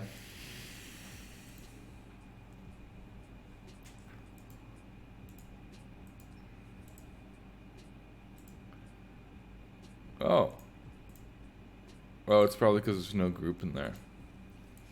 Oh yeah, so yo, Peter, just to show you, all these color combos are actually color coded, cause yeah. So yeah, very easy. Everything in red is just mostly red, but with mixes, you know. So Scarlet Witch, I love Scarlet Witch. Velvet Thunder's another good one. Not super dissimilar, but like different enough. Christmas. This is like a lime and rose. Capture's not rendering the red properly, but in real life it's actually like a light red. It's yeah, it's like flame red, I think. Yeah, there you go. It's flame red. Ooh, that's like a not bad. See, in the previs, it's not. It looks completely different than what it is in real life. Surprise peach. Because a few of these I took right off the manual for the BMFL. Because they have. Oh, it's so great.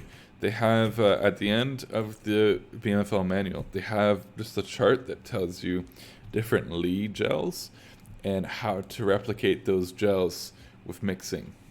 And you're like, wow, that is amazing. So yeah, straw 103, that's a Lee gel. And it's just the values taken off the manual. Man, at first I was kind of, I didn't, for my spot fixture, because this is my new cloning show file, I was like, should I actually do the BMFL? Should I do something else? Like, I don't really know what else I would pick, but, you know, the Campson, whatever, the Aeroton Campson. Should I maybe do that one? But now I know that I might be doing another show with the BMFLs, the blades, soon, so I'll just keep it. Although, word of the wise, if you're really into like nice strong colors with the BMFL, use the color wheel for the especially for the green, the pink, the magenta. They're all brighter. Honestly, they're much brighter than mixing. I can't remember about the light green. The orange was very nice. I mostly use the color wheel, honestly. For most of the color looks, it's mostly color look. And all of my effects are CMY. But they also work on the color wheel. So like the point, I don't have a problem doing effects on the point. I mean, there's some things that don't work on the color wheel because the point only has a color wheel, right? Like the color flicks. These color flicks are, it's like a sine wave ramp thing. So it basically, where's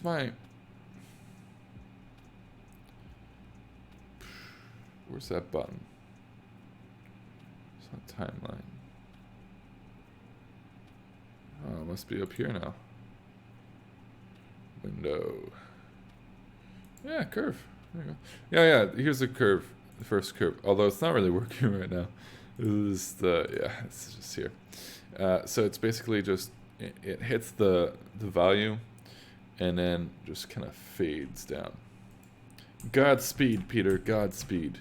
Have a good programming session. I'm just going to keep procrastinating and just, yeah.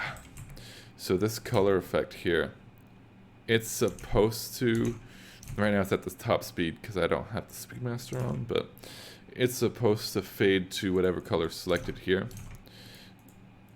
So it goes, and then it fades down. I'm trying to do a bubbles thing where it's more of that kind of thing, but with different colors. But the thing with this color flick is it goes over the base, so it just does one color over the base. I think it's, is it a custom effect, or did I, oh, because my custom effects don't get ported over for some reason, because I have to bring in the library. Alright guys, what should I do now? Any suggestions, any ideas? Because I don't know if you can tell, but I'm kind of, yeah.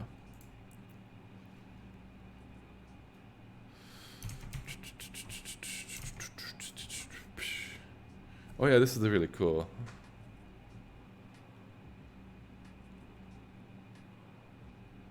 Yeah, so now in the latest beta they have a different, which thank the Lord, they have a different group window that only shows you the elements, which I'm so excited about. Thank you. I hate doing the dot numbers, like going, oh okay, wait, this is fixture 201.1 through shit. Fixture 201.1 through. I have tried the Grand MA3 software. It's so weird, isn't it? very strange. You know what? I'm gonna go download it right now. Cause I downloaded it on the stream, that thing, damn it, Surface Studio 2. I did download it on that, and I started messing around with it. But new PC, so let me download it again. Yeah, honestly, I'd be fine with it's weird. That's just it. It's just very strange. It's a very strange, like there's a lot of resemblance to MA2, but there's also not at the same time. It's just, it's interesting. I was talking to the Katy Perry and Maroon 5 guy about it, and they were like, yeah. So the Katy Perry guy was like, they're making a mistake releasing it now, and I'm like, yeah, probably. And the Maroon 5 guy was like, yeah, I mean, it's gonna be rough at the first version. This was like this when we switched to MA2. MA2 was the same way when they first released it, and I'm like, oh, just wait for guys like us to start using it. And yeah, they were super nice. Seriously, both the Maroon 5 and Katy Perry crew were really nice. Although, I have to say, the Maroon 5, I don't know what his job was. I think he was like the production manager or something like that. Maybe he was like because he was always like at front of house doing lighting stuff. So I think he was like, yeah, he was really nice though.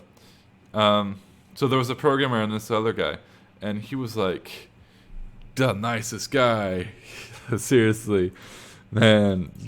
He was from the East Coast, and I'm from the East Coast, and I was like, yeah, we cool. And like we had a problem with one of our follow spots, and he hopped onto it, and was like, yeah, I fixed it.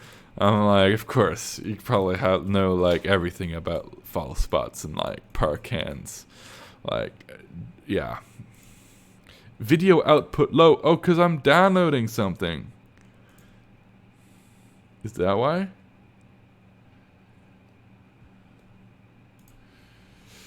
Yeah, another year, I'd say. It's cool. It's definitely cool. It feels a little bare, though. Like, it feels like there's definitely, because, like, I feel like MA2's, it's crowded, but that's not a bad thing. And MA3 feels the opposite. It feels not crowded. It feels weird. Well, yeah, it's interesting. There's definitely some really cool features I'm looking forward to once they get developed. Like phasers are really cool. The whole swipey thing, it looks interesting. Being able to store timing into presets, which for anyone who hasn't played with MA, presets are basically just palettes, but on MA. So on MA3, an idea that they had was the ability to store timing into presets. So it's basically like storing timing into palettes, which is like, whoa, that's a pretty cool idea. I have not checked out the effects engine yet. Of course. I mean, the MA2 effects engine is less powerful than the MA and then the Chamsys effects engine. So it's kind of, well, in certain aspects. Like on MA2, you can't have more than two values. You can't bounce between more than two values. The selection grid is interesting. It's just interesting. It's weird. The selection grid is very weird. Stop creating a million desktop links. I don't need all of the desktop links. Let's open it. Why does it access my microphone? I think it's because it does some audio stuff, maybe. I agree. I did not read. Yeah, sure. I'm just here for the testing out. Yeah, it's definitely interesting. Like, oh wait, where's the? Yeah. Oh no, it's live patch. Fuck. And they're definitely missing a lot of. From what I could tell, they're definitely missing a lot of fixtures. Like, where's all the PMFL? Like, Jesus, guys. Yeah, they're definitely missing, like... Yeah, where's all the... Oh! Okay. There's a limited library of MA3 fixtures. For some reason, there's a lot of Claypacky stuff in there. But, as of right now, yeah, there you go. Here you go. Roby. Yeah. There you go. Yeah, there we go. So you just use the stuff for the... Yeah. Cool. Oh, let's bring in the BMFL. Select... Yeah... 8. Yeah, yeah. Oh, I don't know what that was. Yeah, let's just do that. Okay, that's the patch. Cool. Keep changes.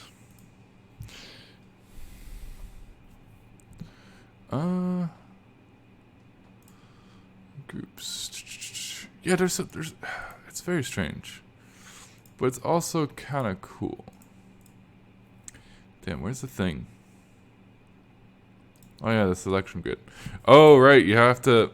I don't like this. The where is it? This. Why? On PC, just put it where I can access it all the time.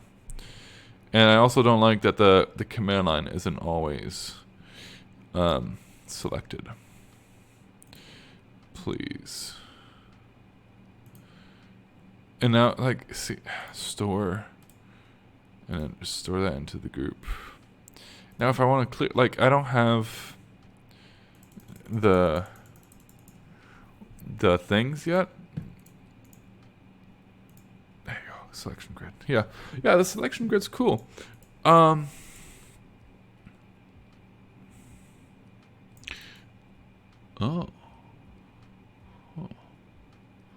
I just don't get it.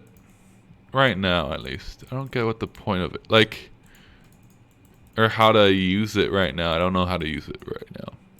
Yet.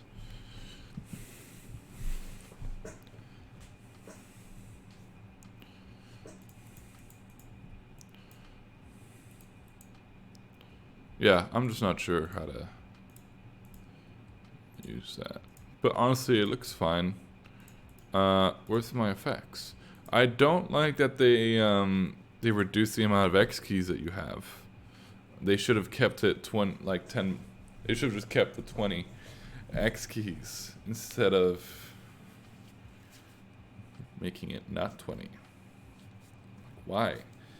Why would you get rid of 4 keys? Like,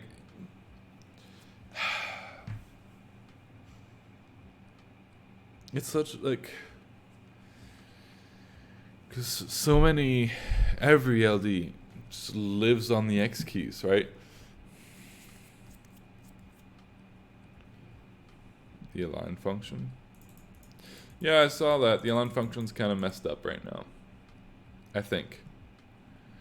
And the built-in previs is kind of not. It's fine. It's not what I would use, but.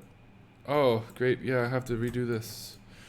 I already did this. Why do I have to? Yeah, anyways. It's neat. I'll definitely have to spend some more time with it.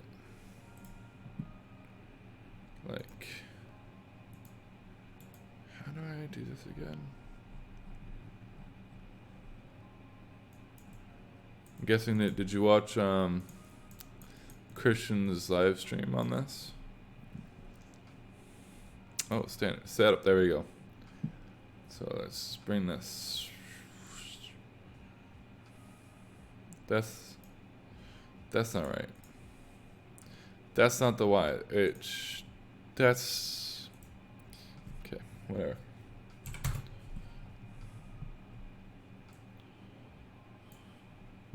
Yes, I am slowly getting it.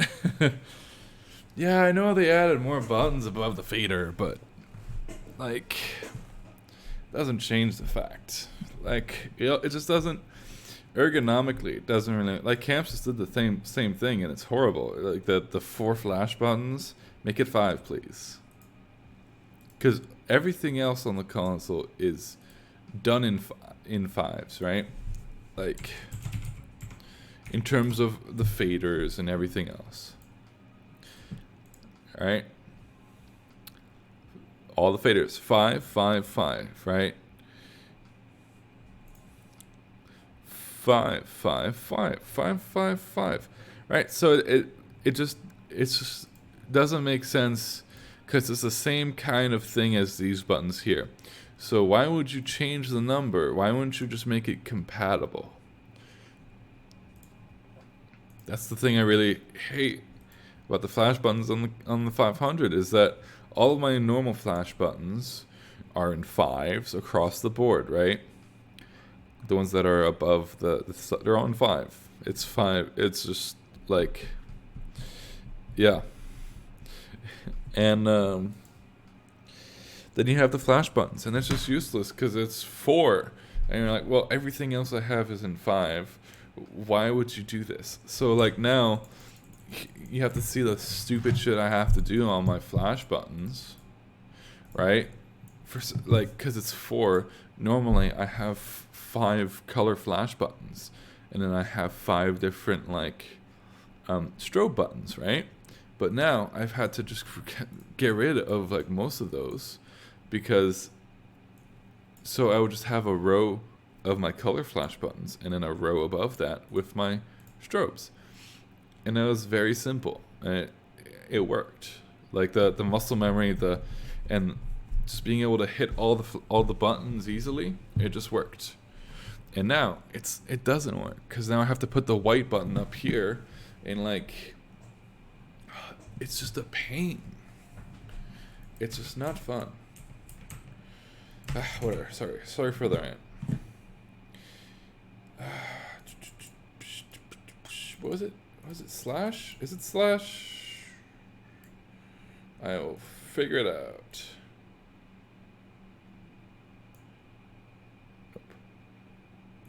Is it? Oh no, it's rotate.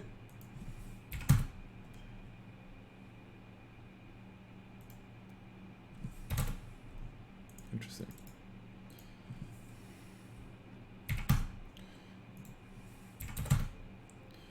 That's interesting. I cannot remember.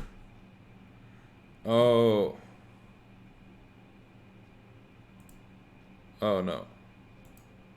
Why don't they have a whoops? I did do button calibrate position. What? No. That is not calibrate position. Arrangement. Oh, perfect. Line up. Calibrate. Nope. Which was it? Apply. There we go. But now they're the wrong. The rotation is wrong. There we go. Cool. All right. There we go. Done. Okay. This, and then see, why wouldn't you just? All right. You know, full. It's fine. It's fine. Not great. Not great, not bad. What is it? Not great, not terrible, or whatever he says.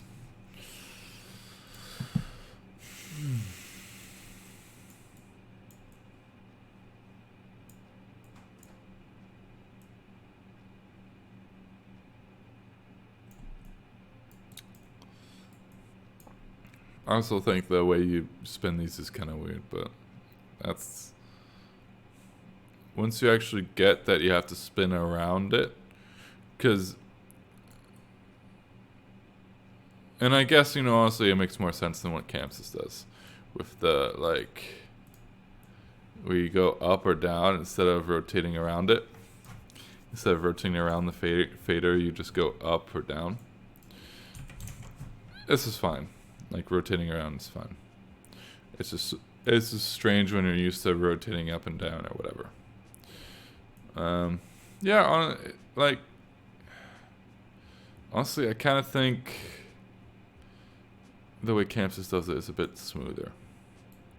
This isn't super... It's pretty janky doing it like that. But, you know, whatever. What's width? That's effect stuff, isn't it? Delay. Oh, this is interesting. Like, there's oh, you can change the, like, yeah. That's interesting. It's fine. Did they change how this stuff works? Ah, they did.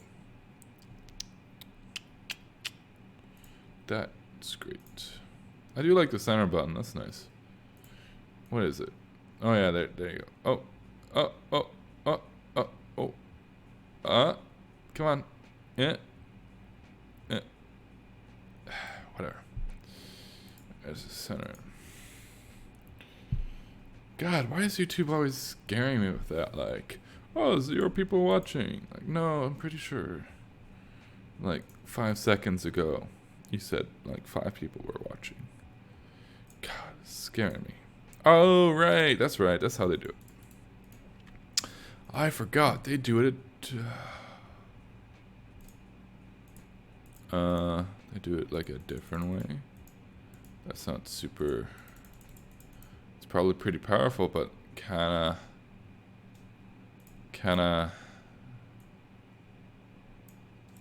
Oh, I need to select the group. Right, okay. Matrix. Oh, no. What? There you go. 6 people. Yeah. Swings. Group. Nope. Oh, do I have to do this? Nope. Matrix is pretty cool.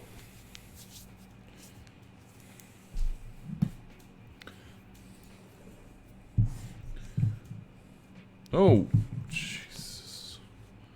It is late. Yeah, it's cool. Save. I'm gonna leave it at that.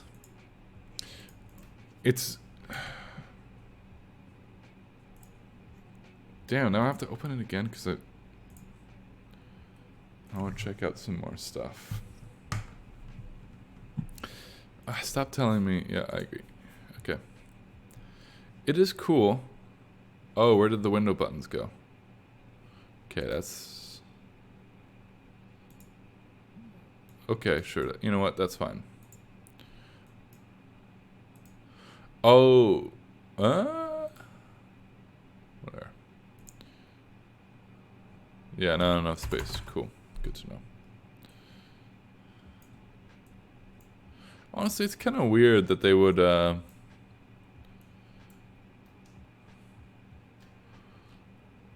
like, the built-in previs. I think it's, like, useful. But...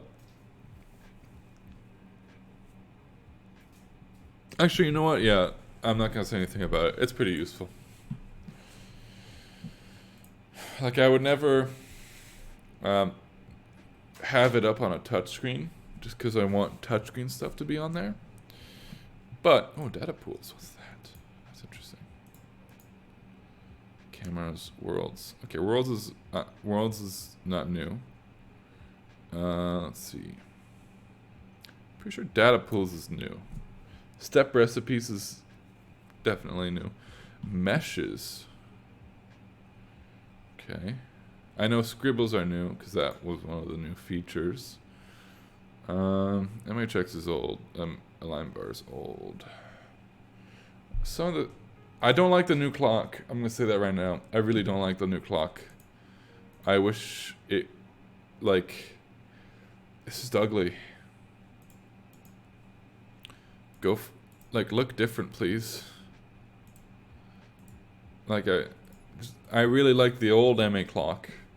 In fact, I use it during my shows sometimes. If I have a laptop or something and it's not doing anything, I'll just bring up MA2 and put a clock on it so that I'm not taking up space on the Chamsys console with a clock. Because, you know, and also I prefer the MA2 clock over the Chamsys clock. It just looks nicer. It looks cooler. That's pretty much it.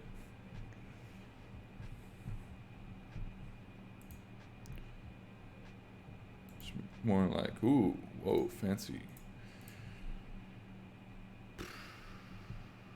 Selection grid. Still don't know what this does.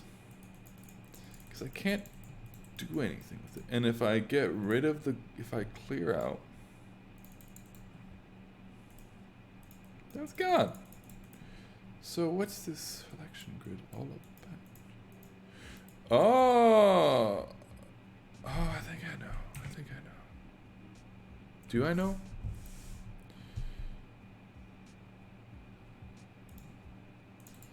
Maybe.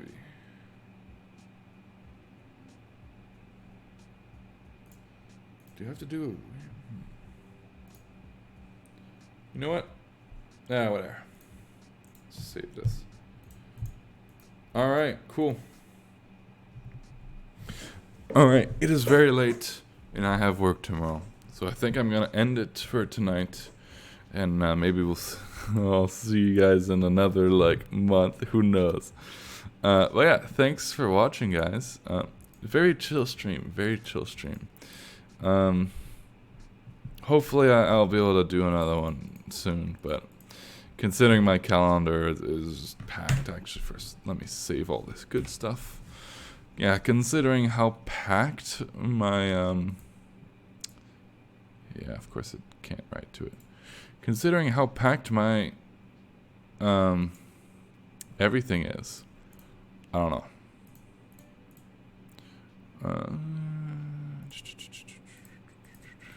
So we'll see. Back this up. Master Yoda version 2. No, thank you, man. Thank you. My pleasure, man. It's always fun. Oh, wait, did I? No, we're good. I have to export this, though.